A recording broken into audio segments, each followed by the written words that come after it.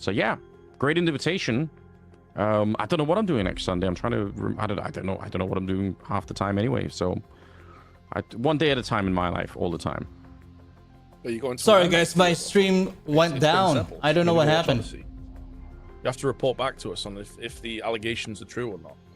It's a Nolan movie. How bad can it be? You know, I feel like he's doing all right. I feel like Tenet was ass. So I don't know. It's all right. Fine, you got me on that one. That is it's like it. It's just a movie. The more you think about it, the more you start to realize this just doesn't make any sense, does it? Either that, or I'm way too stupid. That's also definitely an option. But I had a feeling that I was watching something that was supposed to be cool, but kind of wasn't. Lots of cool camera shots in it. Like from a cinematic point of view, I think there's a lot of fun stuff happening. But yeah, it wasn't my favorite. Well, I guess that answers a different question. Someone asked us what our IQs Bro, MC, thanks so much for the follow on Twitch. Tenet, appreciate it, man. Whatever that means. Thanks so much, man. That's right. There you go. There's your answer. Thank you, thank you. Yeah.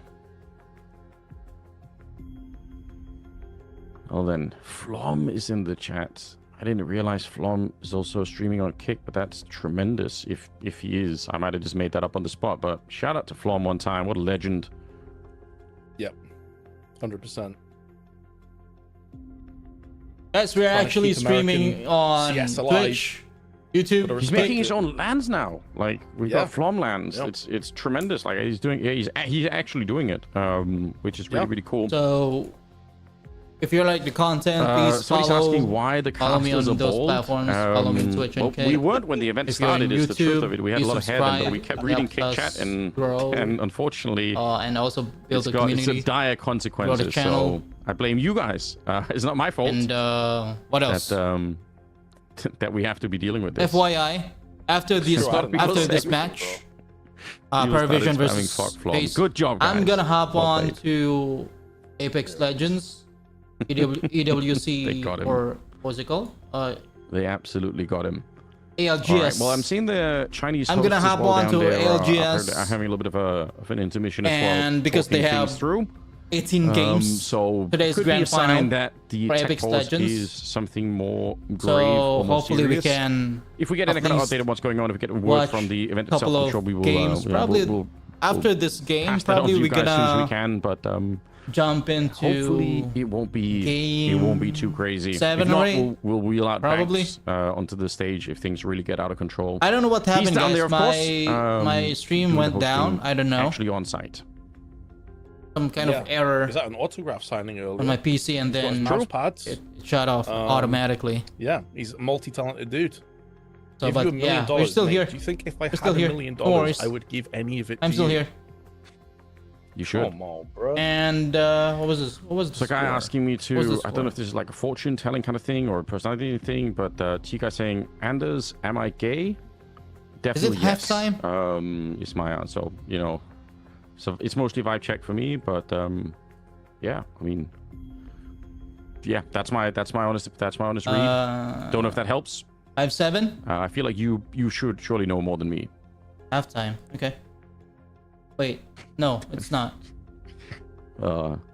Any copy pass that involves the police siren, you always know it's going to be wild. Cool. We are filling, by the way, guys, because we have no idea what's going on. Just to be clear on this, like we are sat here with as little intel or understanding of what's happening as you guys are. As soon as we find out anything, trust me, we will let you know the next second. Yeah. Yeah, I was just checking to see if there is any kind of update, but not yet.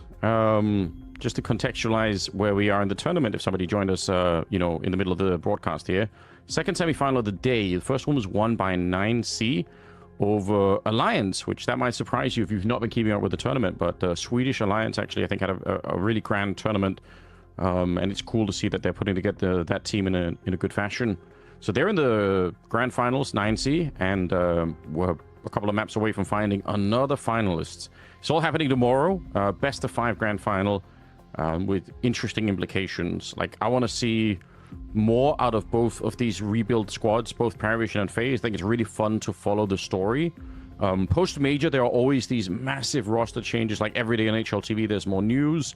And I don't know about you, Vince, but I find it very hard to sometimes like just read, oh, this is the squad, and then say that's going to be sick or not. Like I always think, I don't know until I see it. Like I really don't. Yep. But I will say this, because I think you brought up BC game earlier on. I actually think this BC game squad is going to be sick. The only one that I'm not quite sure about, to be honest, is probably Electronic. But I don't think Magus is anywhere near done with his, with his career. And if he can turn it into like an IGL role and actually have success with it, that would be so much fun. But yeah, I'm going to give him a lot of runway.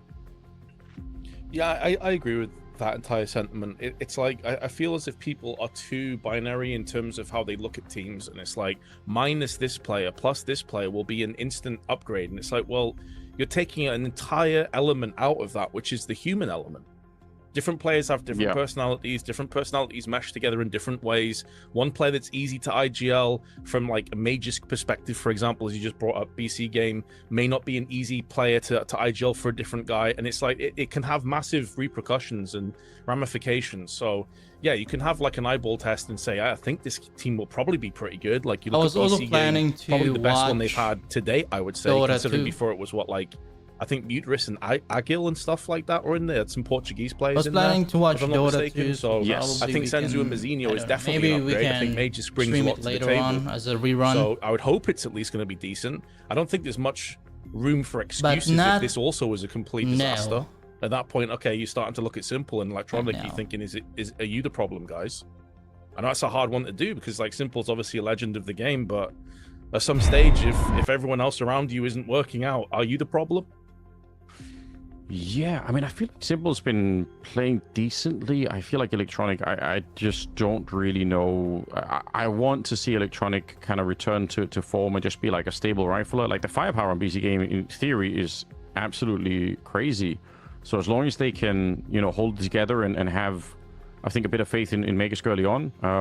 Like I think I suspect that Magus had a big confidence collapse in Falcons because they tried actually a solid team right now. Rosters and none of them really worked out, obviously, up until the last major. And I think at some point, like new IGL, everyone on that team must Mozinho and Zenzu. And like I've said this with Mozinho and someone like Kicksan leaving, I would say some players also looked worse in that team. Simple Madden, and also who I still think is a great player, and I hate that he's not around more. But a lot of these players, I feel like they. Hopefully they can compete. Didn't have like a good, I think place to really play inside of that Falcons lineup. Like whichever one it was, it felt like the whole project was collapsing. And I think Magus held out for a long time, and I think in the end he just couldn't do it anymore. That's my read on it from the outside. So I think a deep breath for him, and like I think we'll get a different version of Magus. We don't have any people haven't seen him play like his real kind of A game. No upcoming tournaments. He is one of those careless players as well, and I say careless in a good sense. I mean, like he's one of those players that will be stress-free, having a good time, laughing his way through the game. I think that means a lot. Taz as their coach. We've been told that Frozen's mouse has problems. So, this happened to me one time when we had an event in I think it was Abu Dhabi. I hope. And it was JL who ended up breaking his mouse, and then he borrowed mine, and he never gave it back. He still has my mouse. He stole it. Yeah, I can't believe it. He's like, "Can I get your mouse?" I was like, "Yeah, sure." You actually got scammed there, Anders. You actually got scammed legitimately. All right. Yeah, you were genuinely scammed. And I think they ended up winning the tournament. And I think I should have at least like a percentage of the prize pool there. Like it's my mouse they're using. I feel like that's only reasonable. But of course not. Just a cheeky 5% of the prize pool, Yeah. How's that not fair? I feel like that should be the case. I should have got it in writing. I should have hired a lawyer immediately and said, "Yep, you can have the mouse. You just got to sign here, and we're all good to go." Who are the casters? We are bearded and bald. Yeah, we decided. You don't need to know anything else, actually. There was another one I saw of someone said like you should make a podcast and call it like B-Site Bald Baddies or something, and I thought that's a banger as well. Actually, that's a W name. Yeah, not out of the question. There, we could cook something up like that. This is basically the dry run for the podcast anyway, since we got the time for it. So you kind of understand like where the nature of it is going to be going. But yeah, I'm excited for this best of 5. Hope we get to see another cash and that it's not kind of relegated, well, either banned out or relegated to the end of it. We know either one of these two teams wouldn't mind playing cash, presumably, but I don't know about 9C if they want to throw it in early on. Do you want to risk it in the grand final, or do you just play it safe? Yeah, I mean, with it being a best of 5, though, it does extend the map pool, right? And depending on which teams we're going to see, you would think that some instabans would come in. Oh, here we go. The podcast is over. I'm sure you're all devastated at that, but we're ready to jump back live. 3-2 the score. Technical pause. And it is going to be a eco for Paravision. Oh, yes. What is the plan? It looks like they want to go back and test it. I've been criticizing this. Now, this is a different thing now. Natu's got backup, so now it's a very different setup. Frozen is inside of the B-bomb site. But he's still playing that pixel angle, hoping to get an early grenade down to counter them with. It still could be very interesting because, again, if they play straight contact, which it looks like they are, no grenades are being thrown in from the T side. So once again, Natu, he has to throw the grenade down in front of him. Frozen gets one, but Natu's shot through the smoke, headshot, and Cello picks up Frozen. An outrageous recovery of the round here for Paravision. At least we'll give them the bomb plant. J-Boy, when you just push it, face, you know? Not after a lengthy technical problem. Losing out to pistols. And this B-side's been a consistent problem, a consistent theme of Paravision's aggression. The smoke's going to start to subside. They do have kits, and of course they've got utility, they've got incendiaries, they've got HEs, they've got flashes, they've got everything they could ask for, but they need an entry. And with Jaboan being an aggressive AWP, you better believe he's going to be itching to get in there. But they're occupying up in the window. It's another Glock kill. How is this happening for FaZe? It's a good question. Twister's the one to go down next, and now Hobbit trying to see if he can stay alive. Dancer around the boxes, Jaboan hunting for nice him. one. And can't but actually you don't get have any time. There's no time left. You don't have time Jaboan left. gets the last kill, and then the bomb will get him in return. Paravision really exploiting this setup. Like I said it right at the beginning when Natu was doing it. Now I'm going to be a lot more critical. You must stop doing this. And also, to be honest, it sort of smells like Paravision have been watching this, because normally you don't play that many contact rounds on the B-bomb site. Normally you have more executes, you throw in deep grenades, like we all know how to throw these flashes onto the B-bomb site and Molotov the back plateau. The fact that they're doing none of it and catching him off guard this early on, yeah, it smells like they've done their homework. Yeah, at what point will Twists or just anyone, NK, get involved and say, listen, this isn't working, we need to start switching things up? Jaboan, though, gets aggressive through on long doors and gets a pick. And that's Wade that's sent out of the round for the rest of this round. HE's been tossed in. Decent damage. Yellow chipped down to 25. What? Ooh. Yellow. Twist hoping to get aggressive. Finding this one. Never mind. James to take down Jaboan. He wanted to follow it up. So a couple of kills given back over to the Paravision side. And not even ones that they had to hunt for. They come to them instead. And now stack on the A-bomb site. But Paravision notoriously are a very careful team. Their slow nature makes it hard to stack a bomb site against them and not be found out. They Molotov the middle here. This could be fine for FaZe if they actually show up long. That could be interesting, but let's just see. Look, smoke over at the B-bomb site thrown in from Slaxijez. Now going to be the smoke towards CT spawn. They might actually end up here. Oh, I don't know. If Paravision give this round back, that actually would be devastating for them. Even if they do move into this stack side, though, it's hard for me to see FaZe being able to hold on with a 5-7 in play. Frozen's gone down as well. Even if it is low on time, they've more than likely cracked open the site now. Hobbit takes a stray bullet to the head, but the bomb's making moves. And that's an awkward one for Hobbit. Peeking with no ammunition left is completely unnecessary. And now that James missed his shot, it's going to get awkward, but Jello was on the backstab. Flanks in and shuts them down. And I don't know about that jump up from Frozen. That felt like kind of a crazy move. He just jumped and then get blinded when he sort of got up there as well, but he's just so exposed in that position.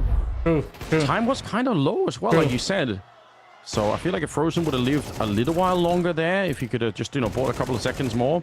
But ultimately, you're absolutely right, though. Shello coming in from long with that flank, really making sure they were going to win the round.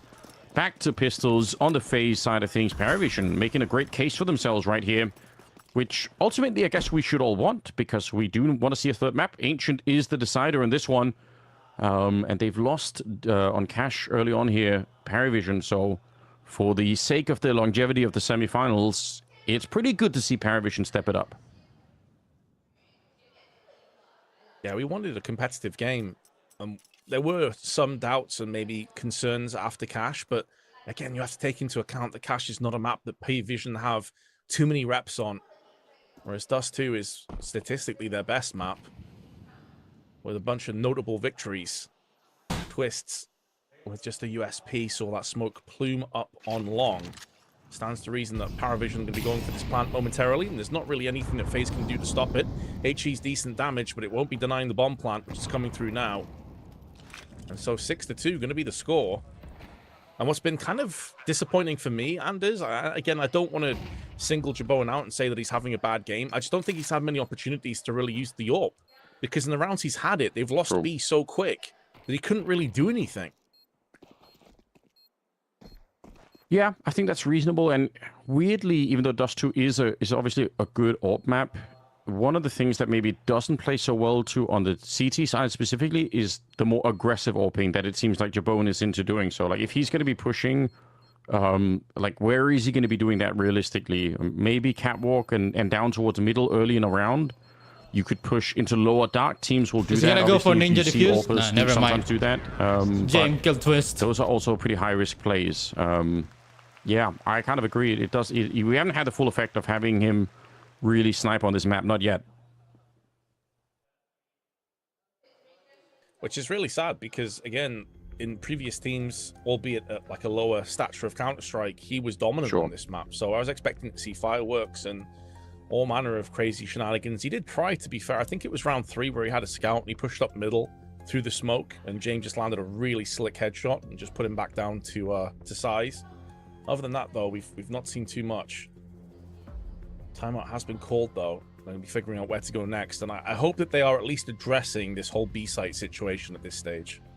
At least having a conversation of where they can maybe throw a couple of changes to just bulk up their CT.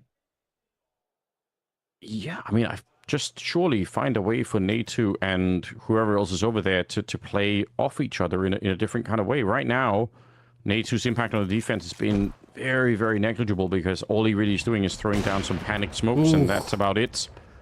Almost. So surely that's an easy fix to just stop doing that. And like, you can even go close to the box there at the entrance to B. So annoying to deal with when you're on the T side, because you can't really Molotov people. I mean, you sort of kind of can, but it's hard to Molotov people off that box. A lot of teams just won't do it at all.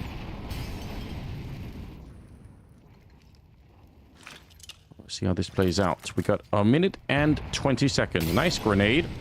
Molotov is going to push Twist onto the other side. He's actually committed to sticking around. That's an unusual way to play, but I like it. It means he's going to have information about what's happening here, and that's really valuable.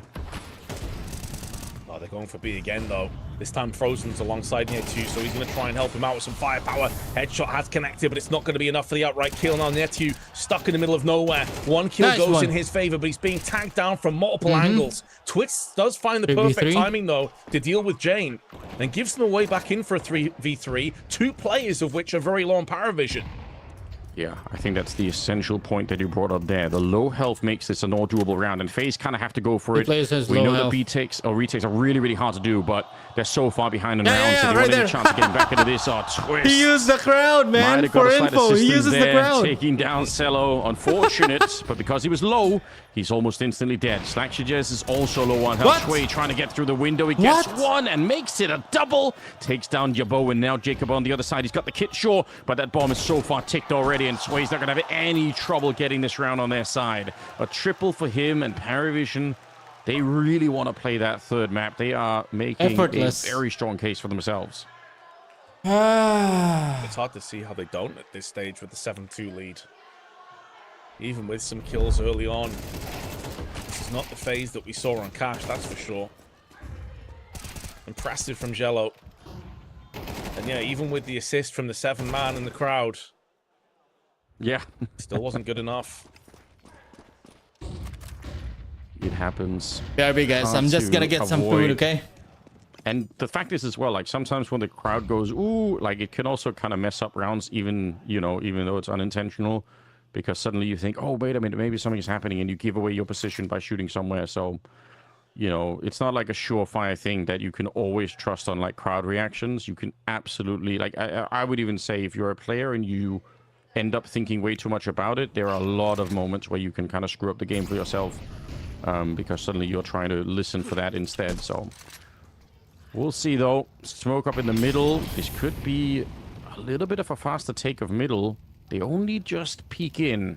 Cello didn't want to commit to it, but we'll see. Retake smoke coming in from FaZe. Wanted to get control of Catwalk again. Twist is playing it here with Jacob right behind. A very low utility, by the way, on the CT side. Far off Twist does spin around.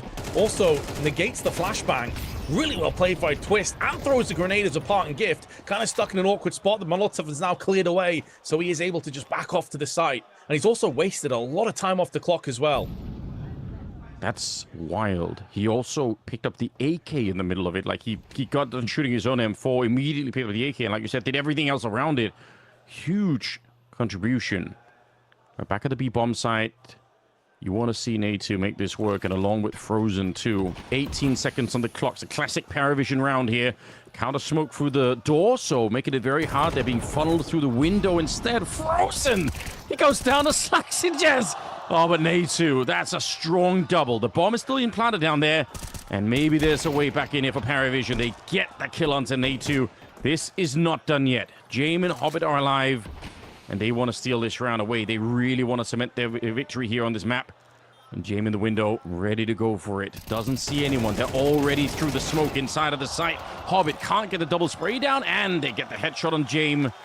Good recovery for FaZe. They desperately needed a round like this one. Third round dialed in. I was worried that how slow those 3 CTs were rotating from A and CT spawn respectively, because they gave every chance for Paravision to dial themselves in and have another solid 3v3 retake, had it not been for that final kill on the side, which would have been a real crying shame considering what Twists did at the start of this round. But a bit of a chuckle to themselves you saw there from Twist's perspective on the player cam. Still laughing, still having a good time. That's good signs for the general vibe check on FaZe. And I suppose it should be, really. I mean, even if you are losing Dust 2, you at least know you have the first map. It's yours. Sure. Can't take that away from you. Yeah, the pressure is definitely, I agree. Like, the pressure is less on FaZe in some sense. And I think they said right at the start, these two teams have been practicing a little bit together. So maybe you also have a sense that some of these maps would be more difficult than others.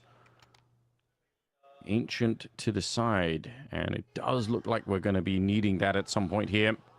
We also, I guess at the start of it, we said we were worried about Paravision's T sides, and this one looks much, much stronger. I mean, the level of prep in attacking the B-bomb site is definitely visible. And even though they leave it late, that's not a problem. Like, this time they actually are making it work for the most part. So I really appreciate this. I think it's a nice improvement.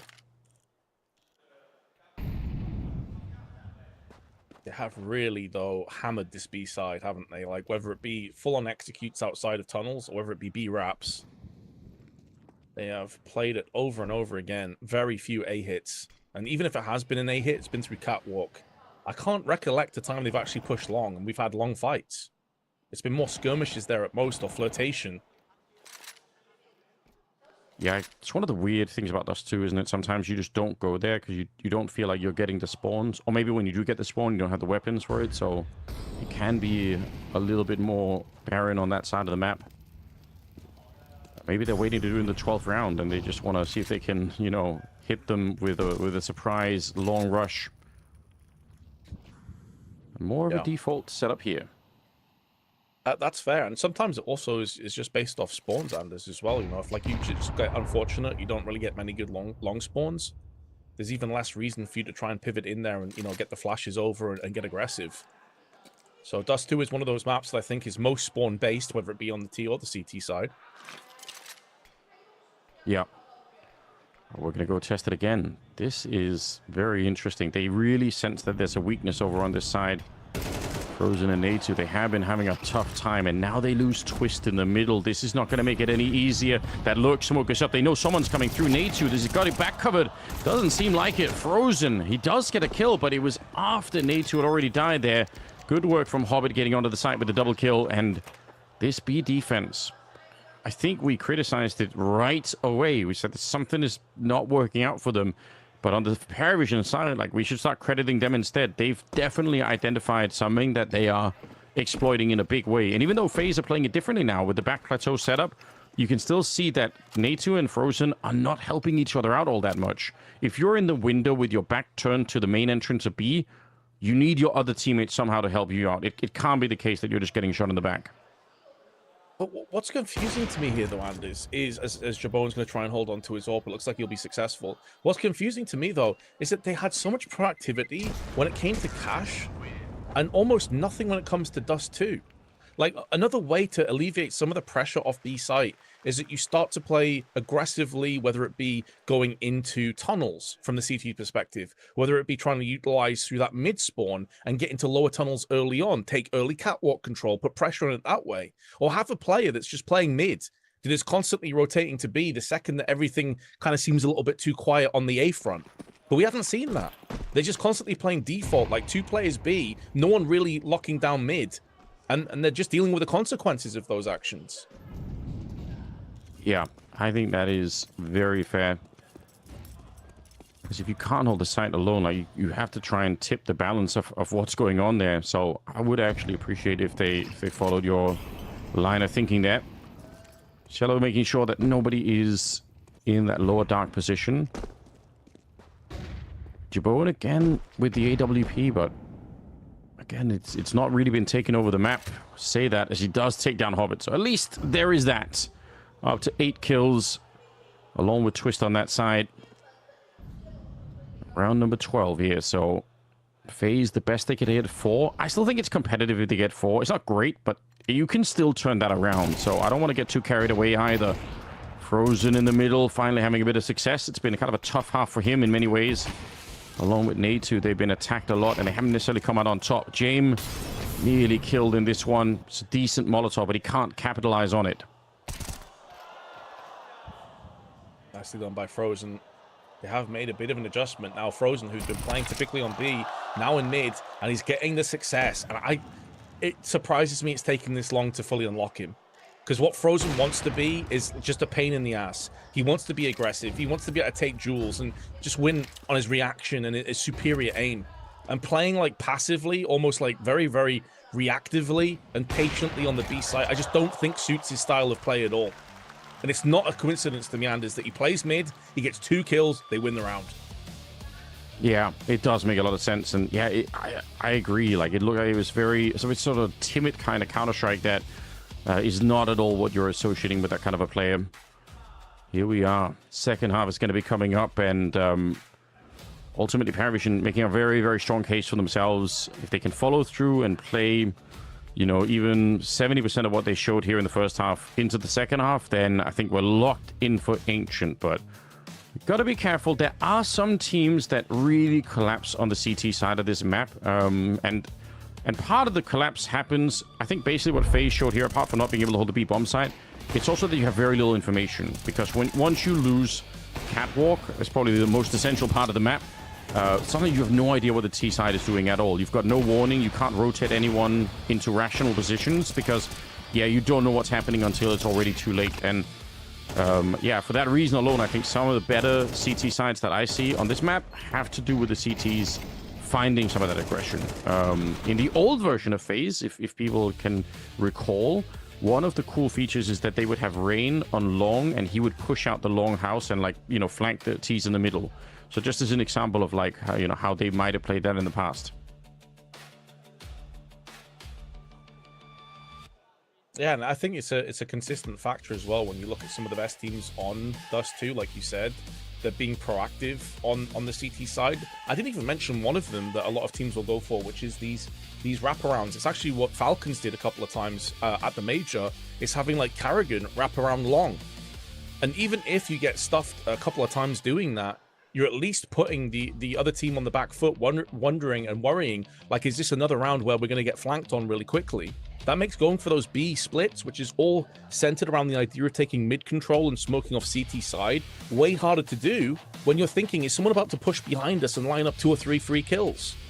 But again, if you don't do that, then you don't give any reason for the Ts to worry or second guess themselves. And that's kind of what we just saw. Like, that's going to be one of the most comfortable T rounds, T halves, I'll say, for James Calling he's probably had in a long time. At no point was he under pressure or duress. Everything was under his control. He was dictating the pace of every single round.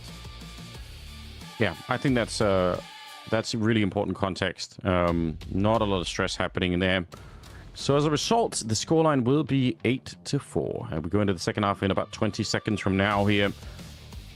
Again, Ancient is the deciding battleground, assuming that Paravision are not going to let all of us down and somehow screw this one up. Pistol round's going to be first, and I feel like, especially on a map like Dust 2, I don't want to say that they're random, you know, in the way that they play out, but it can be very hard to decide. Like, you can have the best plan of all time, but if you run into an early USP headshot, then the whole plan is kind of gone to waste. So yeah, let's see how this one goes. It was a really quick rush coming out from Paravision with their T-side pistol. FaZe, they do have more of a spawn towards long, but I don't know if that'll influence them. They've got already quite a bit of utility, so we'll see how they go. It feels like do or die here for FaZe in this one. But we'll see. They're moving towards the B site, and there are 2 players here. It's got Jello up close with the Julies. It could be facilitated and baited in by Slaxy at range with that USP. There is utility. They're going to be tossing it in right now. Yeah, they're ready to go. I think you're exactly right. A little bit of a bait here from Slaxy, and now Cello just perfectly peeked the corner there. Look at how they're playing off each other. We never saw even a glimpse. I hate to bring it back to Frozen and Natu, but this is the kind of teamwork. It's so basic, but you've got one player that's distracting them and someone else peeking. They are running into the Glocks, though. In Paravision, there's no way. Low on health for Jabo and Natu, but there's still plenty of time in the round, and it is a 3-on-3. The bomb, unfortunately, is committed to the site. That's a bit awkward, to be honest. Yeah, it's very awkward, and it feels like at this stage, FaZe would do well to send a player mid. I think the reason they're not, though, is that 2 players are so low. But if anything, that puts him under more duress and pressure going through into tunnels, because a stray bullet down a choke point like this is going to kill multiple people. In actual fact, it's Netu, the traitor.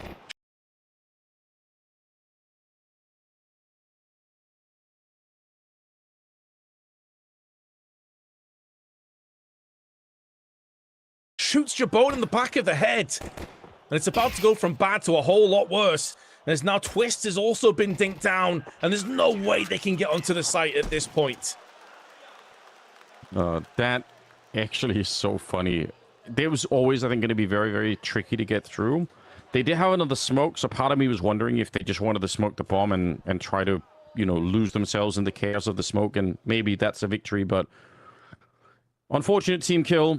At least they made me laugh. And that means Paravision will pick up the pistol. Very good news for them, of course. No bomb plant either on the T side. Now my only real concern here is I want to see FaZe. I want to see some more rounds out of them on this map. Again, we're just learning about this new version of FaZe, so I don't want to say goodbye to Dust 2 just yet. They will have a chance for a buy, obviously, before it's too late. But that first rifle round that's coming up for FaZe will probably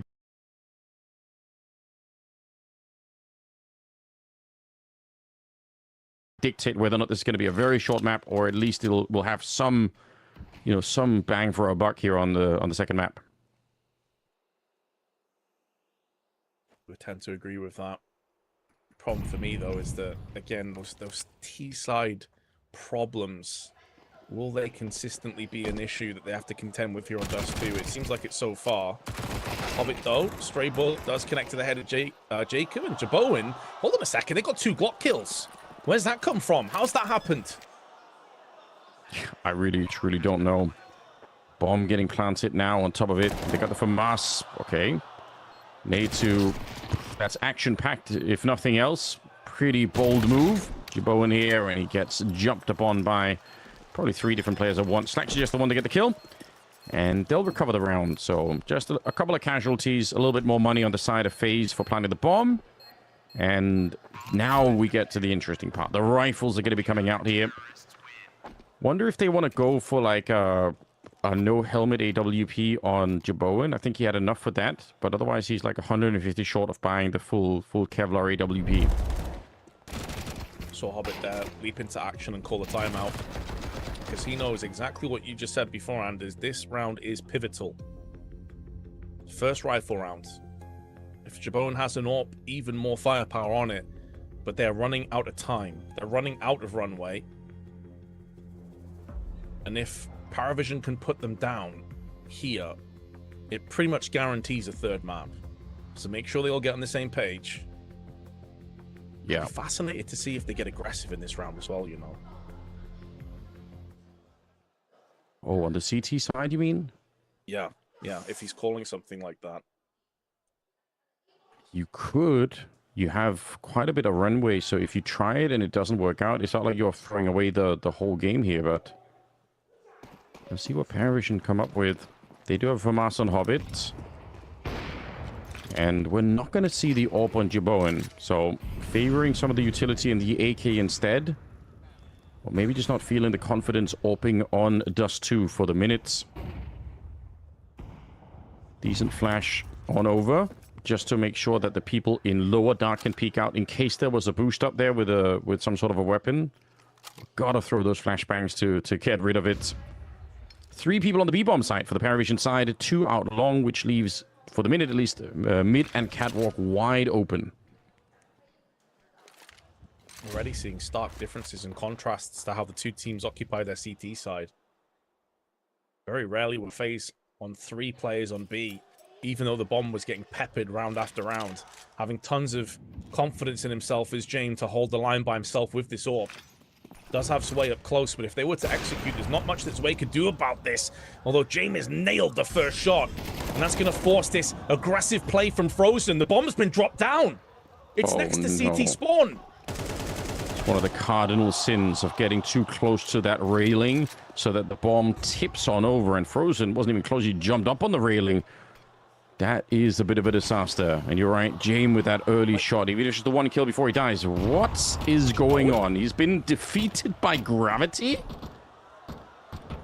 Bruh. Oh no. When it rains, it pours. I mean, this is about as depressing as round you could ask for FaZe, and this is their rifle. This is what they've been playing towards. Netu gets a awkward Zello as he's trading weapons, but there's 10 seconds.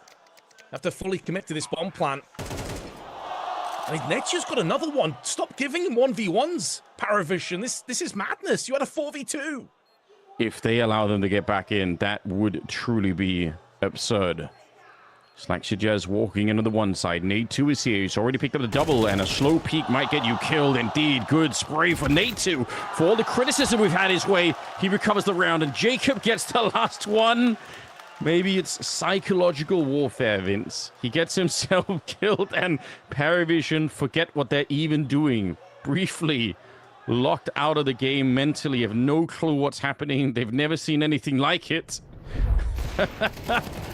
Oh, man. I want to see what happened. Can we get like a replay of the Jaboan moment? Finally, he's living up to the Joe Biden memes. Just stumbling all over the place. Sleepy Joe, but it was gravity that did him in. Oh, real man. Bad, man. I don't know how you lose that round. I mean, that's...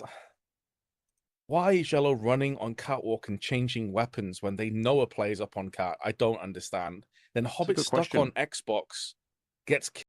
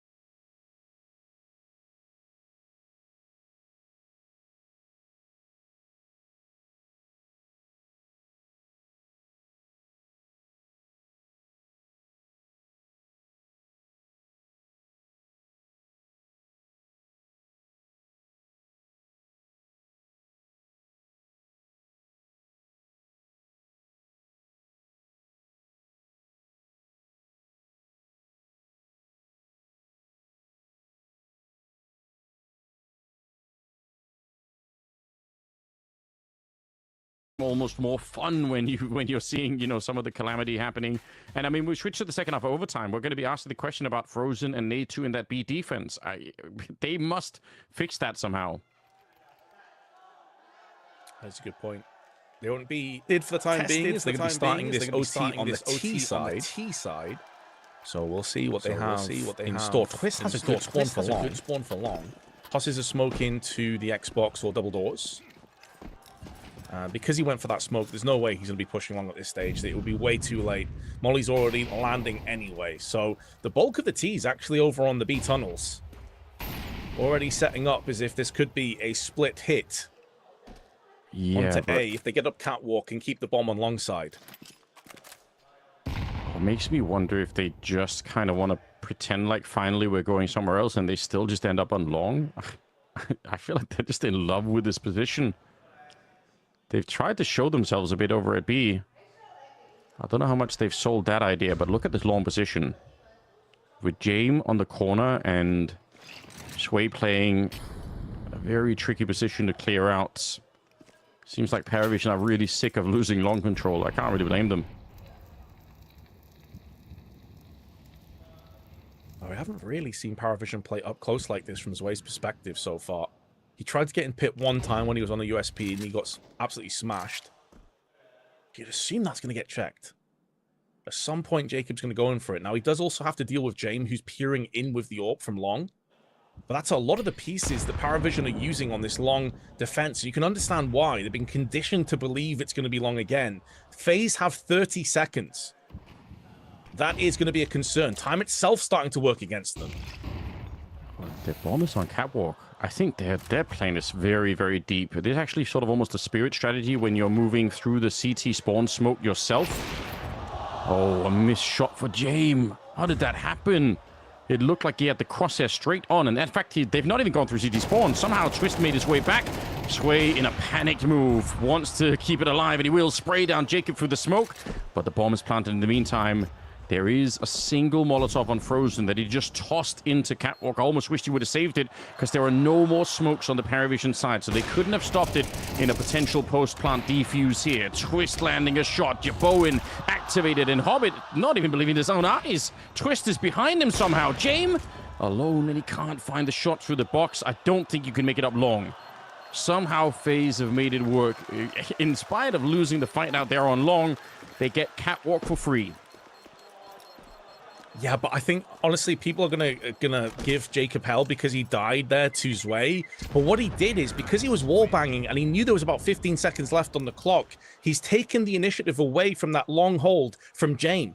What he wanted to do was post up around car or on the off angle and snipe them as they came across to the site. When Jacob starts going for that wall bang and Zway's calling for help, Jane turns his attention, looks into long, lands the up shot, but that was enough time for FaZe to take the site, to pillage it, to take it as theirs, sequester it. And from that point forward, as you said, they were just keeping Jame at arm's reach. Jabonos played fantastically well up on the close on the site to land that kill, by the way.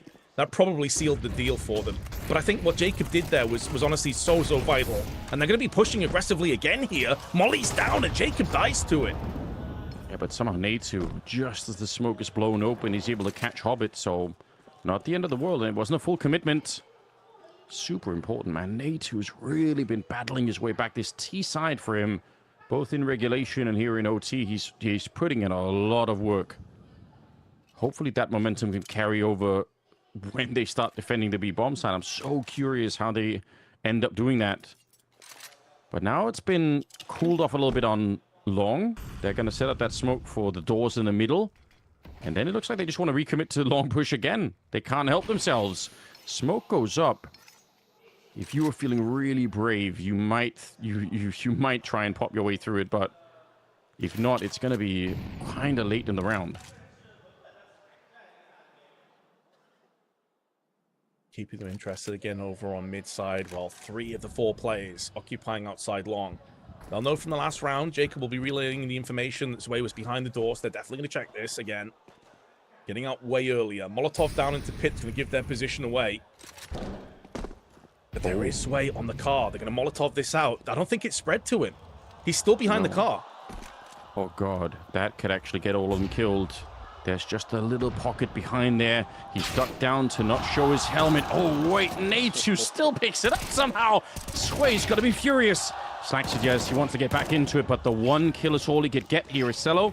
He does pick up another one, but again, this long push has worked for FaZe. 6 seconds on the clock, trying to get the jump. Cello, he knows someone's planting the bomb, but he can't stop it. Another jump would have been too risky. And now the retake is on. Jabone and Frozen defending, and now Cello and Jame walking up. Scoped up already. Jame, one connection here could seal the deal. They must win one of these rounds on the CT side, but Jabone, he's more than ready. Cuts down Jame, and Cello could never escape this one. Frozen is there on the other side. FaZe, they've abused this long strategy, and it's not the same every time. They keep finding new and exciting timings and ways to get out long, but it keeps working. Well, that's the point. That is exactly the point. It is the same destination, but it's a different journey each time. And you've got to give Twist a lot of respect for that and a lot of the credit.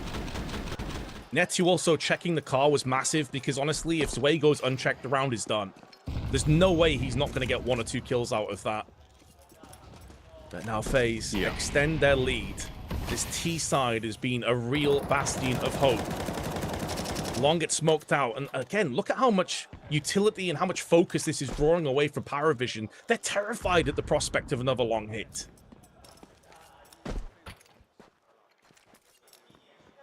I can't blame them.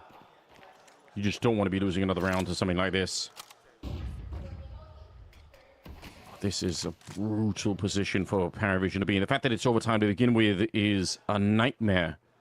And now you're losing the first couple of rounds as well. Jame, he found a kill like this earlier, blowing open the smoke. He does see them, and I think he shot Twist right in the shins, which I suppose will hurt, but it won't kill him.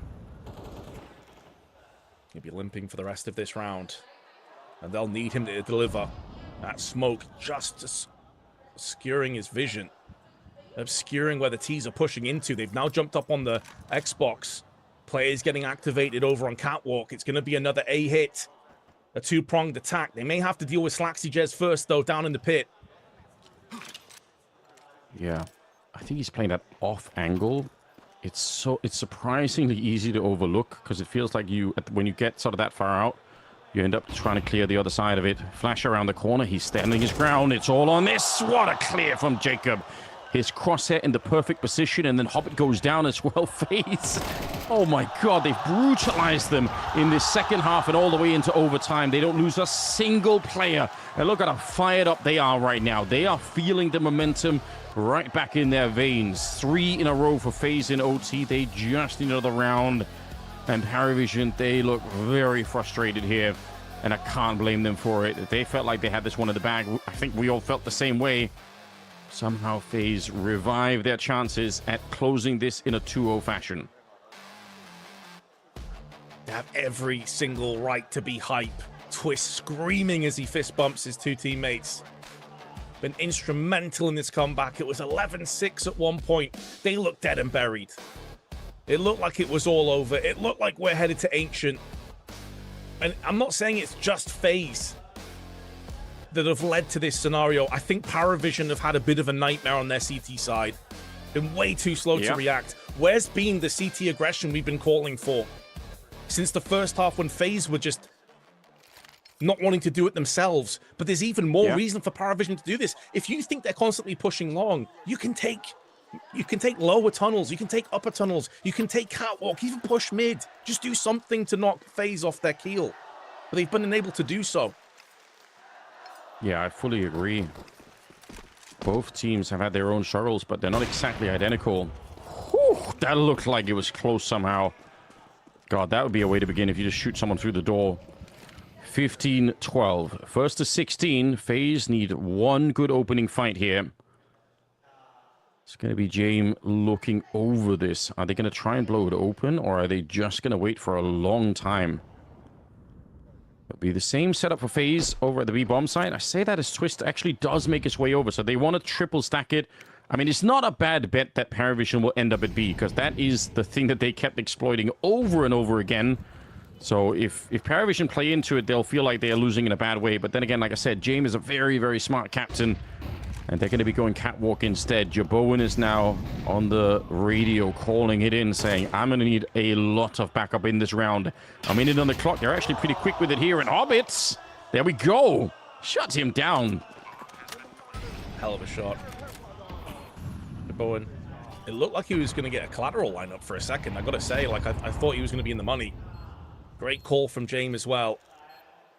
And I think the way that you potentially approach OT is going to change drastically depending on the score. Like if it's 12-12, do they stack 3 players B? Maybe not. But you've got a buffer of rounds. So you might as well go for a gamble. The gamble's not paid off here as they're just being systematically annihilated from Paravision. And Twists can't do much apart from hold onto this M4. It looks like he'll get the chance to do so. Only player that maybe denies this is Jello, who's going to be coming down from on the middle side. Bomb won't be finishing off. Twist, he survives on 2 HP. Jeez. But lives to tell the tale. I don't know if I love the idea that they went that hard for the retake. I know it's going to suck to try and save in like a 5 versus 3 in OT. But at the same time, you're on the CT side and you don't have the kind of money to necessarily throw away too many rifles here. So... yeah, they get to save one of them, but there's a part of me that sort of feels like maybe they could have called the brakes on that a little bit earlier. And oh my god, there we go, ladies and gentlemen. James murdering Frozen through those double doors in the middle. He's dead and gone. And look at the impact that has for the positioning of FaZe, by the way. Netiu is completely alone on B. It's forcing Jaboen into action on middle. Smoke now clearing. Be careful what you wish for, though, Paravision, because this could get Jaboen involved. And we know just how rapid he can be on the draw with that AWP. Yeah, something to be worried about. We haven't even really got, I think, to see the full Jaboen experience yet today. But that doesn't mean it's not going to happen. Smoke off towards the CT spawn position. He's going to counter-smoke that out. Super important work to do this. It means they've got more information on what's happening. They don't have to be too worried about it. Netiu alone in B for the minutes. Long could be an interesting fight. If Jacob can win that fight, especially if he gets both, then it's straight on, and FaZe could win the whole series right here. But otherwise, it will leave Twists alone at the bomb site. Smoke wall going up. Jacob, oh, not even being checked here. No flashes around the corner either. Now Hobbit coming in. Oh, but he misses the chance. Reveals himself, and Twist surely going to swing for this fight. He will. Catches Hobbit with a grenade in hand. Bomb is being planted, but this could be a nightmare, Vince. 2v3. And James, oh, he's quick on the shot. My God, he's fast now. Jaboen is dead. And maybe there's chance for Paravision. They want that double OT. Puts Jaboen in his place. Shows he is the senior for a reason. And now he's going to be peering down up on the catwalk. Players coming in. It's another flick from James. And more importantly, he survives. All the pressure now on Twists. He knows that James dropped into CT. No idea where Slaxy currently presides. And although the bomb is planted for short, the second he tickles that bomb, he's going to be a goner. He tries to get aggressive. Got some food, some coffee. But make no mistake, that round is all James. Huge play coming in, especially catching the first kill on Jaboen, but then, like you said, are they gonna go for the second overtime, I guess? Very, very tricky. Did love the fact that it's actually just right at the end. This is a small little detail, but for someone as I would say mechanically skilled as he's been so far, to disengage from the fight all the way up until one more round, boys, is really smart. Because but we're gonna move on to either Valorant or Apex Legends. Fight against Slaxy, because he knows where James is. Twist. So if he can isolate the other kill, at least let's go, boys. In the 1v1, and because Slaxy just delays one more round, it essentially makes it impossible for Twist to just play one. any Just kind win of it, reasonable you know? retake there. So time has been called here. They keep it alive a little while longer here, Paravision. They haven't gone back to B yet. Maybe it was just too whoever wins to return to the scene of the crime in the first see you tomorrow regulation there. But it's gonna be. I wonder if they won't try it at least once. 9Z team versus FaZe, or yeah, I suppose that's what FaZe is going to be thinking about as well. Paravision versus 9Z team. Paravision just try a B hit again. It's going to be lurking, lingering in the dark recesses of their minds. Paravision setting up for a mid play now. Smoke has plumed up on the doors. James still watching in there. I don't know if he's anticipating that the CTs might blow it open with a nade, so it can be a step ahead of Jaboen. And James had a very slow start in this game as well, by the way, but he's really started to show us what he's capable of Just hold the angle. Yeah. in this last 4 or 5 rounds. You can kill and then hide it. Snipers. Here's Jaboan. And they get rid of him. Misses the chance. It's just a scout. Like I said, they spent a lot of money in that earlier round trying to retake it. And he goes down. Easy work. Oh, boy. Jacob is here and Twist is there as well. The money is just so wretched on the side of FaZe, unfortunately. And Paravision are trying to play this one calm and rationally. They want to check the entire bomb site. They want to make sure that they can plant the bomb without getting interrupted, and they've done just that. This should be a near impossible retake. Jacob, he gets one. Sway's really racking up the kills in this round. 3 for him. Spins around and takes down Nate2. Whoa! Making a quad kill. Good double spray, but it is not Taking over enough. them. Cello gets it, and we go to double OT. Double as OT. this game continues. Paravision, I mean, both teams seem to know what they're doing on the T side. It's just the CT side that's been tricky to win rounds on. Full credit as well, man, to Paravision for being able to come back and weather that storm from the 15-12 scoreline. It looked, for all intents and purposes, that this was a done deal. We pan to the camera of Twists screaming in passion. The rest of his team all around him, excited, happy to know that they were on the brink of securing their spot in the grand finals, and somehow Paravision found that extra gear.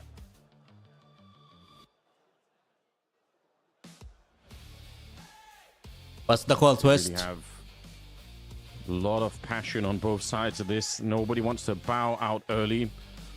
FaZe have a little bit more of a luxury in the fact that they won the first map of the series, meaning even if they lose here, all they have to play is the third map. Pressure must be a little bit more on the Paravision side of things, but they seem to be immune to it at the moment. At least playing the T side, things are working out. Neither team wants to go aggressive on the CT side. We've been asking for, the past 30 rounds, what it feels like, and we haven't really got our wish yet. So let's see if we can finally get somebody here, either FaZe or Paravision. I'll take any one of them.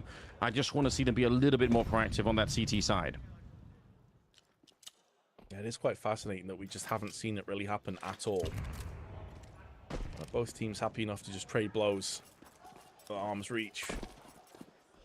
I honestly thought that Paravision were stumbling against the ropes and FaZe were about to come in and land that haymaker. They managed to deflect it and take us into a second OT. And interestingly, in that T side OT, they didn't hit B once. It was all A and catwalk centered.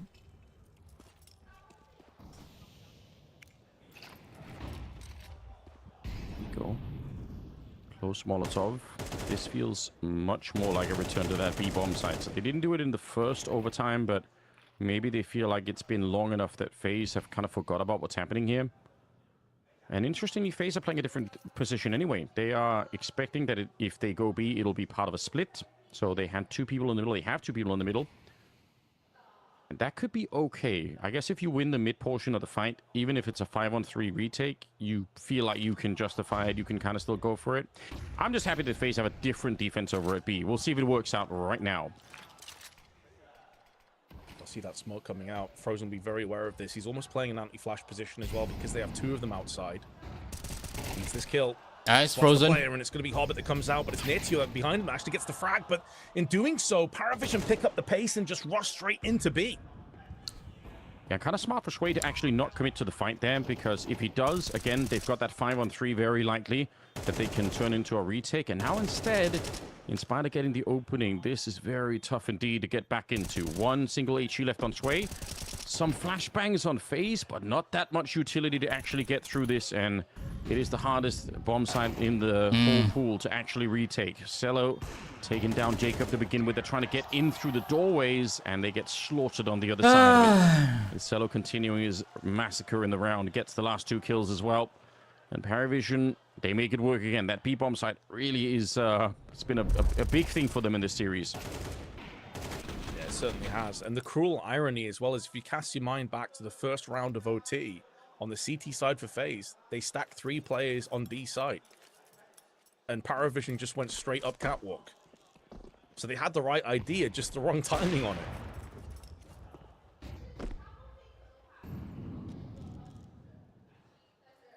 Still T sides or T rounds that are coming through for both these teams. And still no real aggression coming out. FaZe, it hasn't dawned on them yet. Or they don't have the protocol. I mean, maybe it could also just be like a lack of time and a lack of training with the team that they feel like they can't really do it. But it feels like that is the obvious, or at least it's worth testing if you can do it. Got to be careful here, FaZe, because their money is once again low in the OT. So if they were to lose every single rifle here, it could be very awkward indeed. Catwalk being tested, and it does feel like they want to commit to it.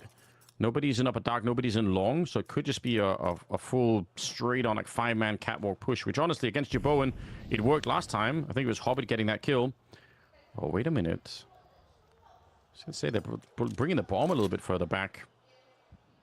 Maybe they do want to turn it into a split. We got about 40 seconds, so Paravision, now is not the time to be indecisive. Whatever the plan is here, you need to see them commit to it pretty soon. That was really cool, man. He jumped out into mid, anticipating a player would be close doors to call that they're going to go ahead and hit B from middle, and then went straight back up catwalk again. The idea trying to draw away rotations or keep the CTs interested, and now they just got a free side to plant on. That's crazy. That's actually worked beyond what you could even expect. And Jacob, you're dead. It's like you're just waiting. No, not really. Unfortunately, waiting for death there as Jacob comes around the corner. That might set up for something. Any CT rounds right now, they seem to be worth their weight in gold. That's Grenade nade on top, lands straight in the face of Cello. He's one of the really big forces here in the OT. Hobbit gets a kill on the Jacob, and now burned out. Cello's very nearly dead behind it, but still finding more kills somehow. Twist with the double headshot, and now Frozen being added to the mix here. James, you just need one kill, and you're probably going to be fine. And there's the little flick on a Twist, and I think Frozen, how can you defuse this? You absolutely cannot, especially... Globry, thanks so much for the follow, man. Appreciate it. It's James clutching the round for his team, but also thanks so much for the follow on Kick. He's low on health, he still had an impact on the round. By the way, guys, we have live on Twitch, YouTube, and Kick, and wherever platforms you are watching right now. If you're not subscribed or follow, hit the follow and subscribe button, and also notification button. Multiple clutches, perfect calls. It helps us grow the channel. Step ahead of Phaser all the time, and it's gonna be auto snipers through on the doors. Do auto snipers? Such a rarity. T-side auto snipers. And A2's down to 26. Actually, they refund it. Don't knock it until you try it. You're just looking for a kill and then refund the auto sniper. We've had some tremendous memes in the past especially when back in the day when that suicide path was, way more open. You didn't have to jump down. You could just sort of stay in T-spawn and shoot. Lot of fun. And Scout again on Jeboen. MP7 on Twist. This is very, very sketchy. One CT round. I mean, you got to feel like if you can get one round here on the CT side, you deserve to win the map at this stage. Really slowing down the pace as well from Paravision. FaZe going back to default setup. It's not really worked out for them in any game. Or any round, I should say, so far on their CT side, whenever Paravision have decided to hit B. And I just can't see how it changes with Nietu already down at 26. They got a good placement on the smoke, well timed, but that is going to fade, and there is enough time once that's faded out for Paravision to hit through middle simultaneously on B. Frozen or Nietu are going to have to go above and beyond to save FaZe in this round. They've never been able to hold it, but maybe there's a chance now. Nice one. Certainly doing a great job. Twist comes barreling through the mid-smoke, takes down Hobbit, and Nietu hiding. Oh, God, crouches right on the Sway's aim, and is able to defeat him with the FAMAS. And now Twist sniping at a distance there. Switch Double side. kill on the MP7. Finally, that B defense held. And I think it might have been a slight mistiming as well. Paravision, I feel like Frozen had that kill from the window, and for once he didn't get shot in the back. This is the problem otherwise for this setup, is that they kept kind of never being able to cover each other, Nietu and Frozen, but this time it worked out. Well, you did say if you can win a CT round, that could be a pathway into securing this OT. FaZe have done it. But now they have to go through onto that T side and make it work. Long is going to be an attractive proposition. Will they go for it, though? That's a question Paravision are going to be asking themselves. You can see Hobbit on your screen right now. Slaxy Jez Had a good series so far. And this another thing as an in-game leader or as a team as a whole, when you end up getting this much overtime and it's been a long game already, you know, remembering what's worked and what hasn't, and what are all the tendencies, and is there anything that we haven't tried? Like it is a big job to try to sort of compile all of that information and come up with something on the other side of it. Let's see if they were able to do it here. First team to 19. And actually, Twist's making sure that nobody can easily sneak into lower dark. They got the bomb outside of long. And FaZe doing more of a default to clear out the part of the map here. Still not seeing any wild aggression. James is the most forward player on the map for Paravision. And he's going to get flashed back from that right away. You have already seen as well that once Frozen takes catwalk control, he has a perfectly placed Molotov to deal with the box position where James may want to hold on to the AWP, but he's decided to run straight onto long. He's giving up that duty to Hobbit and additionally Zwei to hold at A. Hobbit down now in CT spawn, trying to block off the prospects of a potential B wrap. Jacob breaks the deadlock. It's James that goes peeking on long doors, and the AK prevails. On top of that, Cello died in the back of the B-bomb site through the smoke, so you're dead. A couple of devastating casualties early on the Paravision side. Now they lose Slaxidjaz. Jaboin, easier shot for him down the middle there, but this has fallen apart completely. Jacob, you call it out. You know that someone's up there. Flash in to put a little bit more pressure on, but the fact is there's nobody at the B-bomb site. Interesting find for Hobbit, but this would be a 1 in a 10,000 round if somehow Paravision could bring this one back. It's a 2-on-5 that they've turned into a 2-on-4, admittedly, but they realize there is not a single B defender.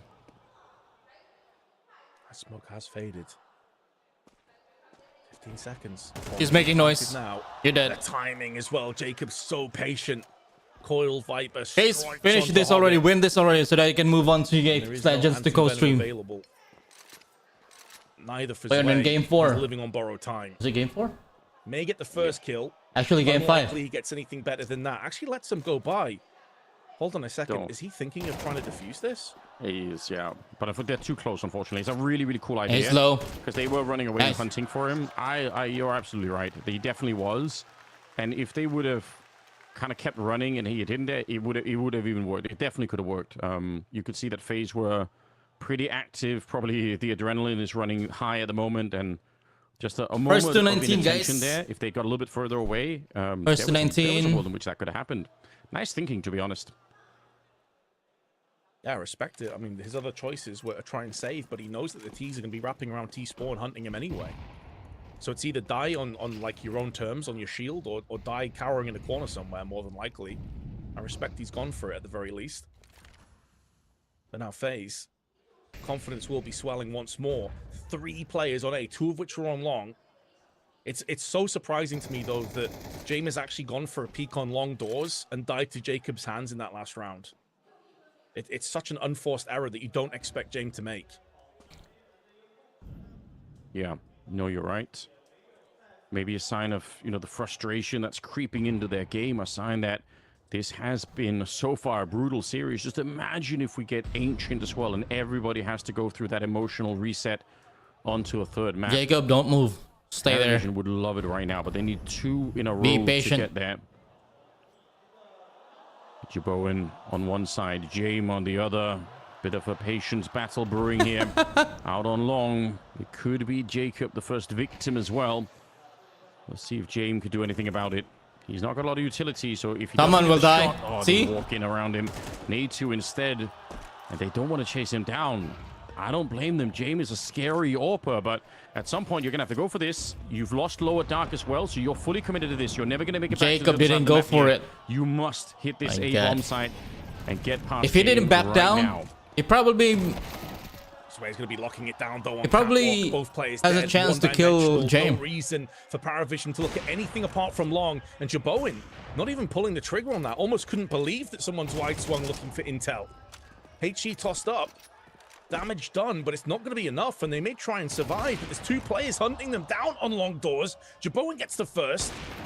May very well anticipate a second there, but he's not quite fast enough on the draw. Down he goes. I don't think J1 was gonna absorb him in face. I don't think he's going to make it on face final roster after the trying to look for the save or before the start of the season. Going to be a feature of that round. That's going to be even some AKs stolen over. 3 of them onto the CT side. The money's not a problem really for FaZe, but it is a problem that you've given over AKs. So I almost wish instead of saving that they would have thrown the AKs over the wall, if that's even possible out there. So 18-17, Paravision, they need 1 more round here. It's doable. They can get there. It's happening. We've got aggression. Oh no, he's backed off. Slacks and Jets with the chosen mod. You're right, though. The most aggressive move we've seen yet as they take a peek in the middle and run away almost instantly. Still gotta love it. Did get early intel, though, at least. I mean, he was looking up to suicide. Didn't spot anybody, so... But that has an expiry date on it, realistically. Flash. Oh, love that boost, but the smoke is going to be right in their face. And you know, in a position like that, out in the open, you're susceptible to getting flashed. Yeah, true that. That is right over his head in the smoke. Scary stuff. We're going to be seeing another long commitment and a Jame. Again, like you said, a bit of a superhero cape on his back, trying to get his team onto the 3rd map. Flick does not connect, and they're so flashed. Caught in the open sway for once, but Hobbit, deadly accurate. Takes down Frozen. Wow. Nature can't find it, even though he's flashed. Wow, Hobbit they actually go to decider here. Actually go to the decider. In a high-pressure situation, and Paravision My God, pick man. up the map. They dropped the ball. FaZe dropped the ball. On Ancient in double OT. What a crazy game this turned into. Lot of, like I said, you're going to need to get that emotional miscommunication. Reset. It will not be an easy map. Face. You know, Anders, we've been casting for well over 9 hours. We've casted 6 out of 6 maps, 4 overtimes, super close games, and I couldn't be happier to go to Ancient. All of FaZe Clan's stats, they're all negative. Or actually, Jacob is only when they're not dominating the positive 2. When they've lost a game that they probably should have won once they took it into OT in the first place. Jacob is only the only things to be interested about here, but I also want to give roster that has positive score. Paravision for hanging on in there. Positive 2. Because after an 11-6 lead, if they just collapsed and lost, you could almost expect that to happen. The fact that they have fought through 2 OTs and they've managed to actually win this game is kind of insane in itself. Oh, 100%, yeah. I'm very happy that we end up on this 3rd map. To hell with how much time we've been spending. I want to see how this plays out. There's so much to learn about these 2 teams. It's been really exciting. We're going to get something to drink. You guys should do the same. 3rd map is coming up in this semi-final. So stay tuned and we will be right back.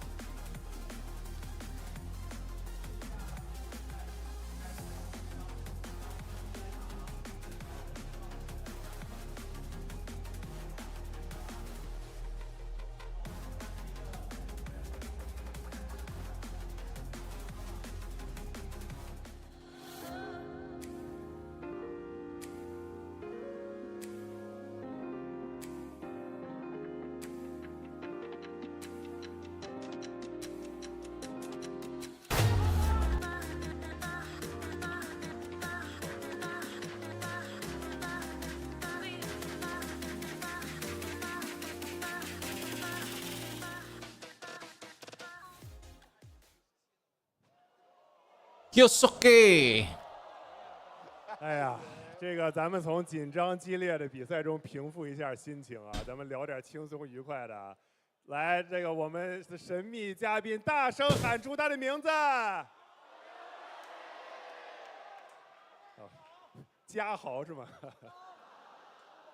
这个我怎么能跟他解释一下这个嘉豪是什么意思呢？我试一下啊。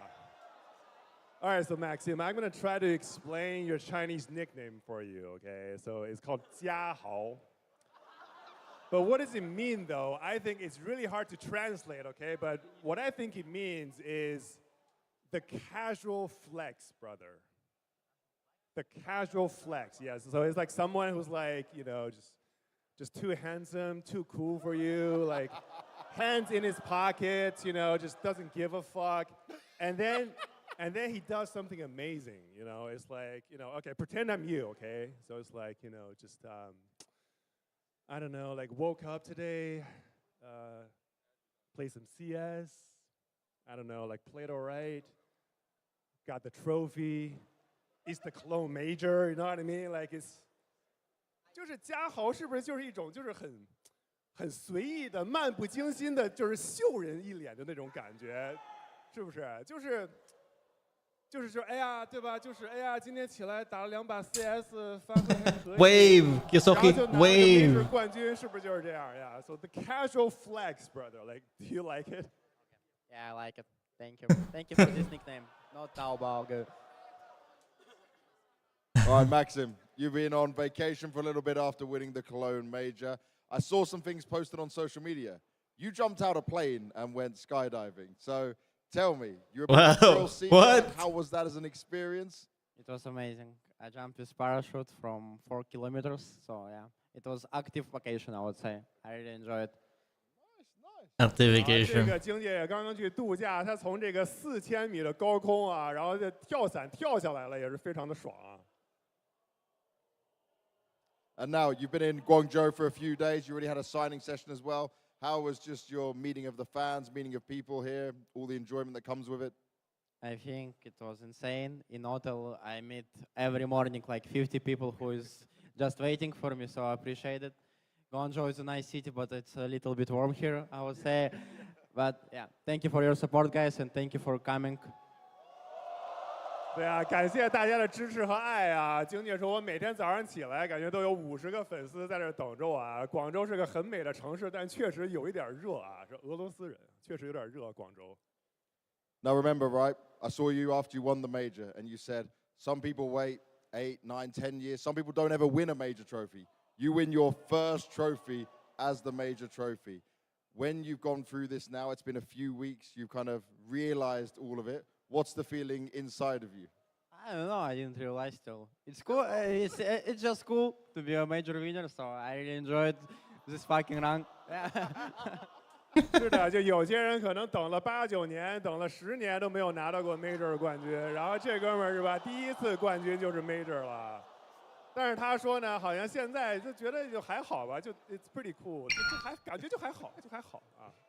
Now talk to me a little bit about you and your relationship with Carrigan, because he has unlocked something inside of you. Can you explain that to us?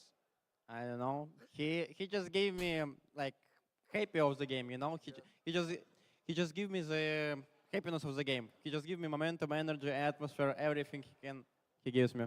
I really appreciate it and like him. 对啊，就是感觉 Carrigan 就真的是把晶界解锁了。然后晶界说，有了 Carrigan 之后，他打游戏变得特别的开心啊。就是这 Carrigan 会给他很好的这个氛围，然后对吧？然后就是这个很好的这个势头，他就能就这个雪球就能滚起来啊。And now looking at that, right, for you going into this next season of Counter-Strike, more time with this version of Falcons, what goals do you have personally for yourself, for the team?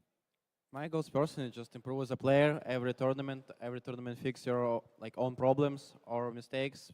And as a team, we want to win as many as possible trophies. So yeah, I'm really excited to play, and I hope we'll win next tournament in China, and we will see you again, guys. I mean, they're 就是展望 gonna 一 be 下下半个赛季吧。 they're gonna be on blast 我 too. 个人呢，就是 Or 来 blast. 就是提高一下个人 qualifier. 一些错误啊，来这个修复一下。然后我们队呢，我们队的目标就是赢尽可能多的冠军吧，尤其是希望下一个在中国的比赛能赢下来啊，为了大家。Blast bounty. And lastly, Gonna be anything you July wanna say for the 21st. fans here, everyone you've met over your time in Guangzhou? I really appreciate it, guys. Thank you for your support, and thank you for just supporting me. And I don't know what to say. You're really insane, guys. Thank you for everything. 非常感谢大家的支持，大家的爱啊。All right, well, he may not be playing in the tournament, but Guangzhou, I know you can make some noise for Kioski, so let me hear it. Make some noise! And I think you can do one thing. We did it for Muncie last time, right? Can we get a chant going? Kyosuke, Kyosuke, Kyosuke.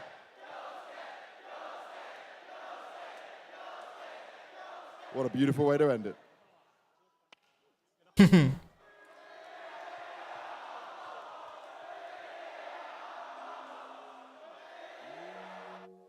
Kyosuke, Kyosuke.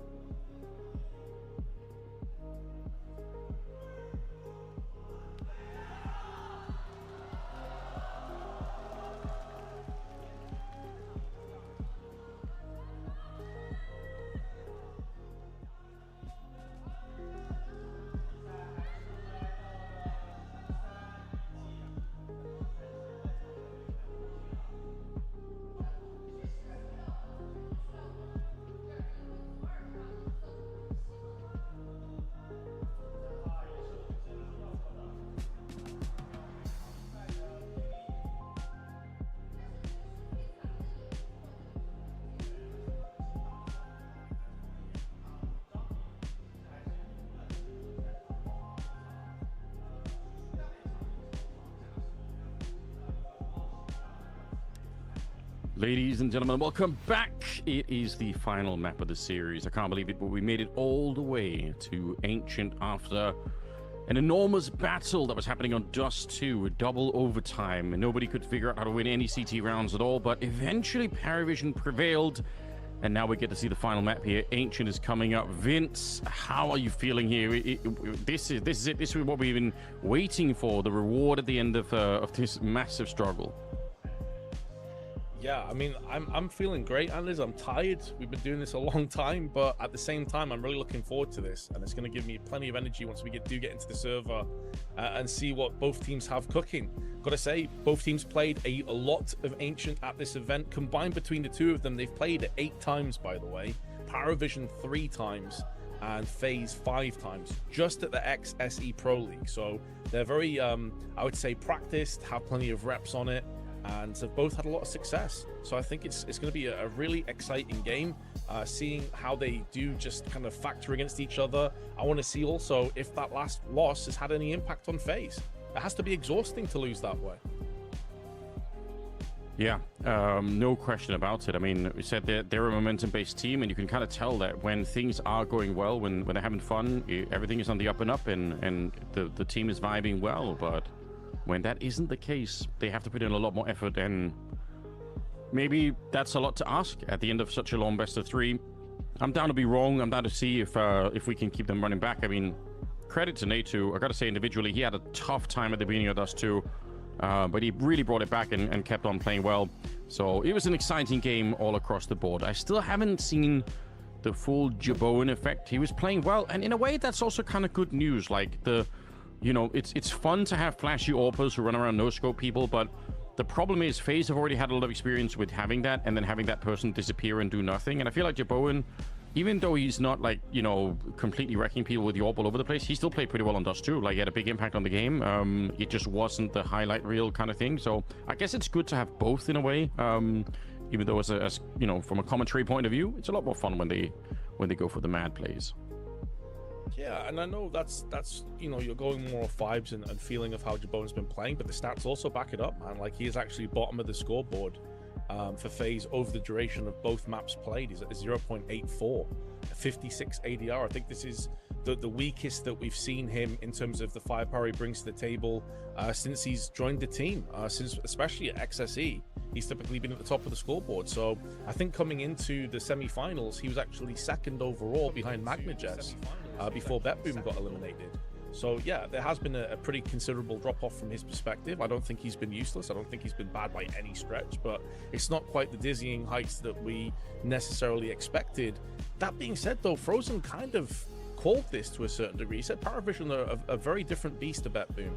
They're very different in terms of how they approach the game, how James leads, and they're very good at shutting down those star players and silencing them. And I think they've done a good job of dealing with Jaboan so far. We'll say, though, Jaboan is very good on Ancient. So who knows? Maybe this is going to be the map where he, you know, is the difference maker, shows up and claims that title again as one of the most exciting AWPers on the planet right now. That would be, I think, a grand way to finish it. And again, it would kind of add to the Jaboan legacy. That's pretty short-lived. I mean, we're talking about, like, you know, one event so far that we've really seen him step it up. But right, nonetheless, we are all excited to watch him play once again. We go into the 3rd map here. It is the semi-final at XSC. So again, make some noise in the kick chat as we got Paravision on the CT side, FaZe on the T side, and we're ready to kick it off here. There is a kit on Hobbit and a smoke on Slaxijez. Not that much utility for the rest of the team there, but there is some on the FaZe side, and it is looking like a B execute. No problems here. Probably going to be Molotoving out towards the cave and then smoking that back line. Well, they got pretty heavily denied on their T side of Dust 2 in the pistol round. So see if things fare again. 2 shallow smokes can afford them safe passage to try and push through at the time being. The Molotov is down to deny the bomb plant out in the open. They would have to plant in. Jacob takes quite a bit of damage there, but he wants to get aggressive into cave. Finally does take that control for himself, and the bomb gets planted. Full-on retake, but this is where that smoke kit combination that I love to rave on about comes back into play. Do not underestimate it. Slaxy he's already thrown it out, in fact, so a little bit early perhaps, but let's see if they can get the pressure on. They're now rushing onto the bomb site. Jame with a kill, spins around, he's ready to fight. He's got one bullet left, and it will not be enough. Oh, Jabone almost gave him a fair shot as well. He actually killed him with a single click there. And now they're on the defuse. Quick one as well with the kit played out. Knife is in. Oh, he almost had it. Well, Cello spins around for it. The defuse came through. You fucking idiot, Jabone. To pick it up. My God. Why would you knife him? If he has more bullets there, Jabone, he might be able to get the kill before the defuse went through. Man, what is it with Power Vision and these cool protocols of bodyguard systeming on the B-side defense defuses? We saw it yesterday in that smoke when he knifed the wrong player, and today here just basically absorbing the bullets so Jello could get the full-on defuse. Great teamwork, but FaZe will be devastated, man, because they got onto that site basically for free. Even drought that smoke that you were highlighting from Slaxy, Jez. They looked like they had it done, but they're going to have to run it back. They do fully invest in after that plant comes through, including 2 Galils, and they have the run and gun of the Mac 10 and these 2 Tech 9s are a little bit low in terms of the utility front, though. Nice. So in fact, one of those is a deagle, and Jacob puts it to use. Paravision, you have to a good start. Don't give it up now. Bowen will try to look for a kill, but he goes down. Frozen activated immediately afterwards, and Hobbit here desperately trying to find someone with the SMG, but they've been run over. Again, that B bomb site is tricky to hold, even at the best of times. Cello hoping for a 1 versus 4, but the fact that his position is already known and he's tagged up means that it's not going to happen. He will back on out slowly with the M4, and I think that's definitely the rational choice here. Don't mind that he tries it. I mean, we've already seen him win a couple of really wild rounds in this series, so you got to give them the benefit of the doubt. But yeah, save the M4 is the better choice. FaZe with a very rapid response to losing the pistol. And honestly, this is one of the worst case scenarios for a CT side. You win the pistol, you lose the second round, you have about $1,400, $1,500 on everybody, and you are straight up wrecked economically. Saving the M4 is a nice little bonus, but also put into account the team that Paravision are. They show time and time again, Jame will always prioritize the AWP on himself over everything else. So this could be a double eco sort of territory, maybe even a triple eco. They may even just have to force in. It's a horrible situation to be in early doors in the deciding map of the semifinals. Yeah, it could turn it into a tough affair. And, you know, we talked about how much it takes out of players and a team as a whole to grind through such a long game and then have to play a third map as well. So I think if you can accumulate, you know, some good vibes, some of the momentum. I know they sound like buzzwords, but they're really not in this context. If you can keep things going early on, then I think typically that's a huge benefit. I mean, it always is, but I think that benefit is compounded when you're playing such a long game. Jame looking, I don't know if he was frustrated, but he was definitely very vocal in that moment. Third round coming up here, and like you said, it's tough to be here. They do force up into the round, obviously. Paravision might as well do that. Quick HE, but there's nobody facing on the other side. CT's not fighting immediately. Also, as we are going through into our third lap of this marathon of the semi-finals, do spare a thought for the players who must be mentally exhausted just from the 2 maps they've played. But it is also 12:30 at night, local time in Guangzhou. The players must be starting to feel this one, the exhaustion creeping in. Who has the better mental resolve? Blowing open the smoke will be Frozen, peers through but spots nothing. Yeah, definitely not easy to keep going this long. Right through the smoke they go. Sway. Wow, Sway, 2 kills. Found 2 headshots. Good one. On the 5-7. Nearly ran out of bullets there, but Jacob is there to pick it up. So Cello can't continue the great fight that Sway had at the beginning of that round. Slaxy Jez, they know that he's back here. A flash goes over the wall, and Jacob... What? Oh my God, he had the double kill lined up. How does he not get that? What it might create an opening and a path back into the round if a Paravision. They obviously do not have a defuse kit, but at least they have the man advantage, and there's still some time left. And look at this flank coming in from Hobbit. It's being watched by Frozen. What? Oh my God, it's deadly accurate. All on Jabone with 70 self-health. I'll see if he can actually do this. They picked up a kid in the meantime. There was one on the ground. Does he know? I think he could have defused already, Hobbit, but he goes the direct way instead. He ran away from the bomb. You've got to get back and defuse it. Oh my god, that's close. And Hobbit will get the defuse. My God, what the fuck is going on, FaZe? After actually getting the kill. What the fuck, Jacob? I think he came off the bomb because he was anticipating, knowing it was a Galil he was up against. There'd be extra ammo in the magazine, and he may get wallbanged down from that spot. Wow, FaZe. I'm not sure what the thought process was, but the fuck is going on? Anyway, Jabone was fully committed. He had no idea that Hobbit would ever take himself off the bomb. So it's worked out. I love this shot that he lands from ramp, by the way, though. It's like this insta peek with a 5-7 headshot into Frozen. That's really what cracked this round back open again. God, you're going to be frustrated if you're on the FaZe side. This should never have been a I am frustrated right now. Hobbit. The freak. He's being criticized a bit. People say, why are you bringing back, 40-year-old talent? What's going on here? But there are many moments already that we've seen in this series, in this tournament, in fact, where he's really managed to shine through and have a big impact in certain rounds. Slack suggests to go down. Good. Oh my god. They forced him into the round, and now they're making it work. Nade with a headshot through the smoke onto James. This is an absolute Counter-Strike circus starting off on the back and forth. Yeah, we are getting into J-Boy is so aggressive, man. He's so aggressive, but for sure. He's not thinking clearly. Fiesta, but it's going to be FaZe. He just wants skill. And so aggressive. Hobbit have to just hold on to their weapons. I'm not sure they're going to get the chance here. Twist is already in hot pursuit, making moves up on highway. Still time left on that bomb fuse as well if they want to try and rummage together another couple players. Jacob is low, though, with the AK. Money's not ideal. So it probably will be a handshake. Both teams accepting that they'll just stay alive with the 6 players still on the server. But that's you dice to the bomb. Bruh. Wow. Wow. Oh, man. That's the most basic. Crazy. That's the most basic. If Hobbit went for the kit, fundamentals when it comes to Counter-Strike.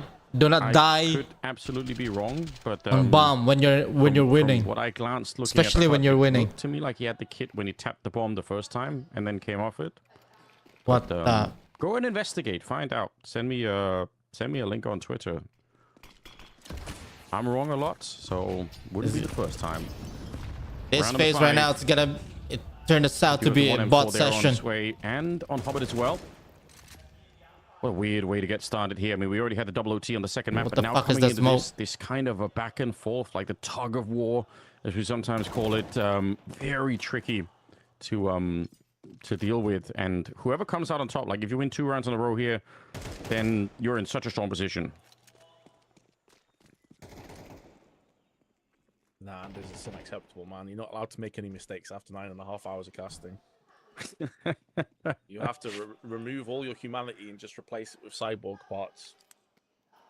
It's bound to happen at some point. But I will say this: the chat was actually kind of nice about it. Like people were just asking questions. They weren't saying get this guy fired already. So I think it's a fair question though. If they can help investigate what happened, that actually would be awesome. That's right. Hobbit traded out. I like the boost. You got to do something when you don't have that many weapons. Frozen started to feel it again. He's 6-2, and I think the last time we saw Frozen on this map as well, he was kind of a demon. Okay, he turned around. He turned it around. Only had the pistol anyway, but yeah, save the M4 if you're Cello here. I don't think there's much else to be done. You need the money. You need something to keep the next couple of rounds alive here. FaZe, they'll be up to 3, but more importantly, the economy for Paravision is really strained. Yeah, that's a very fair point. And again, it affects them, I think, even more than a lot of other teams because James desperately wants that up whenever he possibly can.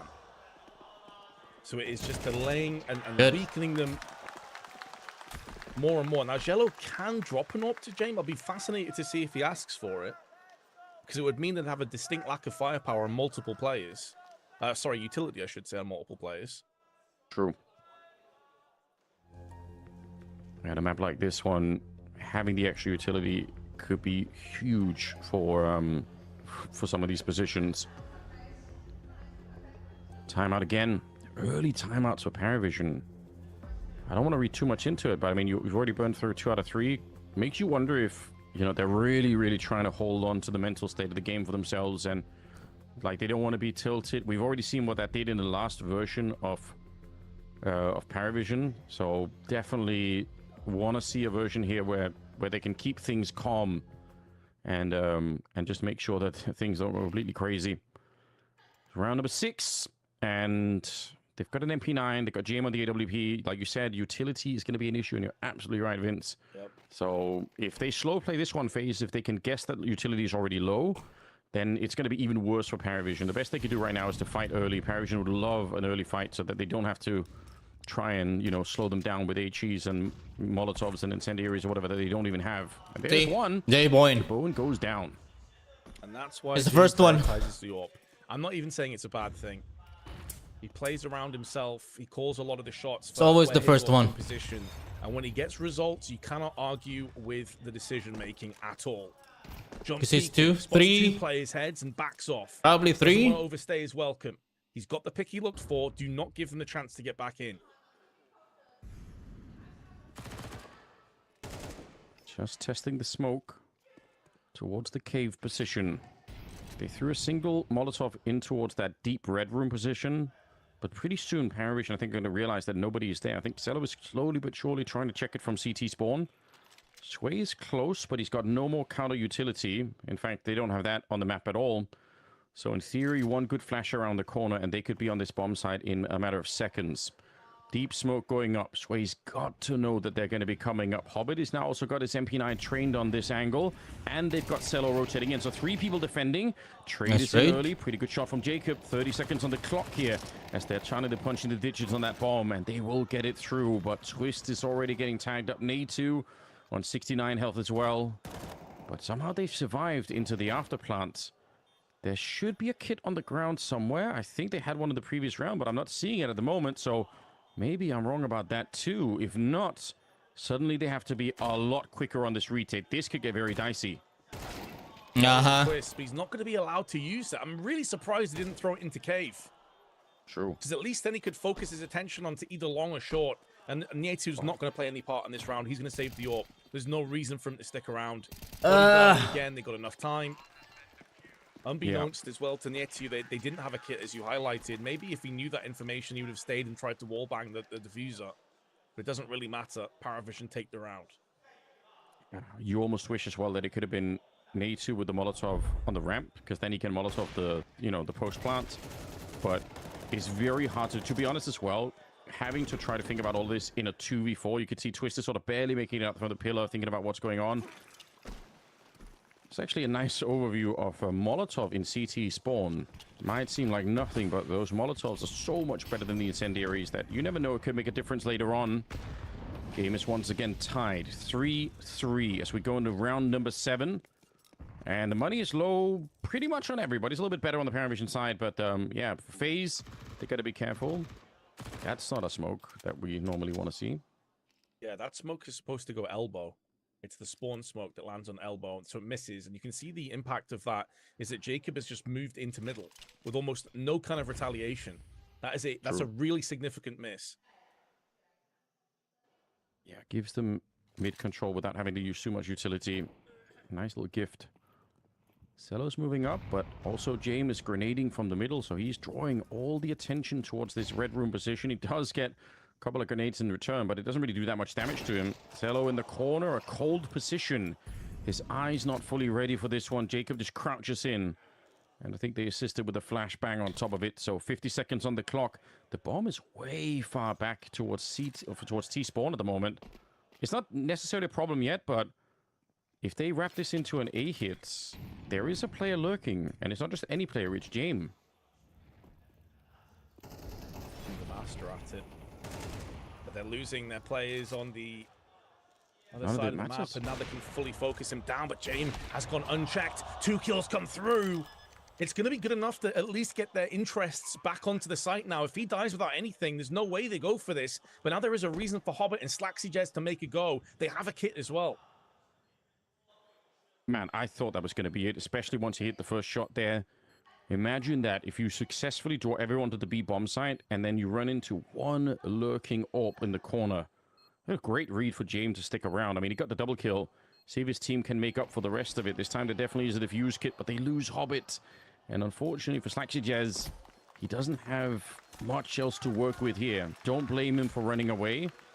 So much of this first half already has been and will continue to be about the economy for both sides. Any little weapon that you could bring over for Slack suggests that AK is a weapon you could throw to a teammate and they can continue the fight. So it does matter. But great work for FaZe. I mean, you can't really blame them. And again, we've been keeping an eye on these T sides because we are a bit skeptical about Twists and the IGL role and how this is playing out. But they did find a bomb site with just a single player on it.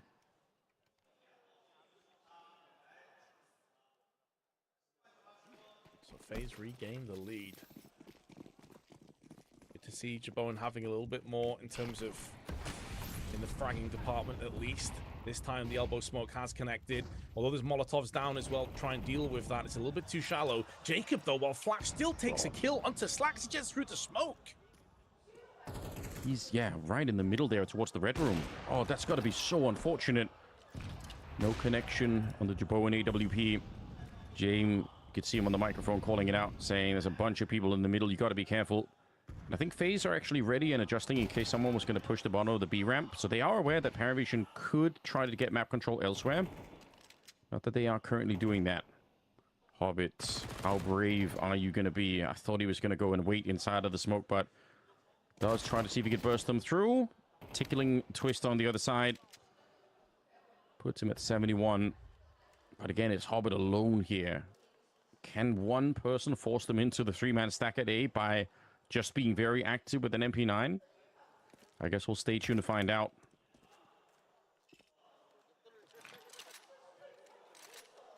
I think he can, Vince. Hobbit, isn't it?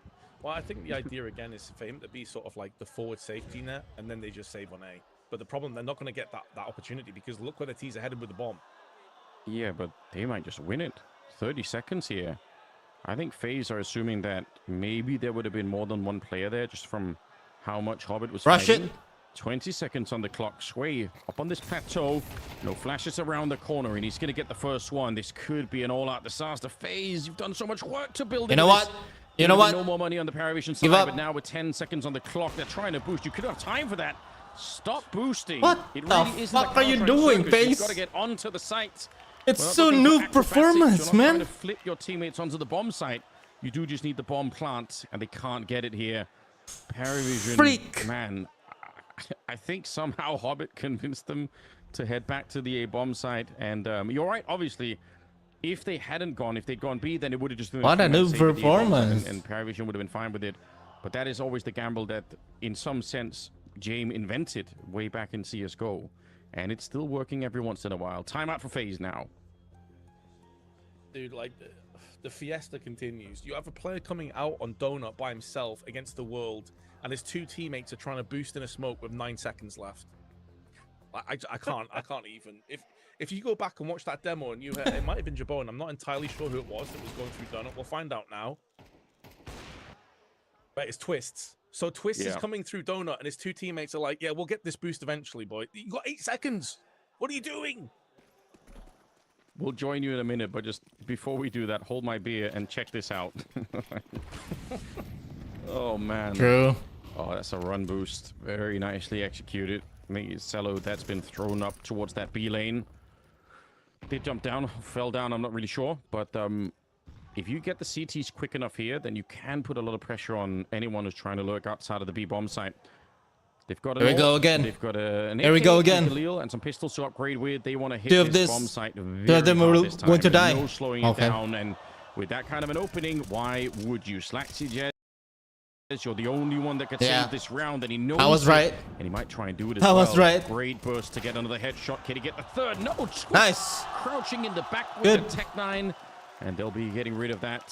FaZe winning rounds that they shouldn't, losing rounds that they shouldn't. The circus continues. I can't believe what I'm witnessing. Maybe this is just because, like we said, it's been a very long best of 3 already. So as much as the casters are yapping and rambling on, maybe so are the players in their own way. Yeah, I mean, it's nearly 1 a.m. local time where these guys are playing, and they've, like, keep in mind as well, they've been there now for well over a week and a half, I think, in total. So it is very late for the players. Additionally, it's been a very long series, and they've probably been in the venue for probably 2 or 3 hours even before that, because keep in mind that the first series went all the maps and OTs as well. True. So Yeah, don't be too harsh on the players if some mistakes come in, chat. The understanding. But yeah, I mean, some of these have been head-scratching moments. I can't really deny it. I love that, Vince. You're such an optimist. You're asking the kick chat to be understanding. That's a crazy level of optimism. Yeah, that's what are you thinking, isn't it? Yeah, I'm just an idiot. I should get the clown shoes on after that one, to be fair. Yeah. Oh man, James, it's a nice attempt. Honestly, I really appreciate that. 5-7 trying to run in. No one's checking this back, and I have no idea why. You've got time. You're not in a hurry. Now they're losing to USPs. Oh, my God. Just get the makeup on and the red nose. What is going on? FaZe, why did you need to do this? I get it. Like, the aggressive push from James makes it seem like he's going to be alone, but you don't have to both hurry. performers slow that one down. by FaZe. Impressive stuff, obviously, for Paravision, but you got to be wondering what is going on. Yeah, circus. Yeah, I don't know. I'm expecting to see someone like start riding a tricycle around while juggling at this point. I don't know what the hell's going on, Anders. I think maybe we just don't even think about analyzing this and we just let it happen. I think they would have had a better chance of it actually riding a tricycle into the bomb side. I think that would have been better. Like, probably better accuracy. Maybe you can ride it to the back of the site and check that while you're at it. Oh, it's hard to, I mean, no, it's not actually hard to wrap your head around. Like you said, it's been a really long day, you know, 1 a.m. This is what happens. But unfortunately, that is also the nature of being a professional player. And summoning the last bit of attention, like having the leadership and slowing down the game a bit and saying, wait a minute, let's not forget about the basics. Like, let's make sure we check every corner. Don't take anything for granted here. These are, to borrow a tennis term, I believe, unforced errors. And that's what we're seeing at the moment. Yeah, I mean, it is still pretty good calls as well from James, of course, to have the players in the right position. Absolutely. But you do have to have questions over FaZe's T rounds at the moment. It is going to be a full-on eco, of course, full-on Glocks across the board. And Zwei is hungry to get himself some kills, pad those stats. There's a kill for him. Falls back, make sure he doesn't overextend. Really like that as well. Plays at an angle where it's easier for him to hold off against multiple players rather than having more of a wider scope of an angle to deal with. So it's well played. None of them fall as we move into the last round of the half. In our all-important decider in the second semi-finals, 9Z waiting in the wings in tomorrow's best of 5 grand finals.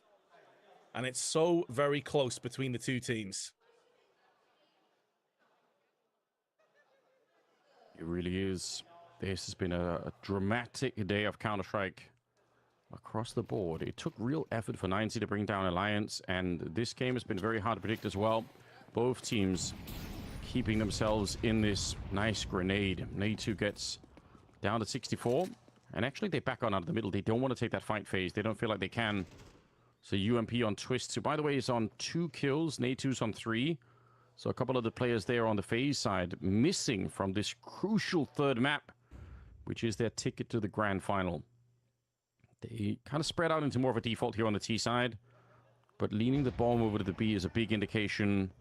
They're waiting to see if anyone's going to be pushing mid or the A hallway, but nobody is. Just having some jiggle peeks there. Oh, Zwei needs to tread very lightly. Saved by the smallest of margins in the corner of the box. Otherwise, that AWP would have had him, and Jaboan goes down to the hands of James. Here comes Hobbit. Frozen stands his ground for one. But they've now seen multiple players down on ramp, and FaZe have to move forward. Additionally, they don't really have mid control. Nietu's trying to take that one, but his teammates are still hemorrhaging over on the other side of the map. Yeah, Jacob trying to make a big FaZe play. performance right now is so bad, man. Unfortunately, it only digs the hole. Even casters making fun out of him. It's like a circus right now. How they get back into this round.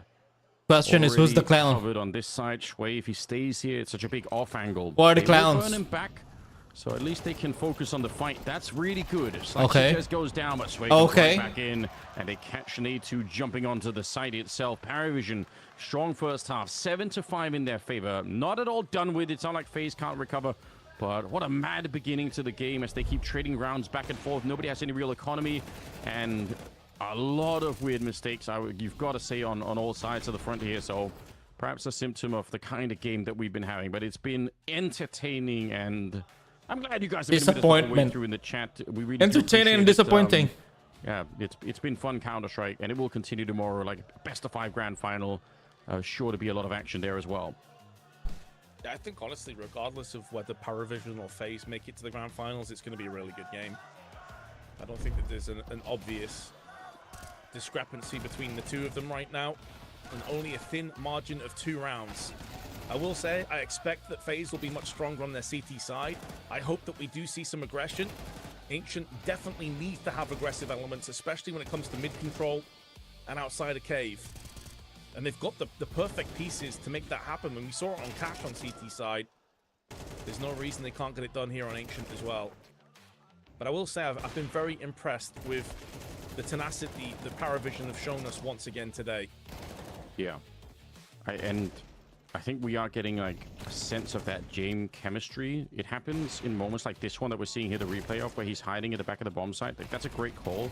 The rush in with the 5-7 a little bit later on. He has all these, you know, slightly quirky calls that are just far enough outside of the norm that I think it does always make him and his teams very hard to play up against. It's hard to read what he's doing. But a lot of fun to watch, in my opinion. So 7-5 first half, Paravision. They're set up nicely, but we've already seen that's not always enough for them. Like, they themselves can crumble. They've got to steal their minds and keep their eyes on the prize here. Grand finals waiting for them. If they could get another good start here, or at least a good start on the second half and win the pistol, that'd be really nice. Frozen having conversation with Twists. Last time also with 30 seconds left before we do start the second half. These semi-finals have to crown a winner. $1 million. At least said 100,000. It's way more than that. $1 million on the line, and those coveted VRS points, which after Paravision's very disappointing and dismal showing at the major and FaZe not even qualifying, are going to be worth so much. That for me is worth way more than the prize pool. You want those VRS points. Yeah, we've already seen what can happen if you fall outside of that range and you have to claw your way back at, you know, different lands towards the end of the year. It's a lot of pressure on a team. It definitely is. So get him early and get him in a tournament like this where there are, you know, some of the top teams are missing. Not to say that the tournament necessarily is itself is easy for that reason, but you do want to win this one. 7-5. Second half is coming up. It's the final half. Unless we get into OT, definitely possible. But otherwise, we're nearing the end of this one. Hope you guys are strapped in and ready. This has been a long day of Counter-Strike, but it's been worth it. It doesn't feel like a long day. I just, yeah, it's a weird thing, but it feels like time's just skipping past. We almost only just got started here as the third map is getting close to a conclusion. It's going to be the bomb towards the B side, and it will be James lurking on the other side. He's got so much utility. Either he was going to fake the A bomb site, or he's just going to go back to his teammates. Okay. He's already showing us that. And it's the same utility that we saw for FaZe in their T side, which means probably going to be a very similar kind of double smoke on either side of the back B box, and then a Molotov where Twist is holding. Yes, and if they can't isolate the player of Jacob from the 2 cave players, this is where it gets really dicey real quick for FaZe. They have to make a split decision whether Twists and Jabone want to tank that molly damage or if they want to hold into cave. It's not been forced for them to make that decision just yet because the molly is still in play in the hands of Sway. It looks like he's going to toss it over onto the long side instead, or in fact, that's a smoke. So he still has the molly. Molly's now going to be coming in momentarily. Yeah, right to that cave position. It does kind of lock them in. See if they can actually win this fight. They do not have a kit either, but it doesn't really matter. The whole battle is already here. 3 people on the defense. Stack suggests with the opening kill of the second half, and now Twist goes down. It's perfect. They're just dying, man. They're just fucking dying, man. A2 and Frozen. Honestly, you might as well save the armor. I don't think you're making it back in this one. There's a 10-second diffuser waiting for them. Nice shots. But, yeah, the way is blocked here. Hobbit making sure that nobody could get past. And it will be Paravision to win the pistol on the second half now. They did that in the first half and then ended up losing anyway in the second round. That can't happen again. For Paravision's mental, they need to make sure they win this next one. FaZe well and truly in the back foot. NK. He's trying to get some fist bumps, trying to get that that vibe kind of back up again. But in actual fact, there is going to be no investment into this. FaZe decide against it. So maybe trying to prioritize an AWP in the hands of Jaboin, but even that's not really going to be available into this next round. So Paravision, for all intents and purposes, should be extending this lead to a 9-5, barring something dreadful happening. Yeah, we've seen one round won practically with USPs, which is the Jame 5-7 rush kind of round. It shouldn't be happening again. They are coming through the smoke, and there's a team kill to add to it. Jame murdering everyone in front of him. But at least he's got the job done. All right, nice cleanup as well. 4 kills for Jame. And let's just see how this one plays out. That round's out of there. Like you said, no investment coming in from the FaZe side. Don't hate that. They want to make sure they have all the weapons that they need here. Hobbit. Julie work from Hobbit as well. Yeah, I was going to say. Yeah. Chiming in. No AWP for Jaboin. Couldn't afford it, as I mentioned before. And that is going to be a little bit of a sting. A bitter pill to swallow for FaZe, but they'll be looking to try and make the most of it. There's going to be 3 players strong looking for the run boost that has successfully landed. And so therefore, Frozen gets aggressive, straight down onto highway, can see right through onto ramp, calls that no one's home. And now they can draw away one of those players onto A side. That's going to be Twists. So it's all work for them to kick the round off. They know that Paravision more than likely is stuck back towards their spawn. The one area they don't have control over is A main. And that will start to become a little bit of a concern, which is why Jacob is still now and again peering back to check A. Yeah, you don't want anyone wrapping around too soon. Frozen being all the way out here. They have used a lot of utility phase. That's the downside of playing this forward on the map. Like when you're fighting for mid control and front of B control, you end up using so much utility that because Paravision are playing slowly, and I think somewhat predictably going to be playing slowly, once you run out of grenades, what do? Are you sticking around, fighting out of the open? I think that's what Paravision probably would like. But even if you fall back, you're not going to have the utility to stop them. Still got 45 seconds. Paravision are comfortable playing with a low timer like this. Straight up the ramp we go. It's Jaboin to begin with. And now the backup's going to be called for everyone started to rotate over to the B side. No. Sway gets one, Cello on the other. Oh, no. Headshots are coming through for the T side. A little bit of an interruption, though, as Twist finds one with the FAMAS. The bomb is attempted, but not planted. He's forced out of there by the one lone incendiary still left now. Nade2 lands a shot, and it's all done. It's unraveled Nice one. for the side of Paravision. FaZe. They were there so quickly that they never found any kind of piece to plant the bomb. Yeah, the Molotov is honestly so clutch, man. It doesn't just deny the bomb plant, but it also funnels the T's into this kill zone from long all the way down to ramp. You either have to completely give up any space and move back into the cubby hole where the wooden panels are, go back into cave, which at that point is way too dangerous, or you have to fall back, and you'll see that they're just stuck in no man's land. Yeah, right. Easy Hype it up. pickings, really well used utility, and Paravision on the back foot momentarily now.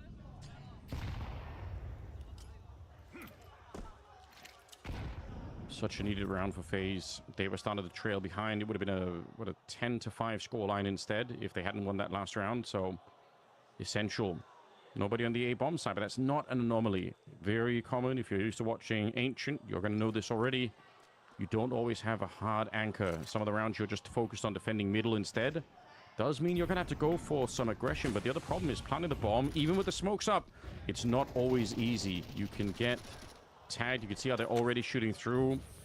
Getting a bit closer now. Cello, he really wants that bomb plant, but let's see if he can actually find the angle. No is the answer. Jaboin's already found him. Oh, it's such a disaster when you're on this bomb site. They're trying one more time, but more tags are getting through. There's no safety, and now the smokes are faded. Oh, dear. Yeah, honestly, Jacob's done a great job, though. He's just spammed the smoke, not allowed them to cross or go for that plant. And now, like you highlight, because the smoke is cleared, they can't get the plant down without giving their position away. They're trying to fake as though they're not fully committed on A, but we know otherwise, and so does Jacob. He's heard the footsteps now. The call will come through. Any extra kill or damage from Jacob? One more. Wow. Massive, and he nails the headshot on Sway. That's a mad reaction time again. He saw the jiggle. Does commit to the fight here, and maybe a little bit too soon. The bomb is not planted. You don't have to rush in there already, but there's a third member Good in that donut position. And they will pick it up anyway. Nice, Jacob. With the last kill there. Great Nice performance, nice skills. Jacob. You could see him having this like jiggle battle That made with both those players, and he just comes huge up difference on that round. Very cool stuff.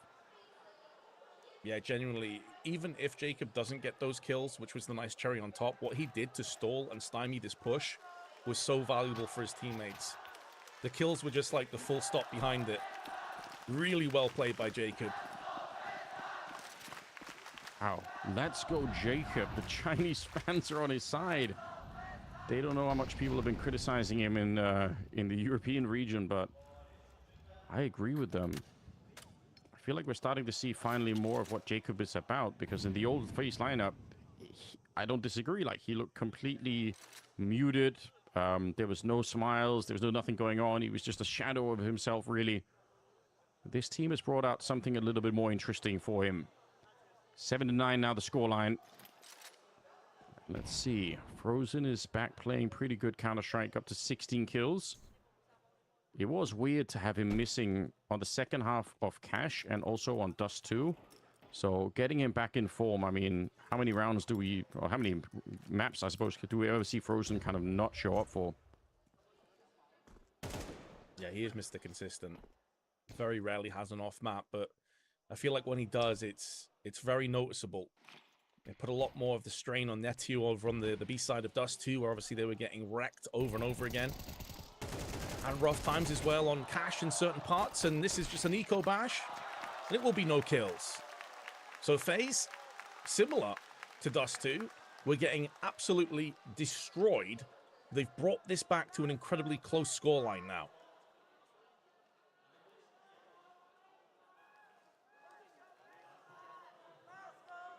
Wait, are they not shouting? Maybe, guys. Let's go, Jacob. Just gonna... People are saying I'm too old and I can't hear anything. Go to the back.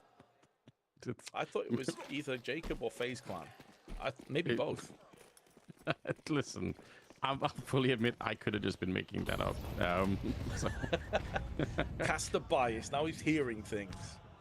Listen, I've said it all along. I am a bit of a Jacob stan, so it's possible that I'm just hallucinating or hearing whatever I want to hear, all right? I'm not going to dismiss that. It is round number 18. Grenade on top. They should probably commit to this. Boost inside of it. This is really scary for Paravision. Incendiary down, and yeah, they have to go back. They've lost so much map control. They burn up Frozen? Wait, what? Where? Did he burn from 100 to 0, or did they tag him through the smoke? He was at CT side at least. I didn't quite catch what happened. I can't believe he would have died from 100 to 0, though. There's surely no way. He must have been tagged. Oh, man. People are saying, they're saying FaZe Clan old man. Well, what can you do? All right, I'll take the L. I'll divert to the, or defer to the expertise of the audience. We've crowdsourced this one. But yeah, this is a bit of a disaster. I cannot believe that they somehow got frozen, but it still cost Paravision a lot of time. And FaZe have a great read. 3 people on the B bomb site, Vince. They're actually ready to go. Natu even has a late incendiary if they get there. Jacob is one as well. Twist with a strong shot, and Jacob just shutting it down on the ramp. 2 kills for him. And I think that might be the end of the round for them here. Paravision still trying to claw their way back, but there are those late incendiaries which will slow them down even further. And the bomb is on the ramp, so they don't just have to get on the site. They have to run back there and pick it up. Twist. What is he doing? Stop spinning around. Let your teammates cover the ramp instead and focus on this cave. 6 seconds and the round is over. FaZe, they might have lost Frozen in a weird way, but they definitely defended this B-bomb site. So I saw what happened, that is, I watched back the stream. He got naded and then Molotoved. Oh, well then, fair play. Yeah. So all from Slaxy Jez, some really exquisitely placed utility. Yeah, that's one of those rounds as well where I'm looking at Jabone and I'm thinking, right, that's too aggressive. I know Twist was kind of like a bit weirdly spinning around 180, but that's because Jabone died on long and he really didn't need to. Jacob had just thrown a Molotov down. There's no way they can push out of cave at that point. Your job is just to stay alive and to just basically use the extra weight that you have now in manpower just to close this round down. Him dying puts way more stress on his teammates. And again, it goes back to something you said earlier. Like, you might get away with it against a Paravision or a 9Z. If these guys want to be playing at the top flight of CS, those are not the kind of rounds you're going to get away with when you're playing the Vitalities and Spirits of this world or the Falcons. Yeah, and that is... These are the kind of mistakes that hopefully they can catch early on and kind of get rid of and make sure that that they don't keep making them. But still early on in the lifetime of both these teams. But yeah, you don't want to be making too many of those. 19th round. We're seeing the bomb being brought back to the B bomb site, or at least outside of it. Mid control was there for FaZe, but they don't really stick around for it. They're going to fall a little bit further back. They've got a great position. I mean, the money there on the CT side is pretty good. They've got 3 AKs. Got the AWP on Jabone, of course. Paravision. Winning this round would be huge, but even if they can't do that, I feel like getting enough kills to make this a little bit expensive for FaZe is kind of critical. Otherwise, they just have so much money. Oh, they're going to be pushing. I like this play a lot, for the say. I don't love that Jacobs peeked it alone, though. Twist may get one, but he's going to get overwhelmed. Yeah, I like the idea, but the execution was horrid. Well, frozen as ever. The last Vanguard of the B-bomb site. Very crisp on those couple of kills that might have turned it around. The bomb is, again, further back, so it's a bit awkward. Somebody has to go back and pick it up. Instead, they're fighting in front of it. 35 seconds now. And A2 will get Hobbit, and Cello goes down. It's another round where if they have the bomb in that 2v3, they can plant it and put the pressure back on FaZe. It's not that they couldn't fight them there, but it would have been, I think, a little bit easier to turn it, into a more normal round. Yeah, Twist here, only the 1 kill. It was a bit awkward that they pushed down as a duo, but then they're sort of fighting alone down there. Maybe not ideal. I think this is another one of those situations, Anders, and you actually perfectly illustrated this earlier on when we were talking about Cash, and we saw it yesterday as well. Paravision under Jame do not take mid-control on any map that often, other than maybe Mirage. But they don't like doing it Cash, and they've barely done it here on Ancient, and it is seriously harming them. I'm liking they're changing it now, but there is no reason for FaZe to put all of their pieces, their utility down on mid to fight it most rounds, because Paravision very rarely take it themselves. So this is a good call now. I love this, and you can see that FaZe, they're not even really trying to even engage on this. They're giving up so much real estate as a result of it. So fair play to James. He's noticed this, and he's made the most of it. Maybe too late, though. I do like that idea.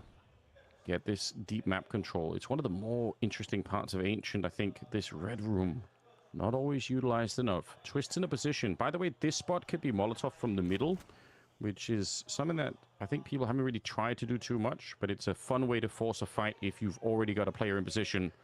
Not going to be happening in this round because nobody's in that spot, but instead it looks like it's going to be some sort of an A wrap coming through Donut and coming through A main. A2 on the plateau. Easy enough spray down on the first, and that's a problem because the bomb is now alone and isolated. They will get A2 though, wrapping up behind him. 30 seconds on the clock, and deep grenades go in to try and stop them from entering from CT spawn. 25 seconds, but again, you got to remember, planting the bomb is not always easy. They've created a lot of space here, and the bullets coming through, they don't connect with anyone. So now it's a retake instead here. FaZe, they've done a good job winning 5 in a row, but they can't let Paravision back in. Is this the great comeback? I think the fact that Jacob is low here as well is going to make this really difficult to pull off. They're kind of tripping over one another in tempo, getting a bit claustrophobic. Dink does connect, but there's not enough bullets where that came from. Having to switch to the sidearm as Jaboin. It won't be the outright kill. NK, head on hands, has to just watch on. It must be so frustrating, so painful to see his team lose out in this potential retake. And there's nothing that Twist can do. He just has to save the M4, tries to deny the offer, but actually misses out on his shot. He dies. And although 2 players may go down with the bomb, Paravision secure a 10th. I mean, Wow, he couldn't have won the round, but I expect Twist to get that kind of a shot there. That looked a bit weird. It looked like, because it's a good idea. If you get rid of the AWP, you keep the economy even lower on the other side. Natsu did his job. Unfortunately, nobody was there to help him out, and he gets shot in the back from Donut instead. Super frustrating from his point of view, no doubts. But you're right, they were stepping on top of each other. There was a bit of a miscoordinated timing on the retake, potentially. 10-10 is the scoreline. And we're going into round number 21. We already had double OT on the second map. Why not more of it now? It could be fun. It could be interesting. We're already losing our minds here. Oh, it's a good push. Twist with a bit of revenge for the last round. Takes down Hobbit, and honestly, Paravision, they should go. They might as well. You're not going to claim the rest of the map back anyway. So up the ramp onto the B bomb site. Plenty of time on the clock, of course. Jaboin, he's Molotov out in the back. Jacob, oh, it's a great spray down. He gets a second headshot as well and actually dinks. No, nearly dinks Slacksages. The thought I saw that, but eyes deceived me. 2 versus 4. And the bomb, it might get planted, but how long can they hold on? Not long is the answer. Frozen Good. Steps up. Bomb is planted, and it lasts for all of a second here as FaZe will claim an 11th round for themselves. Well done again, Jacob. Let's go. Let's go, Very well FaZe. played. Final push. You might be thinking, why did they not just wide swing him? Why are they peeking one by one? Because it was a Molotov, not a smoke on short. And if they wide swing too far across, they just get nailed from CT spawn for free. It still took Jacob to have pristine aim, and he did not miss. Edge back into the lead again.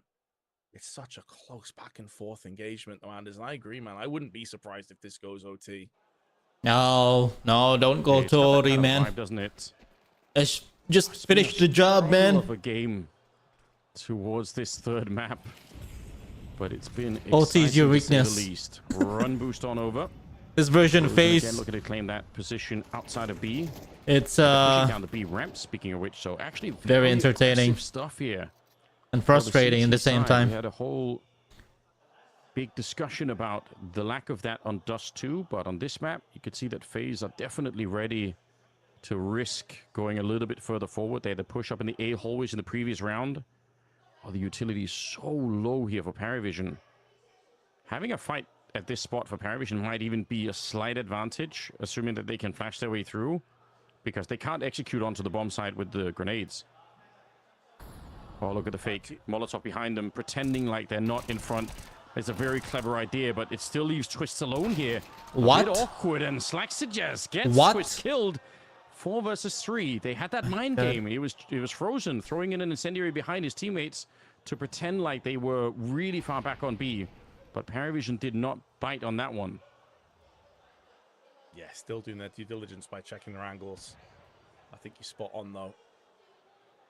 It's kind of that game of back and forth chess. You're not likely to outsmart Jame, I'll tell you that much. But not many teams would position 2 players up close like that without having a player cave watching heaven.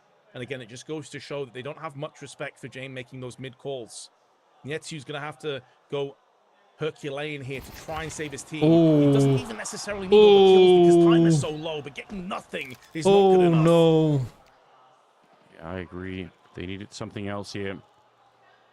Paravision, this is a huge round to pick up. Did not have a lot coming into it, especially on the grenade front. Losing sway, but still making it work here. FaZe, they're going to be disappointed. I think the idea behind that incendiary is just so cool, but I guess Paravision are keeping their minds fresh even late here in the day. Ties up the game at 11-11. Gonna have the AWP and the M4 saved. Cash is going to be a problem here, so saving every weapon will be important. Yeah, upgrade it into an AK. You need all the rifles you can get at this stage if you're on that CT side. All even once again. Local time, 15 minutes past 1 in the morning. Exhaustion creeping in for the players. The coaches look completely wrecked. But we're still here. We're still standing because a place at the grand finals beckons for one of these 2 teams. 2 rounds away from it if they can get it done in regulation. Let's go. All tied up. Failed run boost there. Or maybe not, actually. Frozen. He did fly on over. I take it back. Cello will catch him, though. That's a great shot. Again, Frozen's been very active in trying to put pressure early on the B lane from middle. And it's worked quite a few times. They've had a lot of control out there, but yeah, he gets caught here. It's going to be Twist also tacked up a bit down to 60 health. Jacob as well. I think they must have run into early grenades in the middle.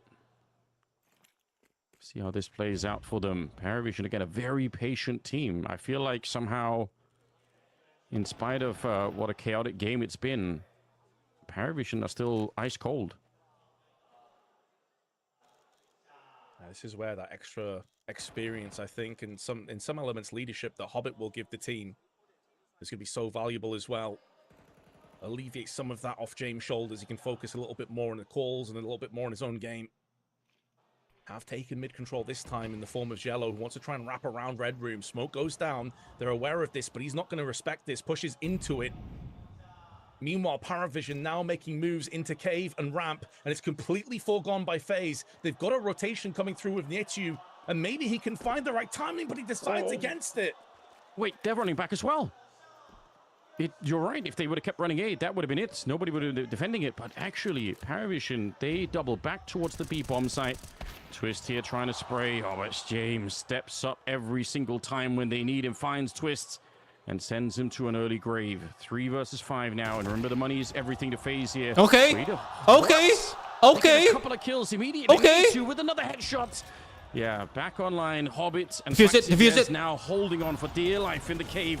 Incendiary. Nice one. Try to burst him down. Nice one. Wall bang him to stop the defuse, but they cannot. Oh my God! What a turnaround! The reaction of the coach of Paravision, man. I can't believe they just lost that round.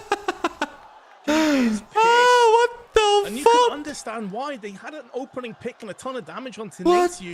They were originally going to rotate to A, and then they second-guessed themselves. But even going on to the site at that point, they should still be winning the round, Anders. We didn't catch the kills, but Natsu getting 2, like, how is that possible? Replay it. We want to see it. People running away at the same time, but that was a 5-on-3. We want to see turnaround. 5-on-3 with bomb. The face of that stun, man. And you just can't get the job done. His reaction, like in the cave behind the incendiary. You're trying to get the wall bang, but you can't find the right angle for it. Oh dear. The face of Dustin after that round. And if anything was gonna motivate them again, they just need one more round after this one. It's 12-11. FaZe a single round away from knocking Paravision out of the tournament and getting themselves a spot in the grand finals. It's gone the full distance. Okay, last one. All the rounds, all the maps. Last one. And Paravision, do they have one more round left in them? This is on James to control the team, get the troops rallied, keep the focus at an all-time high. They just need one of those brilliant rounds, and they could get this one into OT. Well, we said we wanted some CT aggression, and isn't it fitting that Natu on that flank, he got his 2 kills coming up ramp and shutting down highway. This is it. Do or die. Cartwheels Paravision out of the tournament. Just don't go to overtime, okay? Twists, getting down, flash nice one, nice one. Their target, and Hobbit is nice trade. But the spray from what the fuck? Can't even see what he's shooting at, but it doesn't matter. He's just got one angle to burst them down. Jacob and Twist jumping for dear life on the other side, and somehow they both get caught. The flash was great, and Twist, he did land the kill. Now Frozen. This is maybe a spot that could be overlooked. Sway's looking for it, and now they know he's surrounded. They're everywhere. Jane with the Tech 9. It's gonna be overtime. It's gonna be overtime. Jaboan, he's not been playing badly, but this would be a great time for some of his mad shenanigans. And he's dead. Looking into James, who's more than ready. They get rid of the Danish Hopper and need to. Again, he's been playing a cool tournament so far, but a 1 versus 4 at this stage. Not unless Paravision makes some very critical mistakes, and they won't. They've already smoked him off here, trying to engage it. Slaxijez, it's fitting, getting another kill and pushing this game leads to overtime. into overtime. My God, this has been a series. And it keeps on going. I don't dislike the play, though. I just feel like it's a bit unfortunate that Slaxijez gets 2 kills with the Galil through the smoke. You could say it's questionable that Frozen sticks around, but I think because they'd already fully committed to this play, they had foregone mid control, they'd foregone cave control, and he felt like playing a bit of an off angle may very well just be the difference maker. Gets swarmed and swelled from every angle and just can't deal with it. Yeah, I mean, I fully agree. Like, until he got found out, Frozen there, until they spotted him, I thought maybe they were going to overlook that position, and it could have been a bit of a surprise. Great work from James. Great from Slaxijez through the smoke to begin with. Obviously set them up very nicely. Oh, man. 12-12. And a couple of minutes of respite here before we get into the overtime. What a grind that they have been on And you guys as well in the chat, you should get some credit. I see many of you have been spamming insane stuff all day. And that's a kind of work as well. I think we should acknowledge that. So I really appreciate it. It's been great fun. Don't forget to tune in tomorrow. We do have the grand finals, a best of 5. So save the best memes and get ready for it. 9C is already watching. They're probably waiting, thinking, it's great that we don't have to play this long game. We can just sit back and kind of take it all in. Maybe talk about what we're going to do, depending on who's going to be playing. But yeah, they're relaxing right now. Yeah, either that or they're just asleep. It's so late there right now in Guangzhou. True. Hard to say. But if I assume if they are watching this, they can't take their eyes off it because it hasn't been the cleanest Counter-Strike. We called it a bit of a fiesta. Maybe some clown shoes. Some squeaky noses. I'm trying to think of all the clown memes. You got that like watering flower thing. Tricycles. But at the same time, it's been super entertaining. It really has, yeah. I'm not criticizing it, and there's so much more positivity around both these teams, both for FaZe and for Paravision. Like, there's definitely something to build on here, and a lot of the mistakes you have to put into the context, like either as we've been raving on about the time, but the other problem is also, you know, you got new teams. It takes some time to get everyone synergized and working, so I have a lot of patience for some of the types of mistakes that we've seen here. If I sound too negative, I'm definitely not. It's been really fun to watch both these teams throughout the whole tournament, so my only regret is that they both can't make it to the grand final, because that'd be super fun. Yeah, I've really been enjoying this. 20 seconds before we get into overtime. A little bit more money on everyone's side here, and yeah, this is a great map to finish on. Yeah, we've seen a lot of Ancient. Both teams have played a ton of it. Said before, 8 maps between the two of them at the XSC Pro League. And it comes down to an OT to find out which of these teams is going to be making a move to the grand finals. You can pretty much just scrap everything we saw. None of it really matters anymore. It's going to be sloppy. It's going to be chaotic, and there's going to be plenty of carnage, but which of these two teams will live to tell the tale and move forward? Jacob, okay, good. Swings, gets nice the one. kill on Hobbit, and just backs off into Cave. And I think the wide swing part of that sentence is the critical part. If he goes for a jiggle or a really shallow sort of crouch into that fight, I think he's just instantly going to get killed by Hobbit. But that is such a wide swing that Hobbit is not able to react in time. Really well played. And it kind of forces the hand of Paravision a bit. They lost control on that side of the map. They're in red room, though. If they could get Natu here, maybe there's a way back. And he's put in this position. Very hard to turn the corner against him. And SlackCGS will not have any success with it either. 50 seconds on the clock here. They need to go for it. The bomb is alone on Shui. If he dies, the round is certainly going to be over. And Natu's dancing around the utility. He will get the headshot on Shui, and the bomb is right there in front of him. What a gift. Zwei has just literally... Don't let it slip. Don't let it slip, boys. Saying, hey guys, I'm in A main, by the way. Like, he could have caught him off guard. He could have maybe even caught both of them. Yeah. I think that's a fair point. Desperate fight here, but of course you can't really, with 25 seconds, run across the map to fight the whole team. You can make it a bit expensive, I suppose. Don't think that's the biggest deal in the world. Maybe one of the upsides here is that there might be fewer rifles that could be picked up in terms of the AKs on the CT side. But yeah, no time to actually win the round. FaZe get this one early. But also, not to forget, that early swing coming in with Hobbit going down. It's pretty nice. Well, FaZe claim first blood. I swear that clarity of mind is going to be so vitally important. You can really understand if the players are losing concentration, if their focus isn't 100% at this stage, but this is what you paid the big bucks for. If you have any ideas of being a top-rated team or up there as one of the best teams, these are the kind of games that you have to just deal with, endure, persevere. And Paravision have called their timeout already in OT. Yeah. They did call some early timeouts, even in regulation. hard to know how to interpret that, but one guess might be that, again, it's trying to keep the emotions under control and make sure they're not freaking out too much. What are they coming up with, though? AWP on Jame. Plenty of utility for everybody, of course, here in OT. There are a couple of AKs on the CT side. Interesting luxury to have. Mid presence for FaZe. And again, pushing out. Jacob wants to be near the T-side entrance to the cave. Jaboen back here, and it looks like a free kill. No flashes or anything else like that. Cello's the first to go down. Don't necessarily hate it, though, as an idea. We haven't really seen Paravision go for those kind of peaks on ramps. Typically been behind smoke walls. It just so happened that Jaboen's up was there this time. He's been typically playing in the extremities of, you know, Red Room even, and on long side. So it looks a bit silly, but I understand why Jello thought that he could maybe crack open the site, or at least to get a little bit of intel.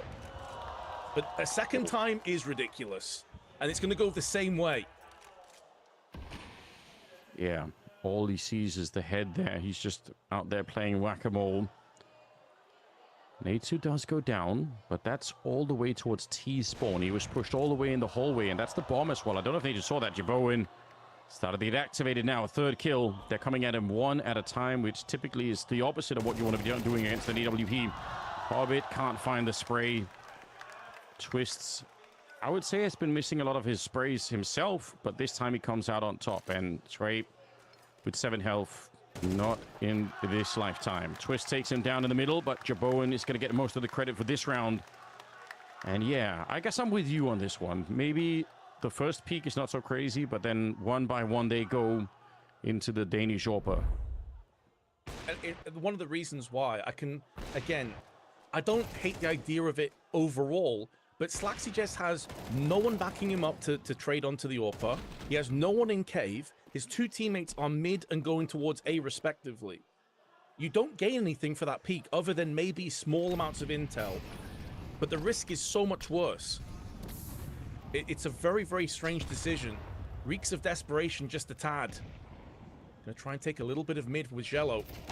He's up to 20 frags, second top of the scoreboard, but Jacob this time on cave. We've seen him have impact down on highway. This time he just goes for the quick shimmy in and gives his team the player advantage. Jacob is suddenly playing really fresh Counter-Strike. Like these pushes that he's coming up with, and he just looks like he's a little bit more active suddenly. Paravision again, they want to test the Red Room. And Twist is nearby with an AK in his hands. There is a little bit of backup behind him. I think Jacob is actually starting to get there. If Jacob is also showing up for this position, I can't see a world where Paravision get around the corner. It's such an unfair fight because you're stumbling down the stairs. And if you have to wide swing it, you're either going to be peaked by one or the other. Jaboen again. James is out of the round here. Smoke goes up to make matters even worse. They have to push through. My God, it's a running headshot. And Jacob couldn't even turn around in time. This should not be happening. But Paravision, they're desperate. They need a round here in the first half of overtime. Hobbit gets one. And shooting through the smoke. It's all out madness on the bomb side. And the bomb is nearly on the site, but Natu is hiding in the open. Sway trying to crouch on it. He will find him, and the gun barrel's been shown. Frozen. He's still activated. Lightning fast to get the kill on Tway, and look at the health that's left here on Paravision. They might still lose the round. Oh my God, they get Jaboen somehow. Paravision claw their way through the round. Man, what a way to at least get one on board. Man, that was like 2 boxes just saying, do you know what? Let's go in the center of the ring, and we're just going to exchange massive haymakers. It's Paravision that come out in the lead. I don't know how. There's smokes, there's chaos, there's carnage. Netu maybe should have done better from his position. It would have helped Frozen to hold the liner so much easier with a second set of eyes peering into CT. But it did go against them. It does mean, though, that Paravision avoid the clean sweep. They're still behind by a round, but it could have been so much worse. Yeah, they probably should have lost that one. The smoke timing for Twist is so disgusting. That's a 3-on-5, and they're smoked off in the Red Room trying to get through, and for some odd reason, Slaxy just runs in and guns him down, practically still moving with the AK. And from there, I don't think either side even knew what was happening in the rest of that round. Like, it was just madness. I thought for sure as well that Natu's position hiding on that site, even though normally it's an awful position, but from where they were coming, it made so much sense. And he still somehow gets checked and died. Yeah, crazy game of Counter-Strike, this one. We're now locked into the second half of overtime. Let's see how this plays out. First to 16. FaZe need 2 more rounds. Smooth run boost. I like that. Cello wants to push through the smoke on the other side. It doesn't look like he's going to get flashed in from the site itself, and actually just goes to the cave. So taking up an early position. He did not want to try and make this happen. 13-14. FaZe with a narrow lead. Even if they have lost a little bit of HP, so have Paravision. Now, they have put all of their eggs in this basket of B being the place. So you've got no one mid, no one A. As far as FaZe are concerned, there could be some aggression coming around the back. And this is probably going to spur them into action sooner rather than later. They're about to pull the trigger and get hot and heavy. With the smoke, Hobbit will land a kill, and Jacob dies as well. What? He's got all of them as smoke What kills. the fuck? That is unreasonable. Jiboen, you know that they're there. At least he doesn't die through the smoke, but that's oh my god. We've had many of them. Oh my god. Add this one to the list. I think the thing that surprises me the most, Anders, is just wow. how one-sided that was. All 5 of FaZe pushing together as a united force, and you get utterly ravaged. Just eviscerated on the approach. You know what? Just give it up, FaZe. No chance. Timeout called for FaZe. NKJ clapping in the background. You got to get people fired up. You got to get them ready. You want to win this, but you know, the other side of the coin, you definitely don't want to be losing in a game where we've had like 3 overtimes, all the maps, all the rounds. If you lose, it's such a big emotional dump, not only out of the tournament, but you're going to have so many rounds to think about how you could have won it, why it could have been different. If I just had that one more spray down, you don't want to have that experience. It's not a fun time. Let's see. Early mid grenades, 2 Molotovs, 2 HEs. FaZe should know that there's a big mid presence, but they do not care. Jacob sprays one down while blind. Slack he saves the round, or at least keeps it going. Otherwise, that would have been FaZe almost instantly winning it. But a double kill in return. That's wild. What a wild game. With these smokes down on Donut and also top middle. He's having a tweet. What is happening? Too much CS, man. Too much CS for one person. But because of those smokes that were down the middle, it did bait this out as though Paravision assumed it would be an A hit. But because FaZe haven't quite struck just yet, they're making What's that? It's switching. almost like James from his playing the Puppet Master.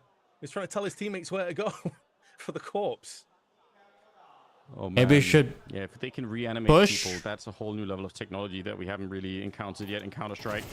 You see the nice Molotov coming down, and you want to push in front because you want to be there to make sure your teammates can get onto the site. Good. Instead, you die, and Jiboen is ready for Slack2Jez. An all-in must kill there for Jiboen, otherwise he's going to get run down, and he's ready for James as well. 1 versus 3. Again, James is a really sick clutcher, but the first one's going to be the most tricky one. Jiboen takes a bit of damage, and I think James realizes now he probably have to hit that shot. What? How? Did he run into a Molotov? How does Jiboen die? He did it on Dust 2 as well. He's just trolling us? Oh, boy. I don't know what kind of the important thing for Jiboen is mentality this Jiboen is. Has more than enough finances to reimburse. Kind of annoying, you know? It's kind of annoying. The flashes were good, but Jacob's entry fragging even better. So 15-14. Grand finals on the line here for FaZe. And Paravision, although they have the open play, there's not much utility on multiple players. And to make matters worse, they've lost yellow and red. Such a long spray. He recommitted to it, and it just didn't connect, unfortunately. Natu's still at 44 health. He had plenty of time. That's round FaZe been playing an absolutely amazing tournament, in my opinion. This is it. But that might have been one of those moments that he wanted to take back. Natu, look at the position. He's pushed in. This is sick. My God, he's infiltrated the back line. He's all the way in CT spawn right now. If the rest of FaZe hold and don't get pushed themselves, he should be able to win this round and ultimately win the series for his team here. Nice. There's the backstab on Slack2Jez, and they know everything. He's set up in CT spawn to hold any rotation coming out. Frozen's on the other side too now. He does get found, but for sure the bomb should be planted here and a smoke up as well. Natu, he has delivered this round to his team. If they mess it up now, that's unforgivable. He's kept Jame at bay. They now know that the AWP is stuck around red. Flashbang up and over. It alleviates some of that pressure they may have been worried about Donut. And now Hobbit has found Jaboen. Gets a bit too aggressive. Didn't necessarily need to go in for that peak considering the positions of his teammates. And now they've reimbursed that smoke onto CT side. Sway, Molly, triple box is going to connect. Can they get the kill on the approach now for Jacob? What the fuck is this? The answer. And this is where Jaboen's life was so valuable. There is a way in which Paravision could pull this off. They should never happen, but they're in the smoke already diffusing. Nobody's even what shooting. the fuck is this, They Twist? have got away with it. Hobbit with one single goal in mind. And it wasn't getting the water. It was defusing that bomb right away. Oh my god. Way to get this into further this overtime. Is if I'm epic clown moment on face. He did everything that he could have to win that round. The 2 kills. Wow. Easy bomb site, controlling the rotation even from the B bomb site, and still they do epic clown moment. Madness. I know Jaboen's stock is so high right now, but there was no need for him to die there. He could just stay alive. Fucking hell. Even if a teammate fell on the site, this guy is aggressive but dumb. And there is no way forward for Paravision to clutch. He doesn't know how to handle. It's absurd that or hold angle. You want the glory of securing the round with the AWP kill, making it impossible for Paravision, but your life is more important. The round is more important. Yeah, I think that's all valid criticism, and let's see how it affects the team. And maybe affects him. He's gonna know it as well, right? If I live, it's all good. We're gonna be fine. All that effort, man. But that is the moment. You're absolutely right. You do not need to die right there. They can't find anyone inside of it. 15-15. Ladies all and that gentlemen, effort. We are gonna go to the second overtime here. This dumb fuck ruined it. In the middle, A2. They've been so good at this phase, like getting out into the space between the smoke and the Molotov. They're not gonna find anyone there, but I love the aggression.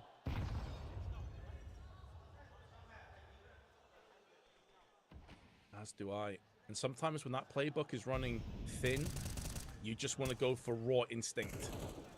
And there's a lot of very capable, aggressive, mechanically gifted players on the server, so why the hell not? Jacob's been doing a lot of heavy lifting with getting those opening picks and creating space. He's very need to tread very lightly. Shoulder peeking like that, susceptible to getting fragged. But Jaboen's already made moves into Red Room here. It's not called Face Clan, it's Face Clown. Very unusual. Makes you wonder if Paravision epic Face Clown again have a deeper plan in mind. They're gonna put Slaxy back here. I would even go so far as to saying that Face might not check for a third member.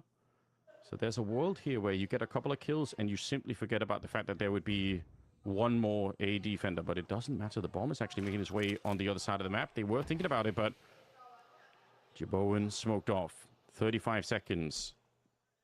Are they going to go for this B bomb site? They need to start making moves on A if that's the case. Frozen dies. Now they have to run the bomb back with 28 seconds. And they still need to clear open the A side. At least they've drawn away the defense. Only Cello returns. Staying here for a minute. Twist gets one. But James is there on the immediate double kill. Swings back, make it a triple. He has shut them out. Look at this dumb fuck. 10 seconds on the clock now. And a shot. Is he going to plant or... 6 seconds left, and they will go for the bomb plant. He actually is allowed to do it. Misses the follow-up, and the no-scope is not connecting. Jame on the quad kill, saving his team to get the first round of the second overtime. Oh, Jello was so intelligent there by hiding in the little cubby hole. You could hear him chatting. Look at the clown face, huh? I hear multiple Look at this clown face. And then what we saw is a failed Molotov, and they tried to blow open the smoke, and it landed in the bulk, in the thick of all teammates. Jaboen got an assist on one of his teammates from his HE. You see it there, Jacob. It's a complete disaster. This Jaboen is so... It's a clown. He's a clown, man. It really is. Yeah. See? Even the caster agrees with me. It really is. Paravision, even after all of this, they have a really scary team. Like, they know what they're doing. They have the good calls. And FaZe. And that Paravision. They successfully dislodged the A defense in that previous round. FaZe Clown. off the map. Stretch to try and run back. They don't deserve like it. With so little time, it's always going to be risky. You're always susceptible to losing, you know, just one corner that you don't check. You don't have time to do it. And like you said, the close smoke play really working out for him. This time looks like more of a straight-up B kind of play. Hobbit nearly dies at the beginning. That's scary. He probably has to fall even further back. This is a position that's grenaded a lot, so yeah, you've got to switch positions with James, and that's exactly what they're doing. Smart play, I think, for Paravision. James has been calling some really solid rounds as soon as overtime started to hit. So they're doing the exact same play as last time. If he peeks too wide, though, Jabone should have him dead to rights. But he's just doing the smallest of jiggle peeking. Now he spots the player. Smoke's going to go down. And James can start to make a move in. Molotov thrown in already. Smoke behind it. This is going to waste a lot of time for FaZe. There is a rotation coming through in the form of Jacob, but he's stuck behind smokes of his own.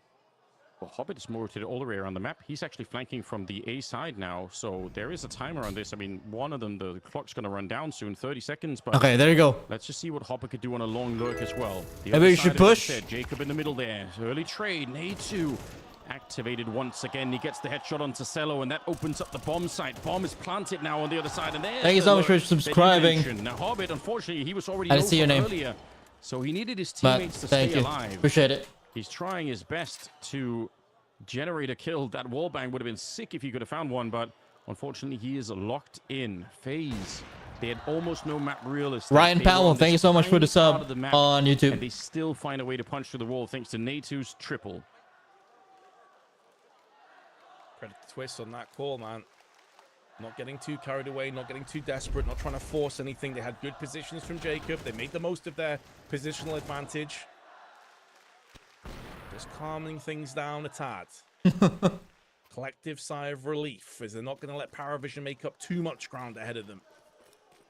Frustrating, isn't it? It's a very good spawn for mid, but decides against it.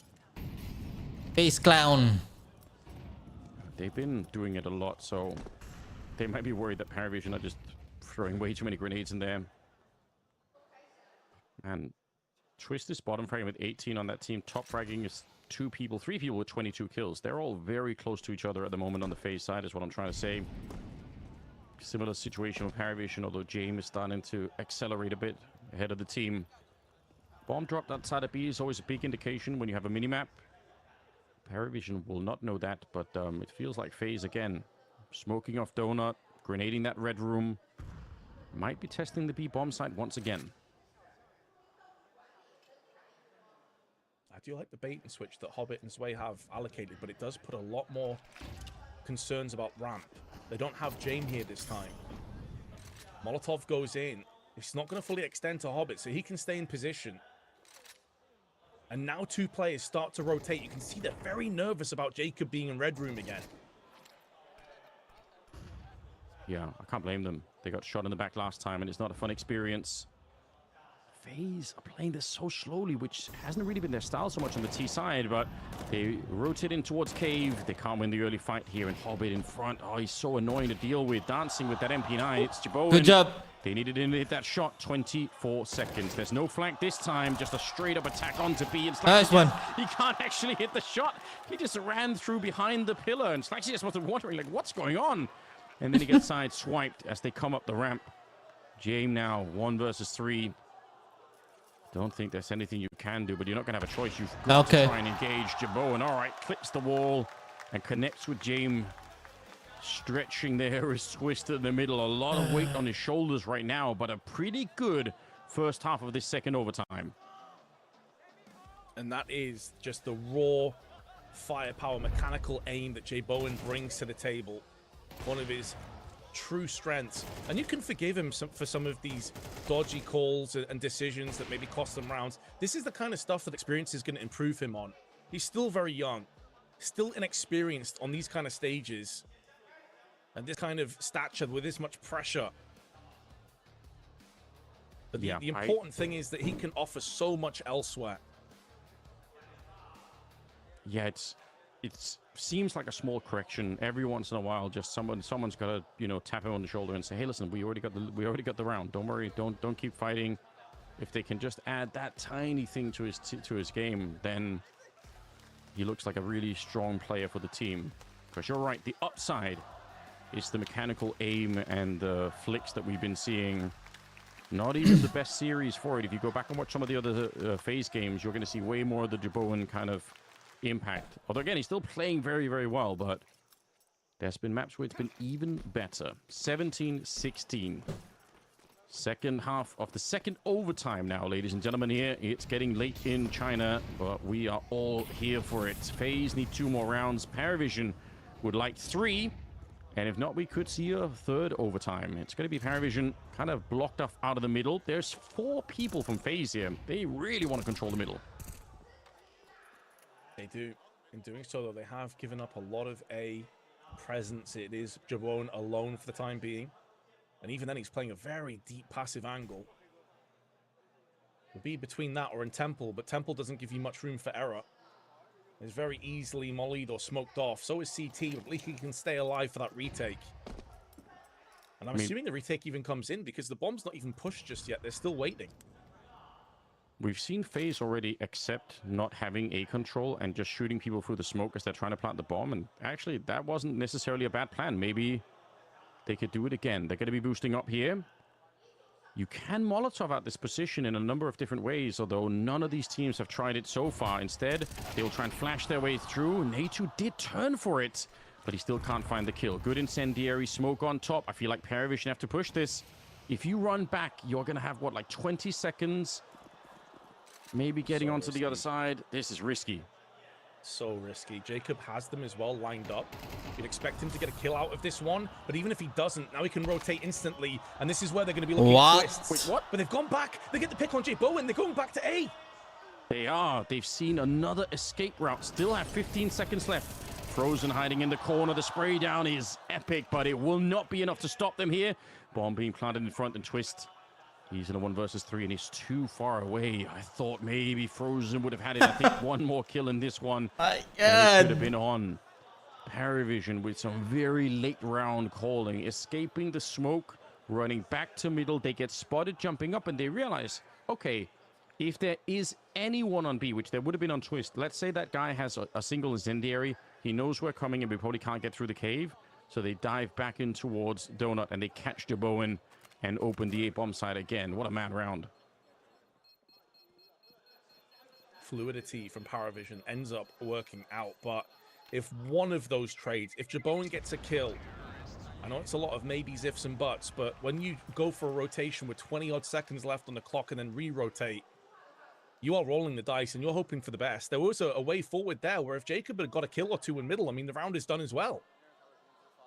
Really scary and sketchy stuff from Paravision, but they've made it work somehow.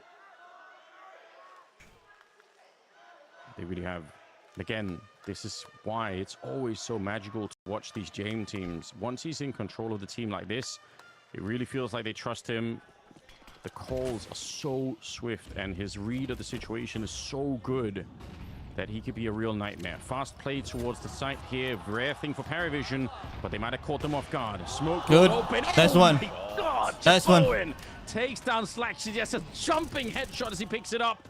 The commander-in-chief now fully activated. Let's see if he can bring this round back for FaZe. They're in a 4-on-5. The bomb is planted, and he's managed to locate back towards. Wow. Wow. Does go down to Jame, but still a 4-on-4. He calls himself an opera. Nice one. Surely they get this retake here. They do need this FaZe. They're starting to run out of a bit of momentum. Again, they probably needed him to just live. They could have pivoted off him and had a bit of a foundation to play off here if he was still Temple.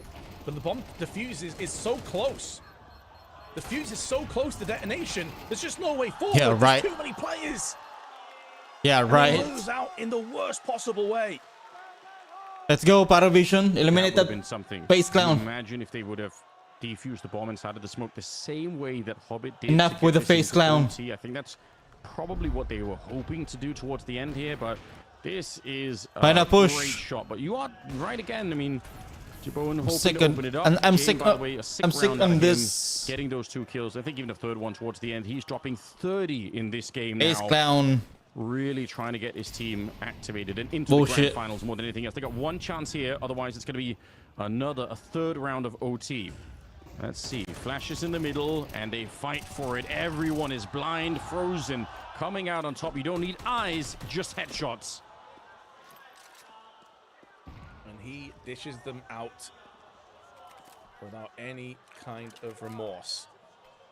There was a chance there for a split second that maybe Jane could have got himself in amongst all the frags as well, but he had a Tech 9 out at long range. Now FaZe have culminated together in Donut. 3 players strong.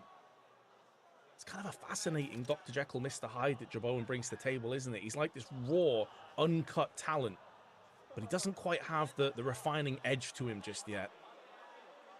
That can come with time, though. It probably is his biggest weakness, and also in some sense his his biggest strength. Why are they 3 people in Donut? The bomb isn't there. Am I crazy? Are they crazy? No. Who's crazy? Hobbit has it. We're all a bit crazy, Anders. We're all a bit crazy. But I do agree with you. They don't have bomb control. You are setting up for a B retake. Go for it. Go for it. Do they go for think it. that the bomb is down there somewhere? I can't explain this. I'm actually shook. Deep Molotov. Now they're going to hear it. What the fuck are you doing, FaZe? You're a man up. You're not the ones doing the gambling. It should have been the other team doing it. Smoke as well at the back line. Oh, FaZe. Oh my god. They don't have any kits and they don't have any nades. Oh, not. They have $600 on Frozen. How did they not have a kit? See if they get around the corner here. Sway to knock 1 out. Nade 2. He's through the smoke, actually catching Hobbit. It's not over yet. They still have a man advantage, but only for a second. Nade 2 goes down. They catch Sway running away. Full 10-second defuse. Nice shot from James. Can he save his team and get them into the grand final? In fact, James has picked it up. Enough with the face clown, man. Enough with the face clown. So emotional in that sense. Hugging James. That's what you get. What the fuck are you doing? 3 of the face clan. What the fuck are you doing? It's a great first showing, but this final round is a mystery. 3 of the face clan just hanging out in the donut. I can't help but feel what are you doing? Played a small part in that, but it goes both ways. All 10 players, both coaches, are dealing with the same circumstances, and the fact of the matter is that Parrot Vision just had a little bit more of a tank. Chanok. And James shows again why he is a phenomenal IGL and AWPer. Yeah, that took everything. Enough of this. To get that one over individual performance. I'll watch. At some point, somebody had to lose this, but I mean, I wanted this to go on forever. Is what. Let me just watch.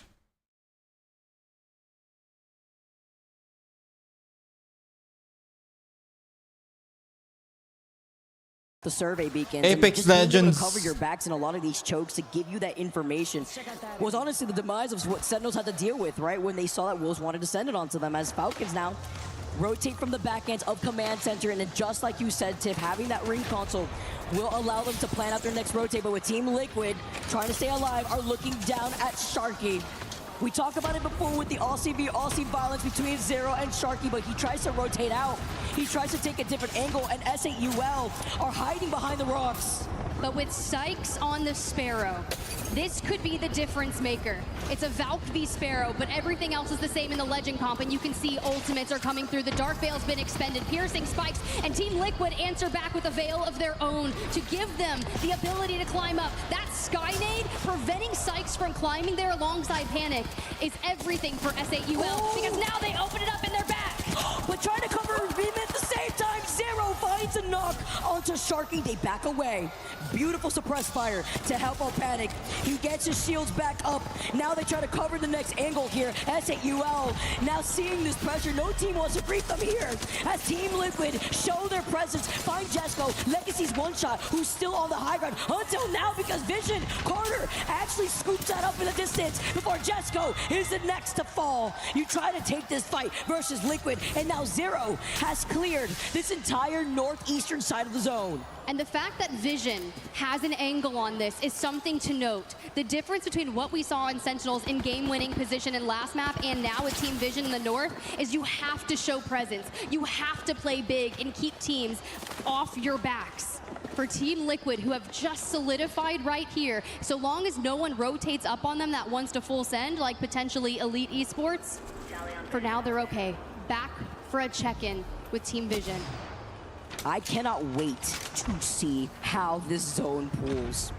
With Zero calling, holding this northeastern side, rotating from cliffside, it could be brutal. Janelle, thank you so much for the sub, man. Continuously pulling towards the south by Stormcatcher. Duo does it pop back. We've seen crazy bounce backs. Alliance, who recently just got a reset. They brought one back to a team of 3. 15 points. You think about a normal game for Alliance, they can do that, but 15 points has them in 11th place. And there's so many teams that it could eclipse match point here. Zeddy, who recently just did it last match. Zeddy could be a game-changing team here to get a win on land. Think of how close that they have been before, Vicky. Literally. Especially Dupe. Literally with the Optic title, right? Imagine how beautiful that would seem as Skittles is knocked. I mean, the script just writes itself. Zeta, they were 1 point away. If they can finish him off, they will also be at match point. But with the side-by-side, now Elite move up, and they may help them. They get the crack following up. Sacred finding Henchman and Light to find Alberlele. Zeta are praying to see that this knock goes through because Reject are crawling in from right behind them. Do Zeta get involved in this? They're doing really well to only invest a bit. Nope. But in a 1v1, they swing. Light, 10 HP through the knockdowns, and he cannot cover it.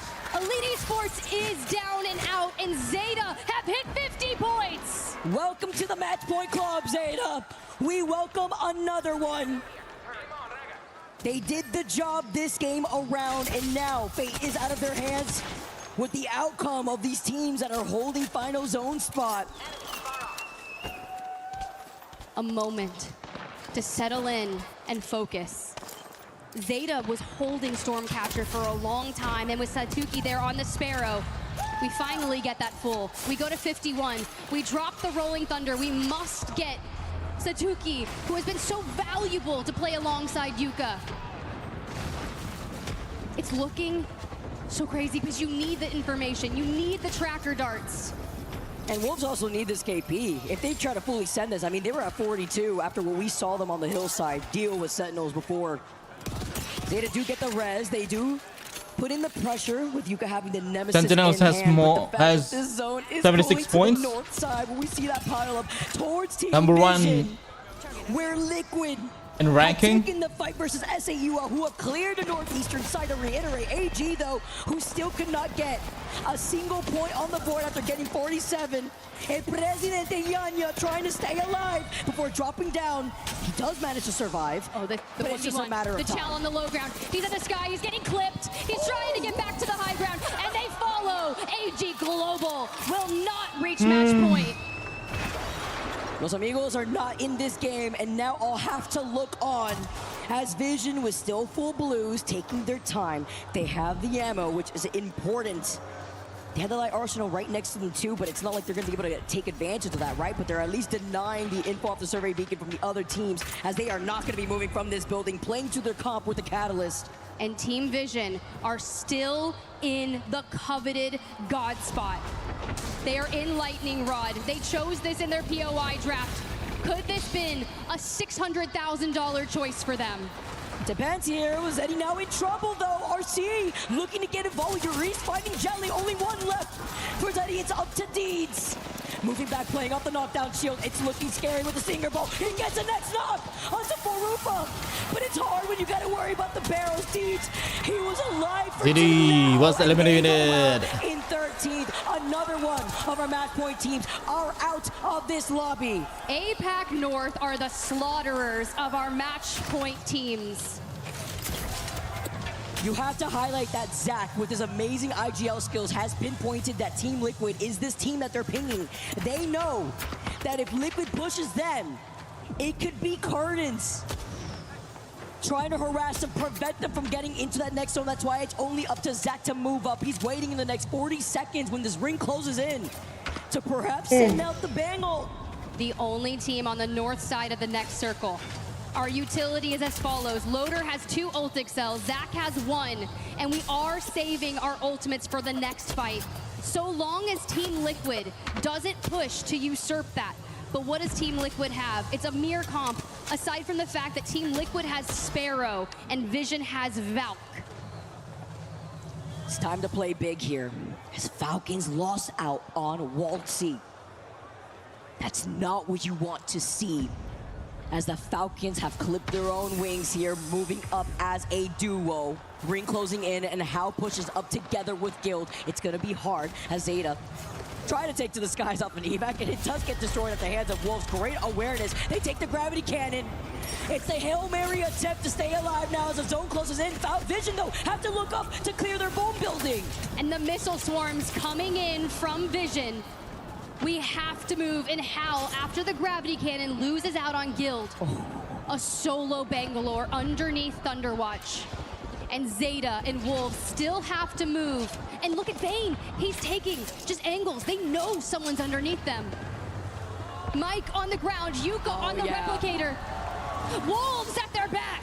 And Falcons get eliminated. Yuka staying alive, but it's up to Visions with RQ, who had pushed up. This is a green light for Team Liquid, but Panic is at least alive while Zero pops in that kit. 2 match point teams are here. Zeta is down and out. Vision, Team Liquid, and RRQ are in the north. And with Zero, last standing for Team Liquid. He's out of here. Vision are alive in the north. Our other match point team has fallen while Team Vision try to keep this alive. The only team left on match point as Wolves get eliminated. Vision are looking with victory in sight. But a new challenger emerges. NIP and RRQ are still showing presence. But 64% of the time that Team Vision hits top 10, they get top 5. But Zach is down and Cole is here. He's healthy. And Vayne. They know this is Vision. They fully send it. Carter, though, backing themselves up, breaks down the door, and he can't see alive. We go next. We get more Apex. Vision get eliminated. RQ still now showing face. It's thanks to NIP as a limit. Once again, now move up. Talk about timing our final 6 squads. RRQ on match point. Unlimit. Your prior match winners looking to join them. Yulari Man, the Messiah, and Peace and Exuvia alongside him. Through the portal we go. We negative rotate out to the back of Thunderwatch. We push all of the teams in. With RRQ being at match point, we welcome more. Can it be half the lobby is the question. With Unlimit still being alive with 46 total points to their name. For fun now, also looking to restabilize, but RRQ, after hitting match point now, they're looking down at the teams that will be forced to move up towards Lightning Rod. And as you can see, Unlimit need 4 points to reach match point. But 4 teams outside the top 10 are still in it. The Infinite Ammo L-Star. We saw what it did for Unlimit in that last match, and they take it to RRQ. Can they get it to 50 points? Oh my God! Singapore is absolutely deleted, but Yulari Man does go down. Unlimit 3 points away as Suvi does end up popping the shield back. Looking to get this res. They hear the nades. As now they try to make a move. Suvi trying to give them suppress fire. Looking behind, making sure they caught. But they swing him at the right time. RQ, the piercing spikes, slowing him, leaving only Peace. Peace, the Rampart, to face off against the Sparrow. The covers are down. He's dead. We shield swap. It's not enough.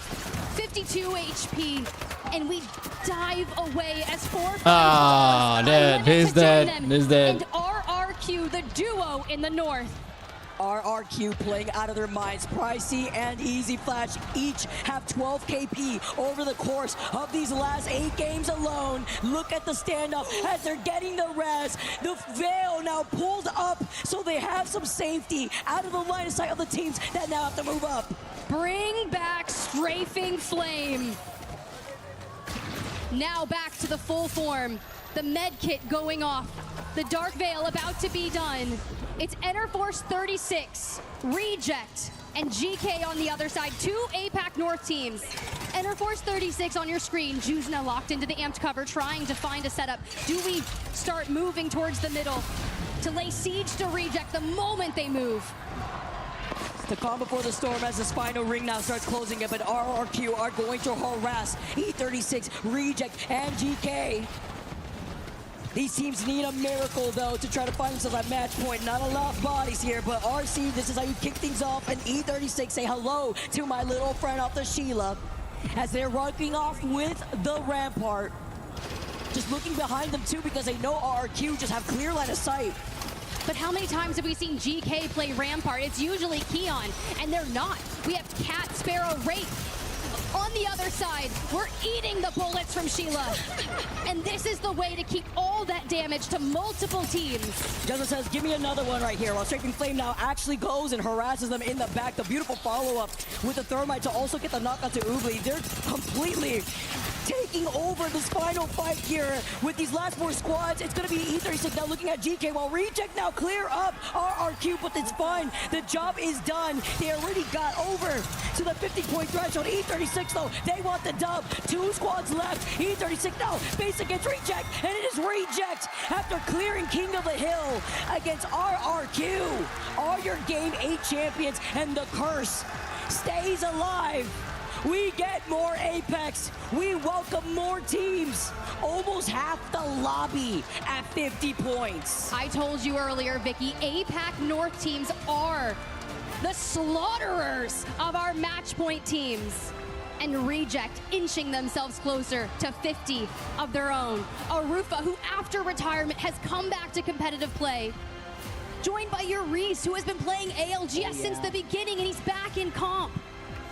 Those boys just got us one more game. The emotions are high, and this is what Match Point Finals is all about. What a game for Reject, 13 KP after taking that win. They're so close, Tiff. They needed that.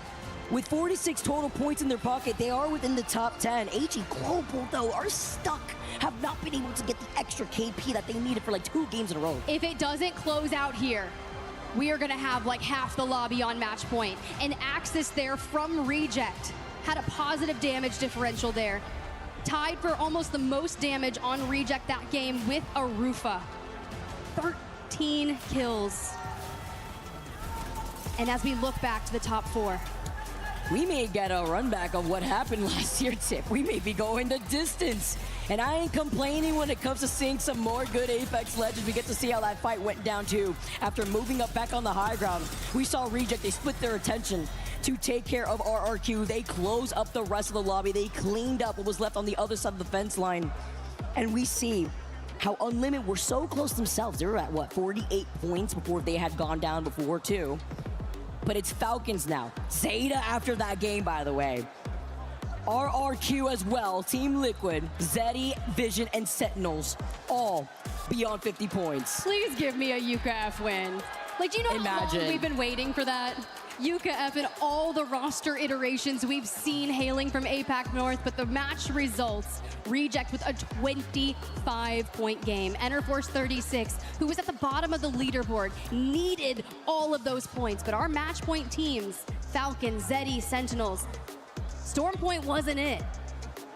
Imagine Yuka, and what if it was the build-up? Leaving Fnatic and now building up with Zeta. Plot twist, Vicky's the script writer. Sorry, guys. She that's can't why write herself an endgame call on match point finals. It doesn't work like that. It doesn't work like that. I can't worry, put guys. myself in the script. That's just, you know, how it works with the overall rankings. On your screens, just look at this. 7 teams at match point easily could welcome half the lobby into this next game. It really depends on how game 9 plays out. Looking on the other end, though, Wolves putting a stop in that previous game to Sentinels on that hillside. It's the risk, though, and it was an unfortunate zone pool, even when you look at what happened to Falcons. You know, we've gotten to the point where when you look at that leaderboard, anyone can make it happen. And Sentinels know that. They know they have to GG go next, just like a lot of our other teams. But guys, as you already know it, when it comes to match point finals, we get some more Apex. Don't go anywhere, because we got game number 9 coming to you soon. We were there for every click, every clutch, every respawn. We were there for the years of grind, and we're here now. The proud founding partner of EWC, powering the biggest event in gaming, shoulder to shoulder with the world's best, making history. Greatness deserves a stage. Lenovo Legion, reach your impossible.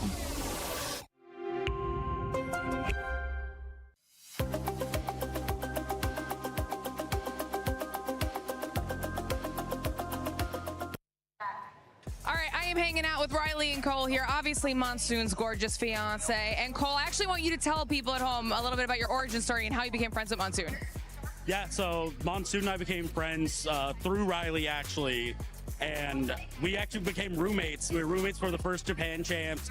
We would spend out hot pot, and he'd make sushi. Just really one of the best friends I've ever had, and just no greater guy out there. I mean, I could not agree anymore. You know, we all love Mon here on the show. Now, Riley, I just kind of want to get your perspective really quickly on what it would mean, because now one of the first teams on match point, Sentinels, we could get a back-to-back victory for this squad. Like, what would that do? I think just prove what we already know, is that he is good enough and the team is good enough, and with consistency, you will see good performances. And I think the other two boys are like some of the best, you know, around, and they're like the best players and the best personalities, and we love them so much. So we only want them to just keep doing better every time. I think this is a team that a lot of people are pulling for. Cole, tell me about kind of what it's been just being able to be a part of this experience here at EWC in Paris this time around, EWC 2026. It's been absolutely unreal. Just the environment of ALGS is just unexplainable. It's akin to just like any playoff sport, and I don't even have the words when I say that, and I mean that. It's next level. Are you ready to see a back-to-back win here, a Sentinels win here at ALGS at EWC 2026? There's nothing I want more, and I know they can do it. There's no better team in North America right now. Sentinels will win this.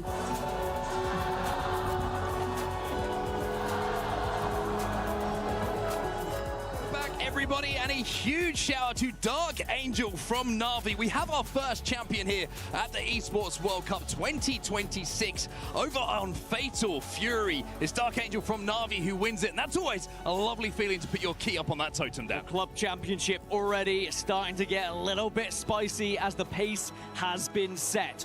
Who from Apex Legends can put their key in that trophy and start to add points to their own club?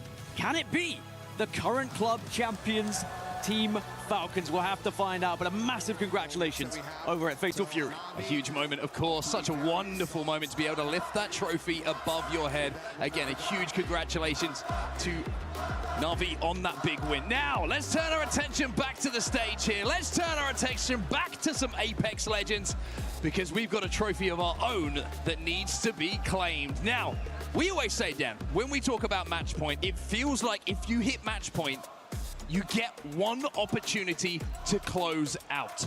Sentinels had that chance. It slipped through their fingers. Team Vision had that chance, and it slipped through their fingers.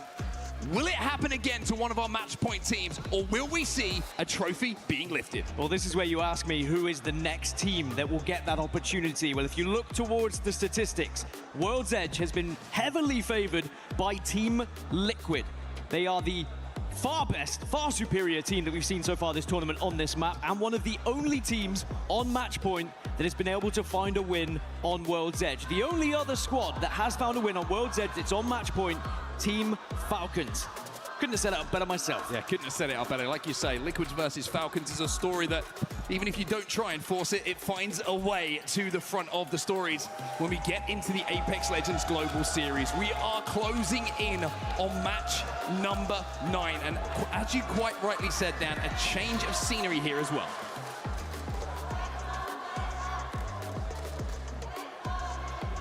The chance of one more game echoed around Paris, and it was delivered. The real question is, are we gonna see anyone step up to the plate? Also, I just want to correct myself. I did say World's Edge. We're snake drafting. It is gonna be Storm Point here, so I do apologize. And that changes everything, by the way, because the POI draft is even more interesting. Still apply when we get to World's Edge, but we'll stay on our topic of conversation here on Storm Point. Like you say, the snake draft takes us back through. But for Falcons and Liquid, you just can't get away from that storyline. Well, now I can tell you who's been good at Storm Point. Now I know what the map's going to be. Zeta Division have 3 wins so far this tournament on Storm Point. Vision have 2. Liquid have 2. So maybe they are going to be the 3 teams to keep an eye on going into this one, because all 3 of those teams are, of course, on match point. A total of 7 teams now with the chance to win this entire thing right here, right now. And as we're going deeper into the games, deeper into the series, Legend bands start to rear their head in a way that a lot of teams quite simply aren't able to prepare for. We're going to see some very interesting compositions. A lot of Bangalore in the lobby. Storm Point leans itself, of course, to the strengths of Bangalore. A little bit of Caustic in there as well. We've got Rampart, we've got Sparrow, Caustic as well, and a little sprinkling of Pathfinder as well. The compositions are getting wacky. And as for where the zone is going, one match point team is going to be very, very happy. That is Zeddy Esports. Yeah, Zeddy Esports with a fantastic priority to this one. Just checking to see whether they actually have a ring console to work with, though. That's going to be the real question. But Enter Force 36, they do at Launchpad, so they're going to move fast. Now, RRQ, another team who have found themselves on match point, have a little bit of a journey to go until they find themselves to the southeast side of the map here. Look at S8UL as well. They're moving pretty quickly. Perhaps they could be one of the teams that keep us going into match 10. Yeah, interesting. I don't think that Zeddy did have a ring console down at Devastated Coast, but the fact that Enter Force 36 haven't left and they're seeing teams arriving gives them the information that they are going to need to find a priority position to play. Look at some of the other teams that have a long way to go. Team Falcons over at Barometer. They've got to rotate to make all the way down to the south. Team Liquid, pretty good prio to this zone as well. As it looks like we're going to have a little pause here before we get back into the action, but just taking a little look at some of the other teams that have got to make a long way towards this zone.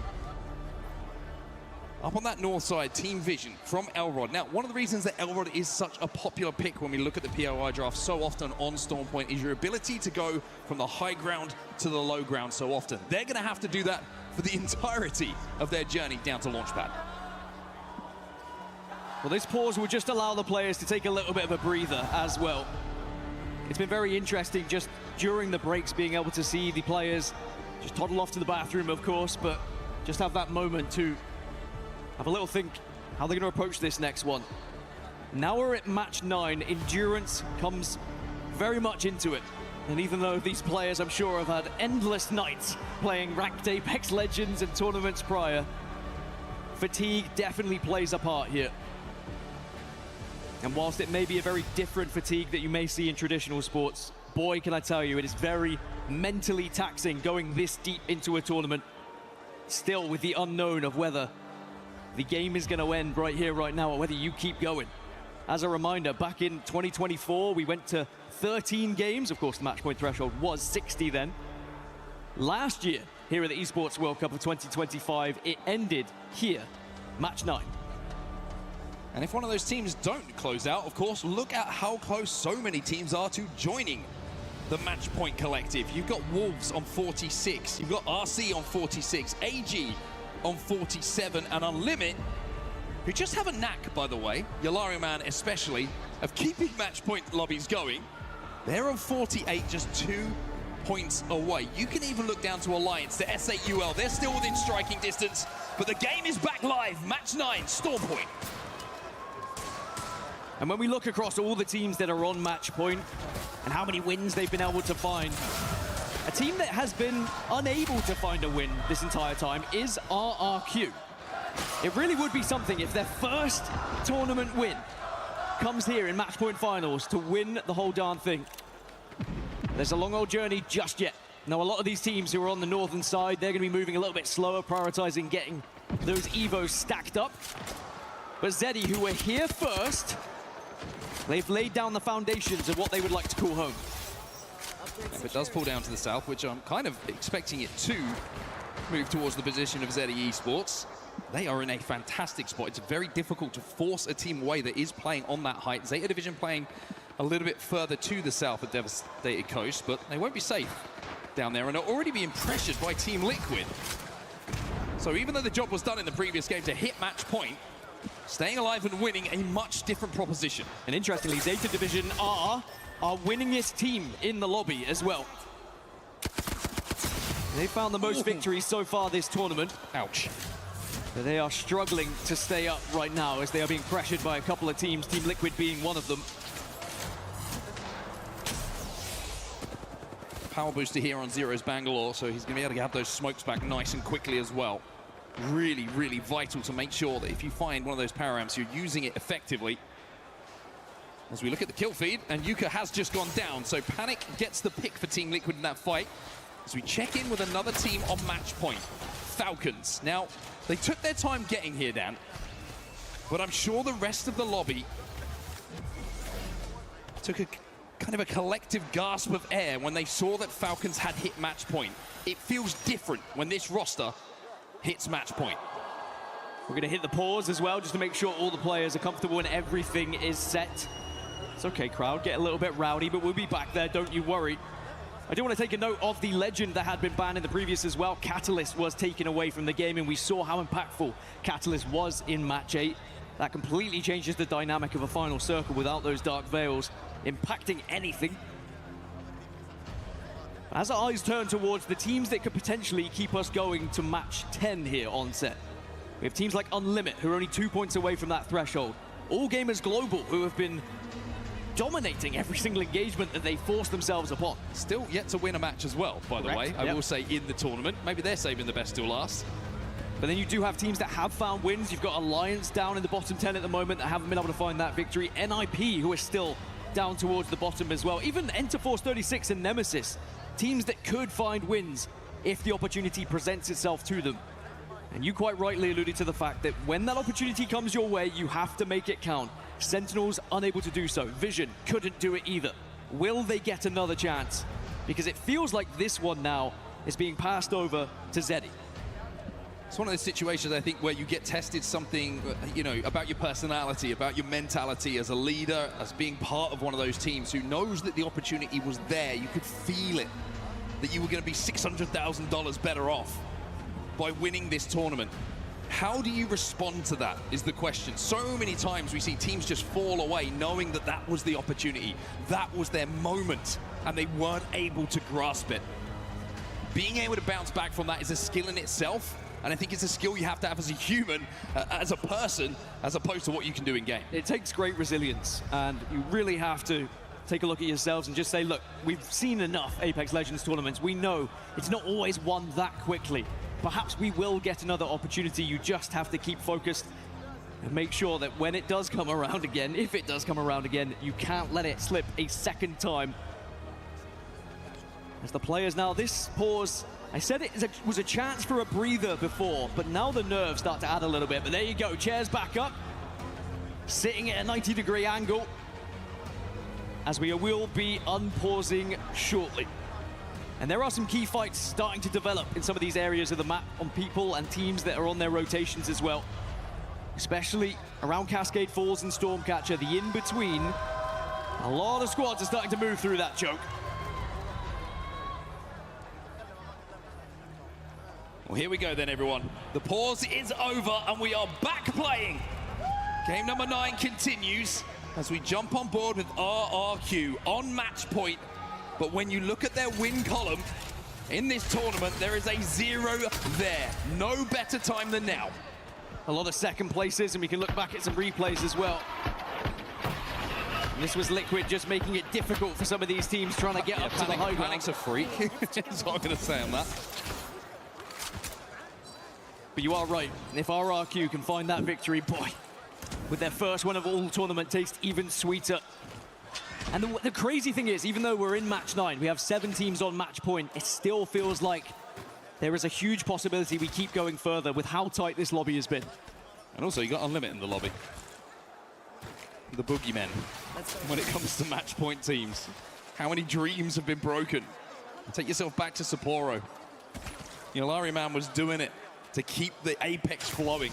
Oh, Limit gonna have to hit a portal here as they try and make their way through one of these chokes towards the waterfall, just outside of Launchpad. So Stevie's gonna be saying to his teammates, follow me. Things are safe over here, but the rotate in looking a little bit more difficult.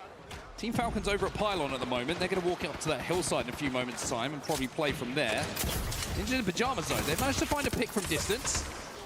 Tyler's going to be going down, but the fact that it is from distance, you don't expect that to be converted into a point. Falcons probably waiting to gain information from Pylon as well before they move. Get a little bit of extra info of where that zone's going to be going, but I think a couple of other teams were thinking the same thing, so Pylon might become contested shortly. It's For Fun who were on the receiving end of this damage previously, but they've been able to stabilize, and they can sit here for a little bit, as NIP do not force the fight. As our aggressive All Gamers Global start to move through the map. And who's going to be their next target? Unlimiter on one side, Wolves the other, as the Phase Dome comes out for a rotation.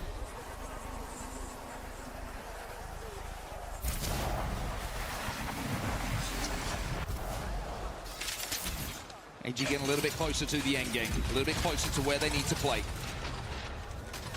Having the Rampart in the composition as well is going to allow them to get a little bit of cover down to play these rocks a little bit more successfully, and almost as importantly, defend it by getting that little bit of extra damage that's going to be coming from standing behind those walls. Elite Esports down on the southern side. Now, they're going to have to go through Team Liquid if they continue to wrap towards Echo HQ. As Alliance take a more direct route from the Pylon side over towards Dev Coast. They've obviously got the ability to see where some of these players are going to be as well. So they can pick and choose where they want to try and set up for this end game, but actually they are transitioning outside of the zone now. It feels like there wasn't enough playable space for them, so they're going to go the hard way, and it's going to be underneath Zeta, because that is not in zone. Neither are Team Liquid. I hope for a couple of ult excels, you would imagine, to try and get that Falcon back, to try and get it off a little bit later. That's what we're looking at. That's where the zone is going to be going. That's where our teams find themselves as the zone closes in behind them. RRQ over at Barometer, they've got a lot of work to do here from a long way away from where this end game is going to take place. So Zeddy Esports had priority to zone. They find themselves in a good spot. Enter Force 36 in a good position as well. Team Vision starting to make their move from the north after they gain the ring information from Command Center. But their path in, unless they decide they're going to go up into the sky as well, they're going to get held out by the likes of AG Global. Evac towers are very much needed for some of these teams, especially those who are obviously not running the Valkyrie.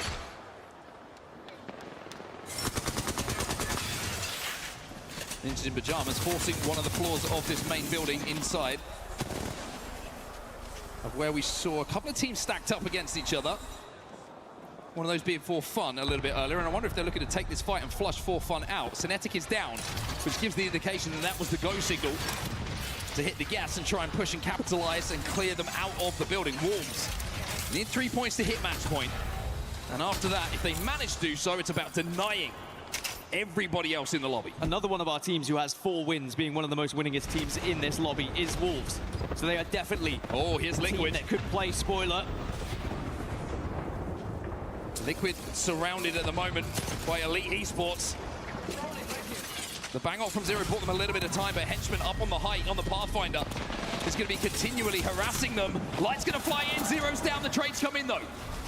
Henchman's going to peek, goes back up to that high ground, as Panic and Sykes have to try and clutch a 2v2 to keep Liquid in this game. It's all up to you, Panic. Henchman versus Panic. Kind of still alive as well. Panic has to try and get out of this situation, and I don't know if he's going to be able to. 1 HP, Liquid staring down the barrel. Liquid are gone. A match point chance slips through their fingers. As Elite are winners of the group stages, the dominant force that almost hit 200 points from the group stages. Maybe they'll be the team to keep us going. As Vision now, they continue on their journey. I said it was potentially going to be a difficult one. They actually went for a full wrap on the eastern side. This is a Zach Mazer special. And now they can gain a little bit of info via Sparrow if they would like, and it's E36 who are going to be the target. I said E36 were in a good spot. Vision might take it away from them. Well, Caustic in the composition is going to allow them to force the space themselves, and the Skynade from Carter is going to create the opportunities for them to take even more space here. Ninjas in pajamas, though, you've just pointed, they're wrapping. Carter is watching their back, though. And all of a sudden, Vision under pressure from 2 sides. They are pinched, and Zach is so weak. They had the info from the Sparrow arrow. They saw it get triggered. and they suddenly panicked and turned around, but they have been able to stabilize. And actually, I think with the arrow hitting NIP, they've decided to back off. It's not worth taking that fight. It would have been a very difficult one to win, as Vision now will be able to hold this spot, but it means Enter Force 36, of course, reset. We call that a Sparrow arrow, where I come from. Elite now moving onto RRQ, and RRQ have lost Easy Flash. And it feels like Elite at the moment are taking up the mantle of giving us some more Apex. Strafing Flame left on his own. Strafing Flame trying to survive. Can't jump into the void. The only thing it looks like he's going to be able to jump into is the spectator screen. As he is the last chance for RRQ to stay alive. Jumps into a portal after jumping in the void, but RRQ have gone next. The match point teams are falling like dominoes. The Grim Reapers of the lobby are Elite Esports. Are they coming to life at just the right time here? As Zeta Division have also lost one. Alliance are starting to press them here, but a lot of damage has been done back. But they're without their star boy, Yuka, right now. Yuka down, it's time for Mike and Satuki to take the front seat. To stand under the spotlight here for Zeta Division. Alliance are flooding though. Nothing they can do. Another match point team is out. They are dropping like flies, but now we have to take a look elsewhere on the map as Team Falcons are also being pressed. GK trying to rip another match point team away from this lobby. Gil gets the knock. House should be able to reset here and get this backed up. Gil's trying to hold. Gil gets taken down even though it hits Flesh. All of a sudden it's a 2v2 here. Armor advantage still in the hands of Falcons. And that's GK done. Falcons win their most important fight of the entire tournament so far. So they are resilient. Nemesis are here. Nemesis are here though. Do they know? And perhaps they may be on the run. Yes, Falcons are going to run. They've got word that there's going to be another squad. Position here. I do also want to congratulate Waltzy on his 1,000th career assist with that one as well. But I'm sure right now he just wants to know, are we going to survive? One team at the moment who is in prime position is one of our match point teams. If you're wondering who it is the team that no one was talking about. ZE Esports are bang center of zone. And what a story that would be. That being said, Vision are also on the eastern side of zone. Alliance are there as well to try and disrupt things, as well are the Grim Reapers, Elite Esports. But Falcons survive for now, but sadly, Nemesis are very much holding them here. This could get ugly. I don't really know what Falcons can do here. Elite Esports have been eliminated in the meantime. Falcons have to force it. Has to be a straight 2v3.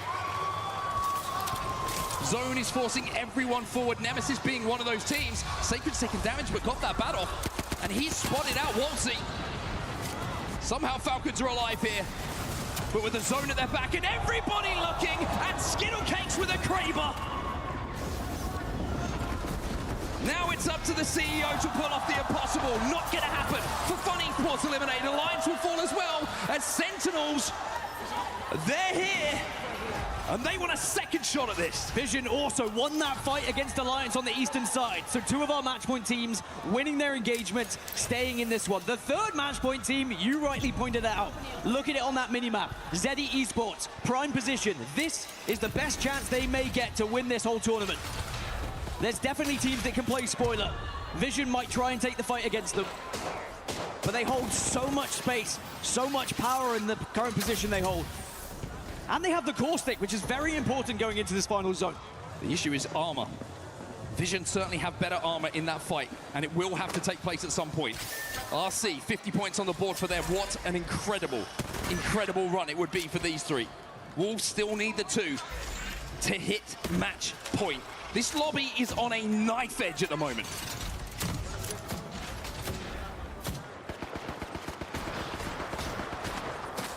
As Nemesis just try and scout out, see if there's anywhere they can go. All the meanwhile, RC did hit match point. They crossed the 50-point threshold, and as you mentioned, Unlimit are 1 point away. Wolves, 2 points away. AG, 2 points away. If it doesn't end here, we may well have 10+ teams on match point going into match 10. Sentinels aren't safe in this building. They are going to have to work their way forward. And S8UL, I think, are inside of the little bunker underneath the bridge. Fon's going to line up Sheila. Caustic Ult goes in. That's going to hurt Sentinels. S8UL trying to give us some more Apex Legends here, but it looks like Fun and Blixer, even though Monsoon is down, have found a corner to reset because AG are now moving in. They need the points to hit match point. AG smell blood. They're trying to push red on Monsoon. Monsoon. Maybe Sentinels can reset. They will. And they are in zone here. Sentinels live, but they're being pitched. They are being pressured. The Thermite is searing. As Blixer tries to force away SAUL, it's not going to happen. Fun asks for a little bit of help from Sheila. But down to 2 now. Deathbox res, Deathbox res, Deathbox red, no! The Sparrow ult will deny it. But maybe you can get that Rampart wall down and go for it again. They want Blixer back in this game. They're sticking this one. SAUL are terrified of AG. They don't want to push. Blixer, he got back in the game, but he was taken down almost immediately. But he might be able to crawl to the loving arms of his teammates. And Force 36 are eliminated in the meantime. Sentinels will not die. They do not want to let another opportunity pass here. And they have defended so well as Reject do go down. But remember, they did cross that match point threshold. Unlimit just hit 51 as well, so they will also be eligible if we get there. Ascend make their move. Can they find somewhere to call home? They're yes, safe. They are safe for now. But now they're being pressured from the team on the staircase. That's going to be Unlimit, who are looking to take another scalp of a match point team. Over to the other side of zone. This is Unlimit staring at Sentinels. That building that Sentinels currently reside in is broken. It is bruised. But that's been the story of Sentinels' game for the last 60 seconds, and they are still standing. And most importantly, Unlimit still standing as well. They were the ones who stopped Sentinels winning last time, and they might just do it again here. Fun's gone down. Sentinels quite literally with their backs against the wall. And AG Global swinging onto the Monsoon. It's a last stand from Sentinels. Monsoon pops the bat, but it's not gonna be enough. Another match point team will forwards. AG hit match point. And we are down to just 2. It's Vision make their way in, but Zeddy, they've lost 2. It's Vision who actually got the KP. Zeddy are down. It is just Vision, and they only have 2 remaining. The IGO is down. Carter's in the void. And with Lota, the last man standing.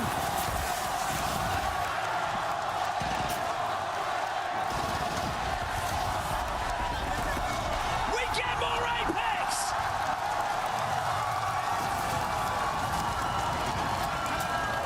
We Vision are out to match 10 as Vision eliminated. All of our match point teams are gone, but now it's about, can anyone else reach match point? We turn to NIP and to Nemesis. If they can put a win plus kills on the board, maybe they'll join the rest of the lobby. We are going to have 11 teams on match point as it stands, as Cole taking damage. Under pressure, but can get those barrels out, which might just help them reset. Cole's down, Ninjas in Pajamas eliminated. 4 squads remain. Wolves down on the low ground. The only team right now who is not on not match point eligible, I should say, is Nemesis. Is Team Nemesis. And they're about to get absolutely peppered here. Whew. Strap yourselves in, folks. Match 10 on the horizon.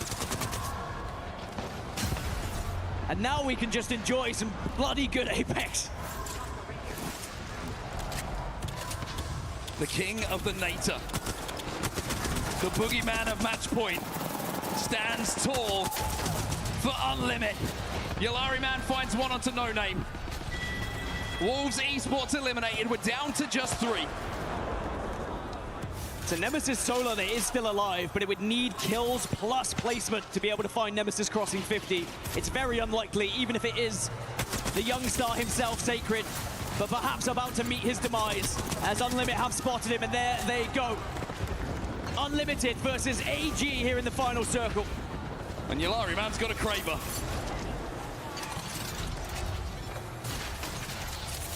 It feels like we're primed for an unlimited win, but if there's one team who likes to pull things out of the bag, it's AG down on this low ground. But Yolari, man, with the Stinger bolt, flushes out AG, claims another victim. And I wonder if he's going to go for something fancy here. Put on a show for us. Hold your breath. No access in the Kraber. He's going to have to reload. Yanya down. It's Unlimited's time to celebrate as we keep this tournament going here in Paris. Unlimited do it again. And it just felt like we were always going to another one with how those match point teams were dropping over and over again. They were being hunted down, it felt like, almost as if they had a target on their back. But as the entire arena once more chanted one more game, that's what they're rewarded with here, and what everyone watching at home is as well. Being treated to more Apex is only a good thing. Wherever you're watching right now, this is Apex Legends. And this is match point. It never disappoints. And now, heading into match 10, we will have 11 squads on match point. Over 50% of the lobby with a chance to win this tournament here. But we still have teams like Alliance, Nemesis, Elite Esports, Ninjas in Pajamas, S8UL, Gaming Gladiators. I could name them all because they could all keep us going to match 11 here. Incredible. Absolutely incredible. At this point, you think we'd be used to it, but you never get used to it. It always surprises you. They're the match results that we've just seen play out in front of us. Unlimited on top, 21 points for them, 9 KP alongside the 12. AG Global got the points they needed to hit match point, but they're in red. They are your match point teams. Or at least some of them that went down extremely early in that game. Look at all that red. So much match point teams, we have to go to a second page just to see them all. I mean, as a viewer, as a fan, as a commentator, this is all you could ask for. Because it is the unknown. It's how far will we go? Who can seize that opportunity? Whether it is a fortunate zone pull or whether it is making sure you clutch up at that very moment. Only one team gets to lift that trophy. Well, not that one, that's the key. Well, everybody is waiting to see who is going to lift that trophy. And we're going to have to wait a few more moments to find out. The ALGS Split 1 playoffs at EWC 26 will continue after this. We book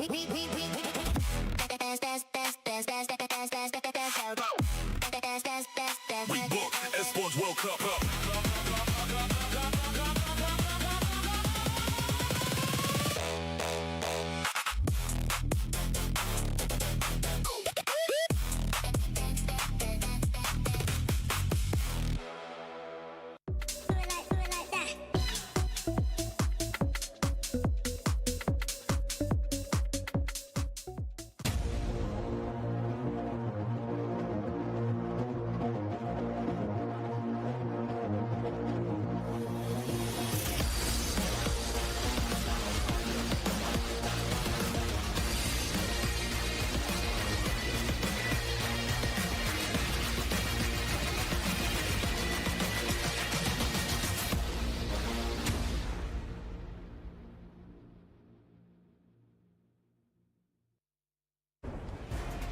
Limit gets a chance to step up and get that win. And with that win, they pushed themselves all the way up to third place with 69 points. But we actually have to rewind this night because on game 7, it felt like Sentinels was going to be able to win, but we were talking about teams changing their playing style. It seems like that's what happened with Sentinels. Yeah, I mean, Sentinels put themselves in an insane position to win the game, and all they had to do is they played passive. They only led with 2 kills. That's what they wanted. They had the spot to win the game. game, and I don't know what went wrong. They placed a portal, and it seemed like things just went chaotic. I think it looked like Monsoon might have gotten kidnapped by his own teammate. At one point, he took it, they got eliminated, and we have not seen them play the same since this last game. They were in a great spot. There were some open spots in front of them when they saw the zone pull. They couldn't move forward. They decided to sit still. They didn't clear their back. They could have taken the room right next to them that we saw them trying to fight for over and over and over with Rampart, and it just seems like they're starting to play a little passive. They're trying to be reactive. They are reactive instead of being proactive, which is what you need to win this tournament. I mean, we've seen people doing too much, and we've seen people doing nothing and letting the game play them. You need to find that sweet spot between making it place at the right moment, because at some point, people are just flooding in from the same side. Everything is collapsing. It was like 5 teams from the northwestern side, and at that point, you're just getting shot by absolutely everybody. And I mean, Team Vision has been able to position themselves really good in the zones. They just really haven't been able to close it out. But this squad, if they were able to close it out, they would end the day with 3 wins, which is honestly, it's insane considering teams like RRQ haven't even gotten a win yet. Yeah, I mean, you find these teams, they have their opportunity to win it on match point format, and I feel like I've said this in the past, you get one chance and one opportunity, and if you haven't taken it, you know, such as Sentinels, even Team Vision, like you have this opener to win it all, but now I think the pressure and everything like that is setting in for these teams, and I'm kind of with the crowd though. One more game, one more. Look, and I did say 14 matches, and what did you guys say, 8, 7? I said 9, I thought that was 9. I said 8 to 10 is what I said, but that's like a broad. That's like a 90% hit rate, so it's a little bit too much to say 8 to 10. But yeah, it's definitely, it's going to go on for a while, but 11 teams out of 20 is now on match point. And I think, honestly, I said it in the room as well, I think Falcons might take it. I don't know. I'm just feeling it. I'm feeling it. It's coming. I don't know why. It's just there. It's going to soar. Yeah, I mean, usually you have those players being able to step up. We saw the passion out of Imperial Hall earlier on today, too. Is that one of the reasons why you think, especially going into the 10th match, that Falcons might be able to take it? Yeah, I mean, we always say it's like all of these people are under pressure, and nobody in this entire, well, not counting other games, of course, nobody in this lobby right now knows pressure as much as Hal does. He has had a target on his back the entirety of his career ever since the old days. And if anybody knows how to do it during these stressful moments, it's him. Yeah, I think something to point out from, honestly, what we've seen so far is every one of the teams that has been on match point, you know, the Zeddies, the Zetas, all these teams have had a circle that has put them in a position to win the game. Vision had a great spot that last game, and everyone's collapsing on them. Falcons, back-to-back games they've been on match point, have had to go across the entire map. They've had to fight their way, and they have not been in a position to actually get a zone to put them in it. So I think that's the last thing you want to do. You don't want to give them an inch because they will take it all. Okay, graceful with the Falcons pick right there. How about you, Lace? Out of all these teams, and there's still one more in the second page, what do you think is going to surprise us here in Game 10 and maybe close it out via match point? Yeah, look, it needs to be Team Vision. You know, I feel like they are setting it up for this right, and we've heard it from Zach himself. Like, this is their moment. They are setting in. But I also just have this sneaky suspicion Wolves Esports might be tickling on up in there. And the reason that I do say that is because they were obviously super proactive in the start of match point format, and then they have that little break. But this is the snowball team I talk about. Now that they're getting their footing again, no name gonna go crazy. I mean, previously in 2024, we ended up going to 13 games. You can tell Alliance is close by. Some of the other squads are close by. You were talking about players, Graceful, in regards that are used to this kind of pressure. One player that comes to mind, Snipe, has to be Zero, and they are also a team that's been in match point. Yeah, I mean, Team Liquid, they had a slow start. They were 19th, and they had some really, really, really good games back-to-back, and it's put them in a position. But we saw it in that last game. It just seemed like there was something that they weren't as on point. That team fight that they had really didn't go as well as it could have, but there's never a person to count out like Zero. You don't want to ever count him out. He's had so much success. This is just one event that he doesn't have under his belt, and it would be an incredible accolade to add to his list of already massive achievements. Yeah, I mean, it will be insane, right? EWC being able to get those 600,000, and not just that, get those points for Team Liquid in the club championship. Out of everything here, okay, since we have already passed some of our guesses in regards to how many games we're going to be going with, yours we haven't passed yet. But now, Graceful, is it going to be this next match that we're going to see it in? Yes, 100%. 11 teams are on match point. It's over. It's over. You just want to be able to sleep so you can look. Bro, I got my shuttle in like 6 hours, bro. I gotta get on a plane. Snipe, how many games do you think it's going to go? One more game. One more game. I'm ready. I think we go another one. Oh, yeah. I don't think it ends here. I think we go at least one more. Okay, well, if that was to happen, you would have teams like Alliance that I mentioned earlier, Elite Esports too. Remember how consistent that squad was during groups? They could find some kind of opening to maybe take it one more game and then get into match point. Yeah, Seven, there's just insane teams in this entire lobby. So, you know, I know Graceful will get on a plane, but like there are so many opportunities for these other teams to win. You know, we are used to seeing like about half the teams getting to match point format. I mean, this is kind of nice seeing 11 in this sort of standings, but there are so many, you know, great plays that are yet to come, and numbers not one more game. Well, one team that just made it to match point and going into the next match, they could end up winning it all. It could be Wolves. Remember, No Name was able to step up in a big way for them in survival.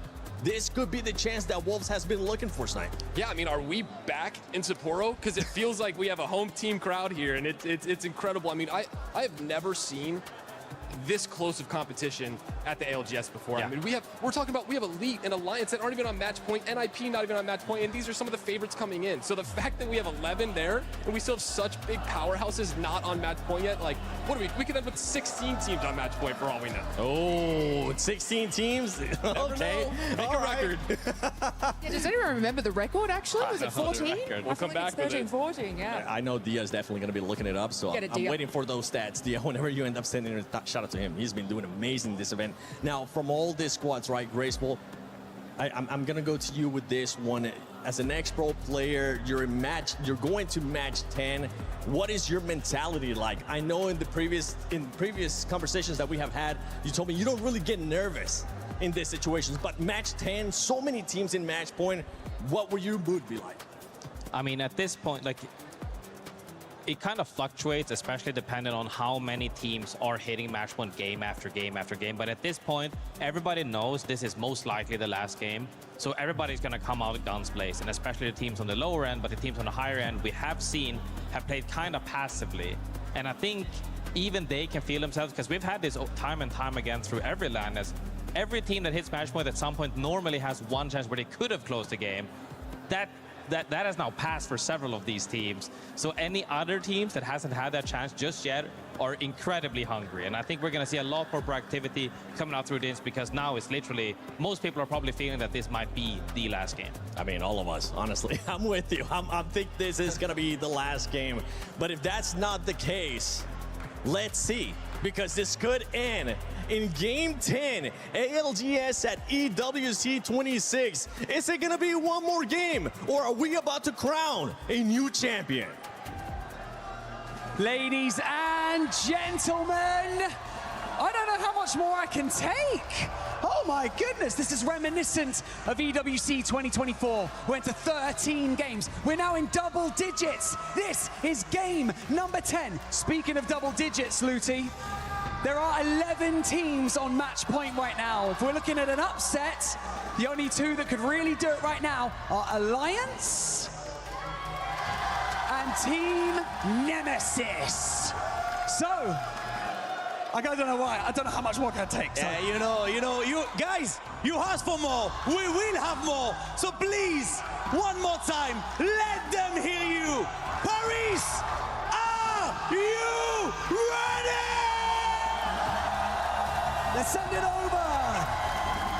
We're now going to send it over to our casters to take us into game number 10.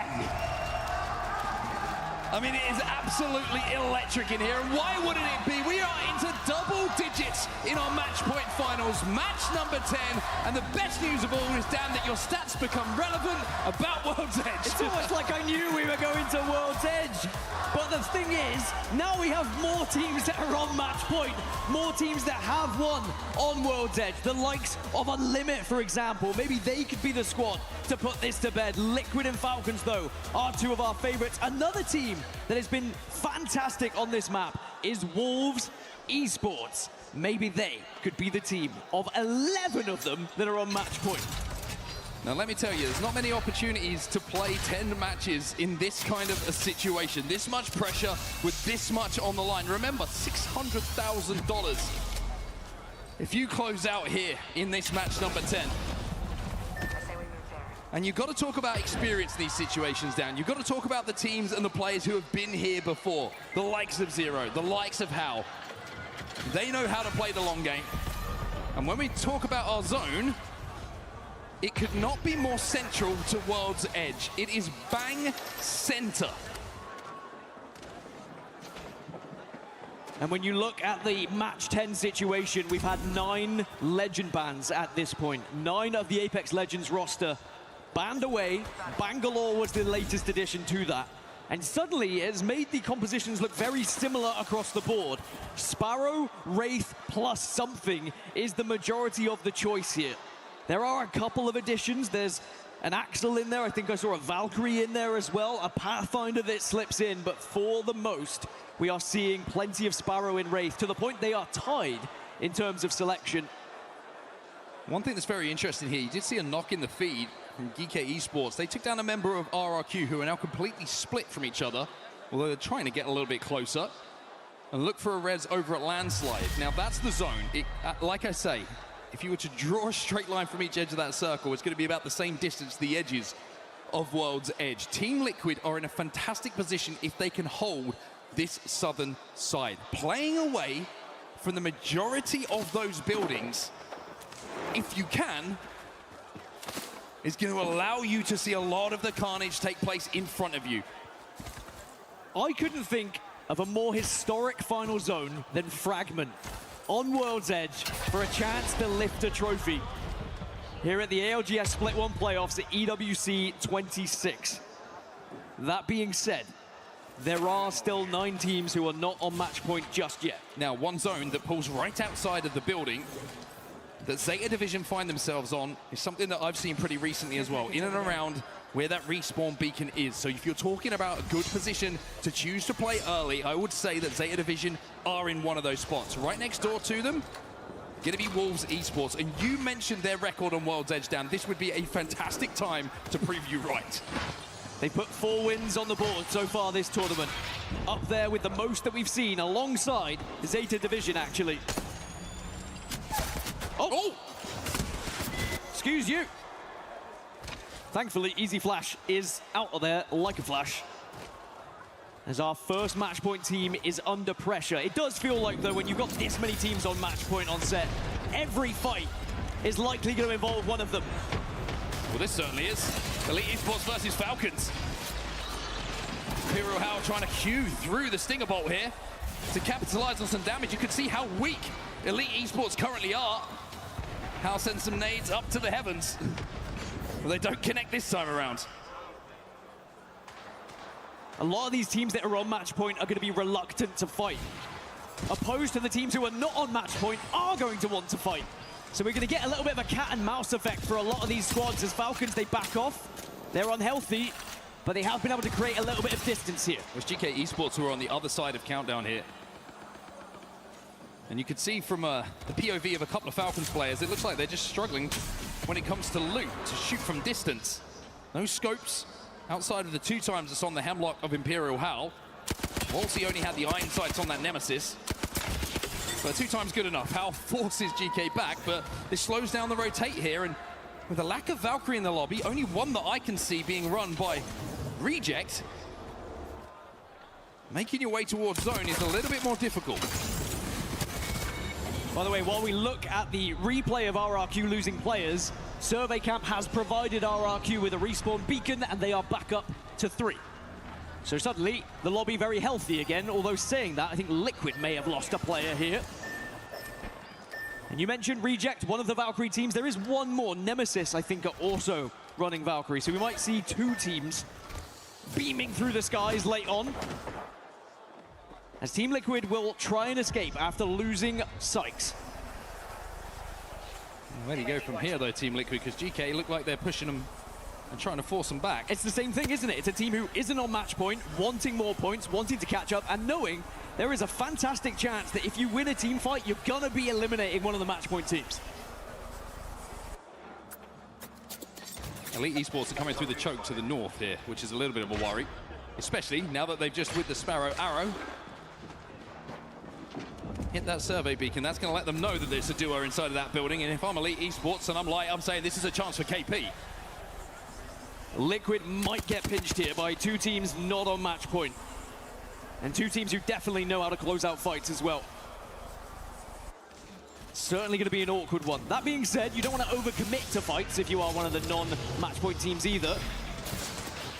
But with the amount of sparrows in the lobby, by the way, there is going to be so much information gained on those rotations if you do not avoid those arrows that are laid down. That's helpful to find on the floor. Little nitro gate helps to rotate into zone to try and get your teammate back and be a little bit quicker. Now, I said it was central, it's staying central, and we are going to continue essentially with a very predictable zone and where people are going to play. There's a lot of buildings to play, a lot of floors to play, of course, in Monument and the Fragment side.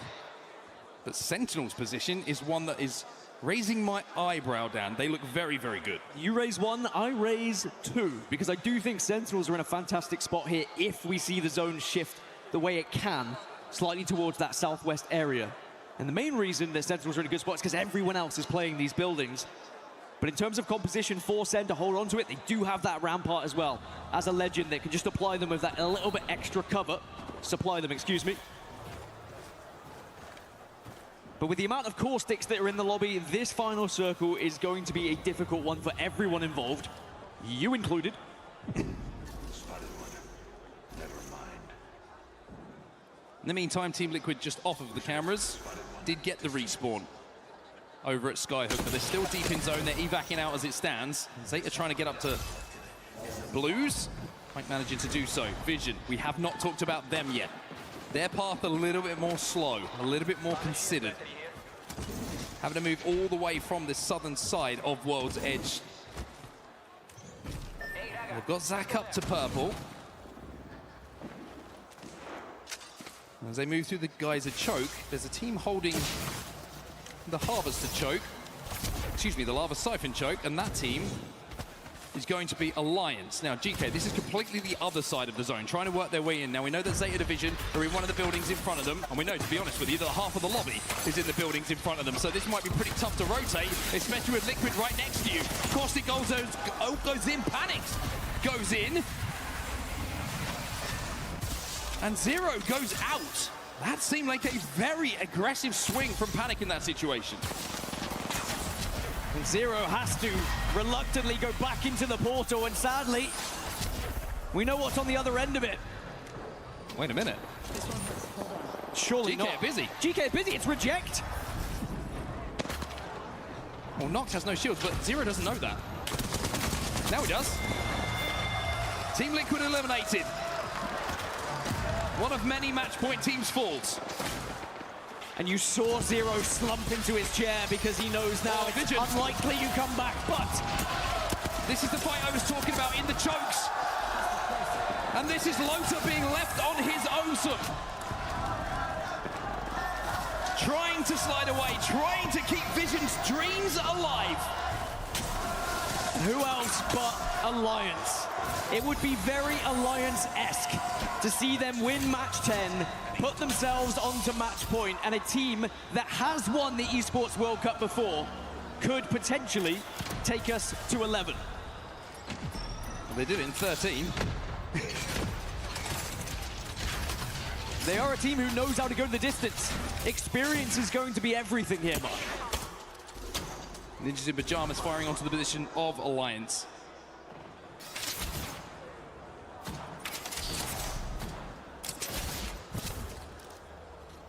Alliance do have to move in a few seconds' time, but they should be just about safe, but the cover is a little bit of an issue, and Ninjas in Pajamas want to hold them out. Vane's got his attention elsewhere, though, onto SAUL. Yep. Who are now forcing themselves back through the choke. Lota did survive, by the way, as he's wrapping his way towards a crafter.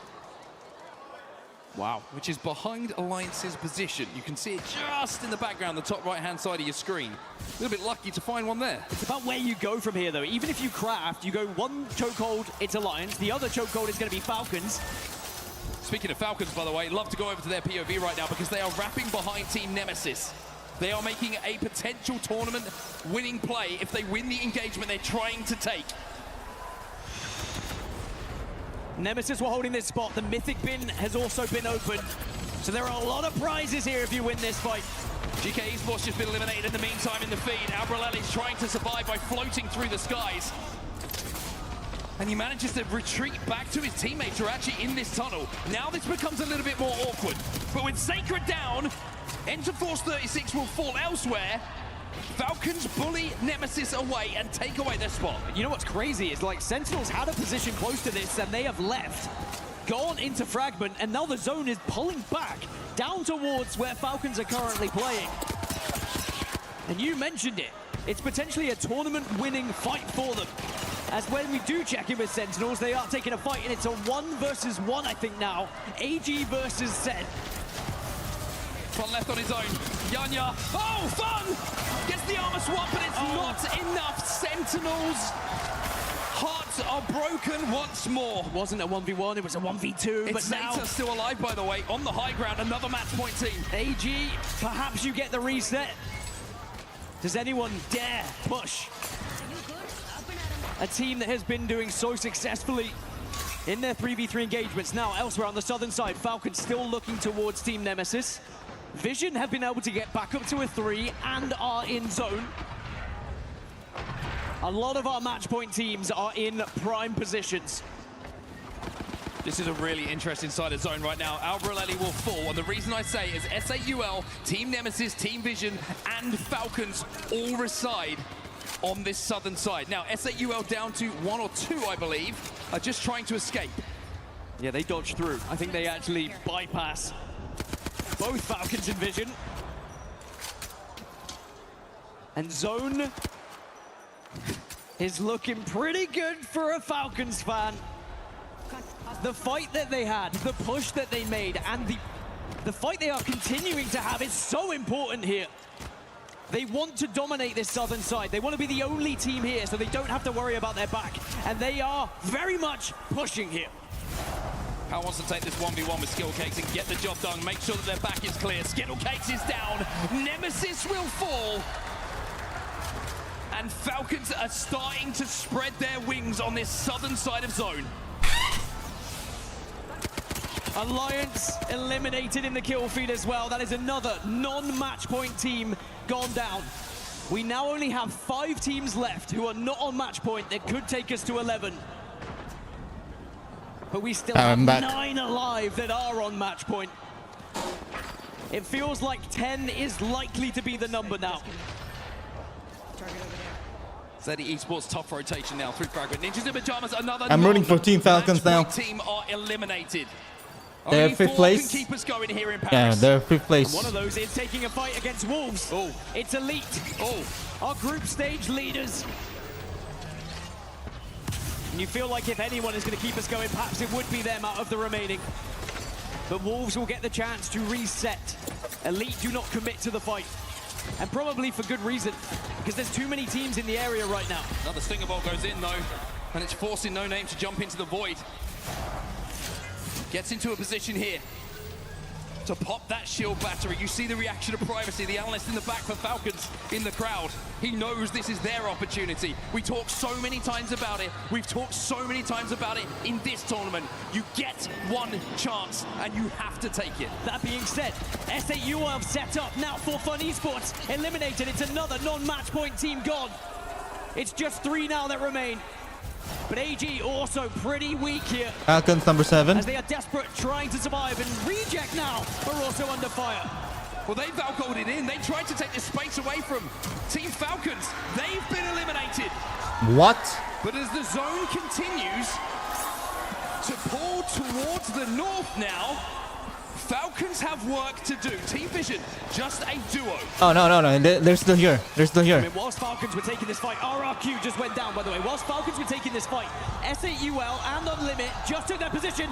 Elite are out. GG are out. It is only SAUL are out. AG Global eliminated. Is it UL? But who is going to claim the title? Okay, he's dead. Split 1 playoffs champions at EWC. Lota on his own. And boy, must it feel lonely for this young man right now. Pops a couple of shield cells and a syringe or 2 to get healthy. Now there is a crafter,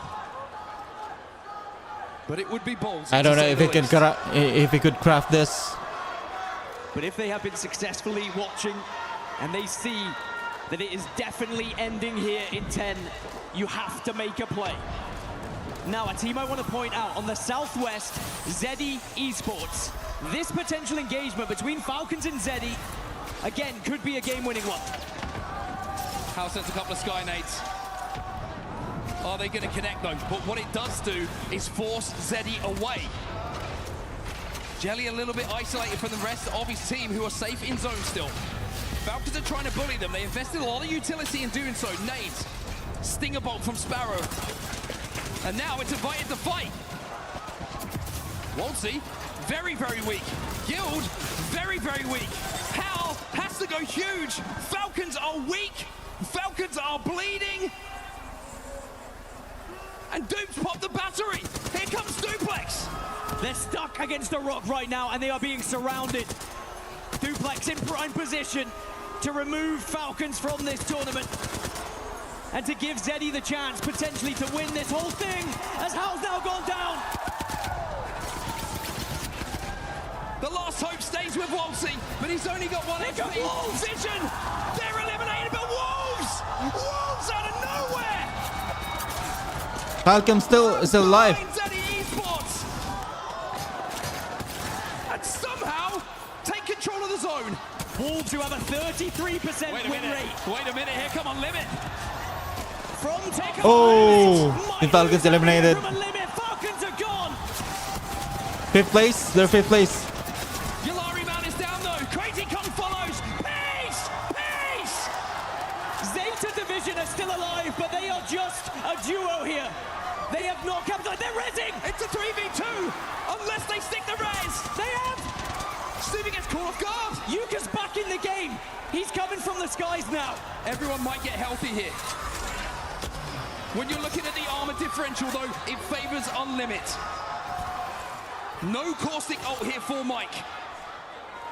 Is this the moment that Yuka has been waiting for? Or will Unlimit, who have been known to keep the tournaments going, finally claim their moment? Falcons currently on 65. For Yuka, the star boy of Apex Legends, for his region, probably in the world.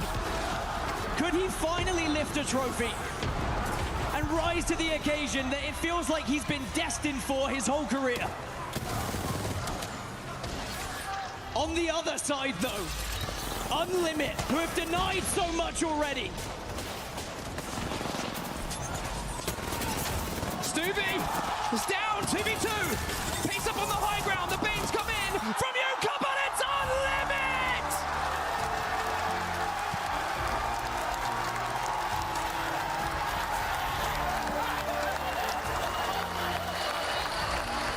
The team known for keeping us going, giving us one more game, deleting match point teams, are now the champions of the AOGS Split World Playoffs at the Esports World Cup 26.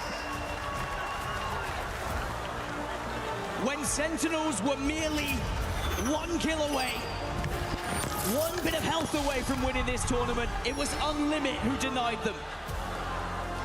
And then when we moved into match 8, again we saw Unlimit deny the rest of the lobby.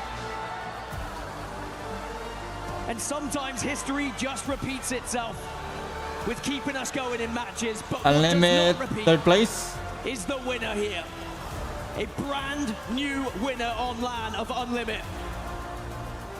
And what an incredible moment for all these young men. And not only did they win this last game, but they had the most points in the lobby as well. It doesn't always happen that way in Apex Legends. Unlimit slayed through that game. And what was a fantastic 3v3 engagement to win it all. Well, as the crowd pays their appreciation to every player on this stage and every team, we're going to go down to the stage right now because we need to catch up with Unlimit. Ladies and gentlemen, Unlimit are your champions. Dude, what peace. I've spoken to you multiple times this week. You've spoken about being uncertain, but feeling confident, and then showing up on the main stage. You've just won it all. How does it feel? I feel.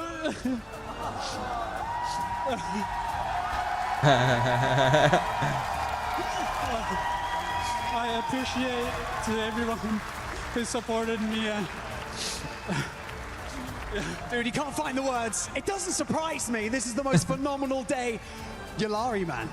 The boogeyman of match point finals. So many people have been saying it when other teams were in the final. They were in the match point threshold.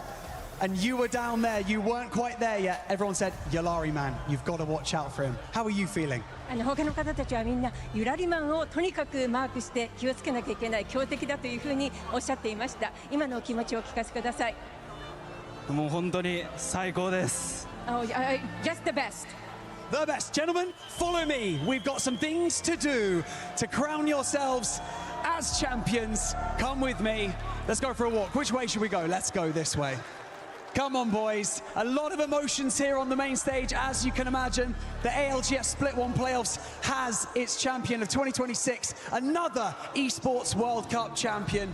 And oh is my that goodness, what a deserved victory. 11 teams were on match point.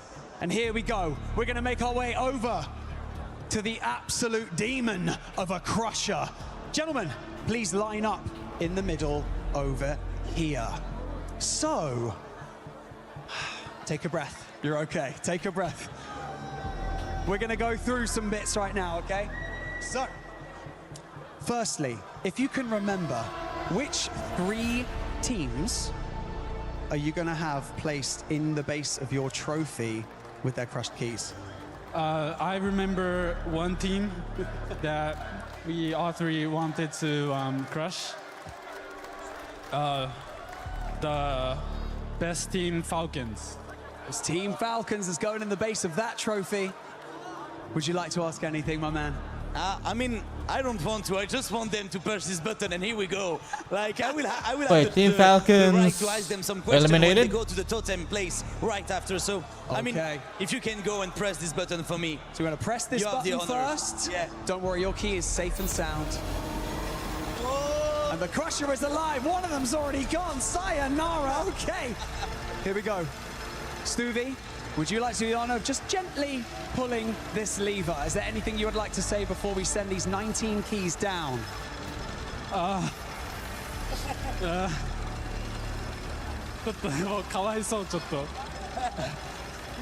They're the champion, man. Well, I feel sorry, pity for them because it's getting crushed. I feel sorry for them. You just beat them. You got this. Beat them, bro. Stuvie. 600,000. Let's do it. Pull that lever. Here we go. 3, 2, 1.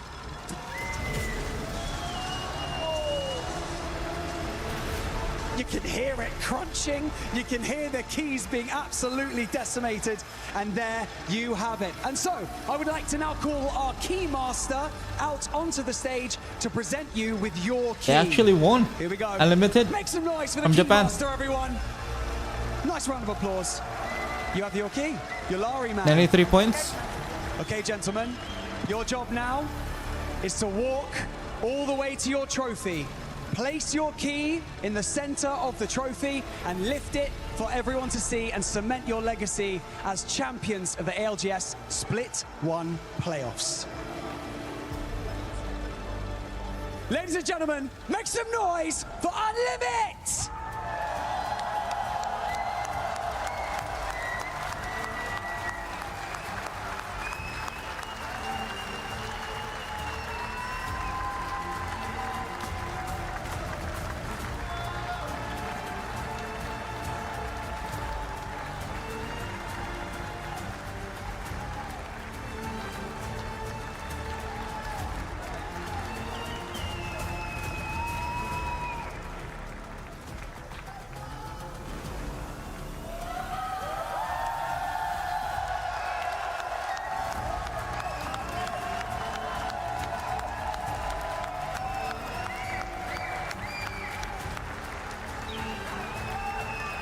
Unlimit, now is your time to lift that trophy.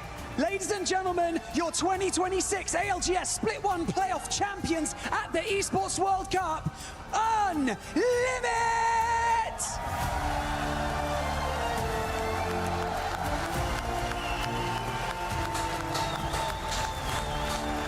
Then Falcons are only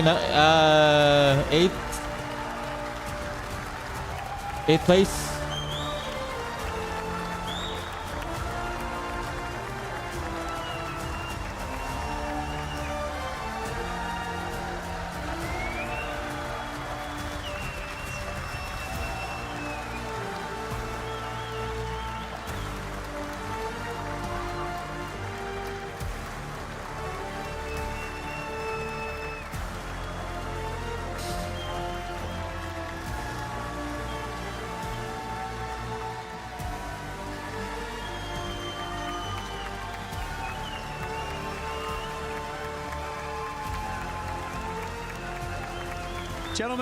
Gentlemen, I'm back.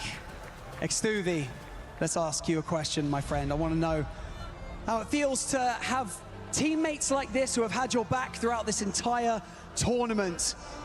How does it feel to finally lift a trophy of this magnitude, to win an event of this size, and to have your teammates backing you the entire way? このような大きな大会でずっとチームメイトと一緒に歩んでこられたと思います。そして常に背中を押されて守られてチームメイトと戦ってこられたと思います。今日この場を迎えて今のお気持ちをお聞かせください。ちょっと序盤ちょっと苦しんでムーブがあまりいいスタート切れなかったんですけど、ちゃんと俺の味方2人最強なんで、それ信じて頑張って。苦しい時もあったんですけど、それ乗り越えて優勝できたんで本当に嬉しいです。Well, I didn't start very good, but my teammates, two of them are greatest, and I was supported throughout. I am so glad I was able to win. We were able to win. Thank you so much. Yulari man, once again, the demon of Match Point Finals. Congratulations. Obviously, you've been in this ALGS community for such a long time. So many people have such high respect for you. Is there anything that you would like to say to your fans and your supporters out here who have supported yourself and of course the team Unlimit throughout this journey? ずっとおめでとうございます。ALG ではもうずっと長いこと戦ってきていらっしゃいます。ベテランでいらっしゃいます。ファンの皆様、そしてチームメイトの皆様、他の応援してくださっている皆様に一言メッセージはありますでしょうか。本当に自分たちを信じて応援してくれた方、本当にありがとうございます。Thank you very much indeed for everyone who believed in us and kept on cheering on us. Thank you so much. Peace, are we okay now? Yes, I'm a little bit calm now. You calmed down a bit. I asked you a question earlier, just saying, just try to put into words this feeling right now. Everyone cheering your name and managing to accomplish something so incredible in ALGS. Yes, I thought this was a dream at first when we won the last game, but the dream came true, and I appreciate everyone that supported me, my family, my friends, and Unlimited staff, and I appreciate everyone. Thank you very much. Ladies and gentlemen, let's hear it one more time for your 2026 ALGS Split 1 Playoffs champions at the Esports World Cup, Unlimit!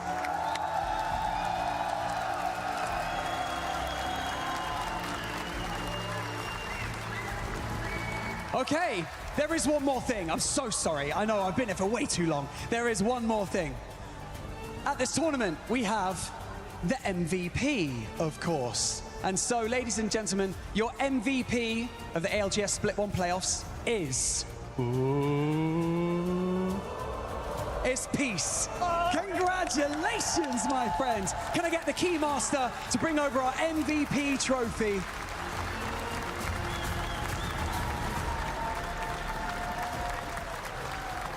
There you go, buddy. Lift it up for everyone. I think it's the whole thing. I think it's the whole plaque. In 3, 2, 1, give it up for Peace, everyone!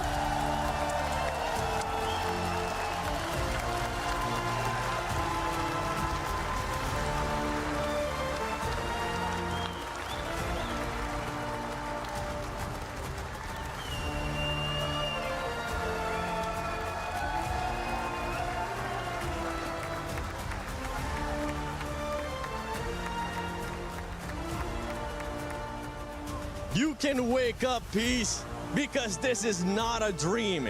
You are the champion of ALGS at EWC 26. And not only that, he has won MVP, Snipe. Yeah, I mean, peace, love, and EWC champions is the name of it. I am so proud of this team. Yulari Man has done his job so many times of keeping match point finals going, and for them to finally pull it out and get the win like this, we saw the emotions on the stage. We saw the emotion from the competitors. It is the best feeling that they could have, and we've seen it all on their faces. Yeah, I mean, it's really super Ladies hard and to not gentlemen, get one more time, we'd like you to lift this trophy. So Yulari Man, come over here, grab that trophy. Ladies and gentlemen, it is your champions one more time, Unlimit!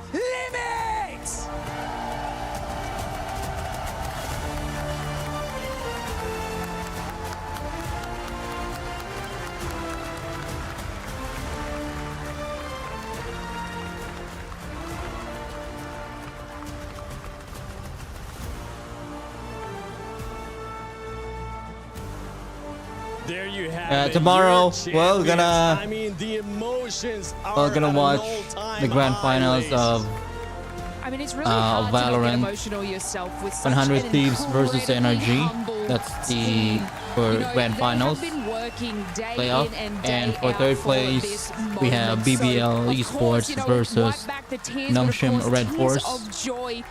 And just to see And them what else? What have else? an incredible performance throughout Okay. match point Apex, format that's as done. well. I thought Sentinels was going to take it home in game number 7, and we sort of counted out Unlimit at that point, Dota. winning that game. Obviously winning a second game and then this winning is the also thing grand overall. finals, right? Yeah, from the beginning we were talking about consistency, Graceful. This squad, I mean, when it came to World's Edge, Dota 2. they ended up winning 2 out of the 3 matches that we played today. That's exactly what you've been looking for. I mean, even seeing them at the Crusher is almost poetic, because do There's a you group know stage. how many teams they stopped? Okay, we have to the win grand this whole finals would tournament? be on It July is 19th. absolutely So crazy. tomorrow They are they have always been stopping teams in general, and we now, have once they climb that mountain, really mountain, as we saw, Terror literally Vision that versus last team, Team like Spirit. 5 teams fought for God's spot. Mouse They are versus the ones who ended on VC the high Gaming. ground, and they took everyone down. RKX So many or teams that we thought were Reconnect going to win here. You know versus what? Let's send it to the Nemesis. totem for the champions. One Win versus Yandex. You have to choose and now. You OG already versus choose it, maybe? Virtus So which one Virtus do you Pro. want to go into trophy? There is Falcon, So, Alliance, Theta Division. Which one? Dota. Crush? No, it's already crushed Different now, only but it screen. will be helping to forge your trophy.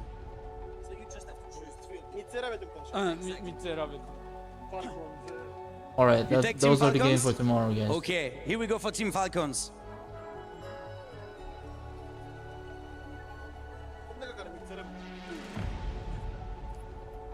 Shut.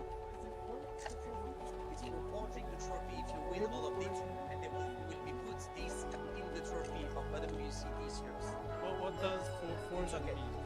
It's okay, it's forged.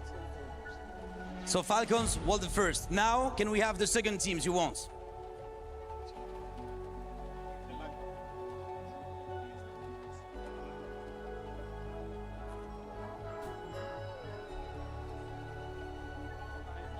You take Alliance.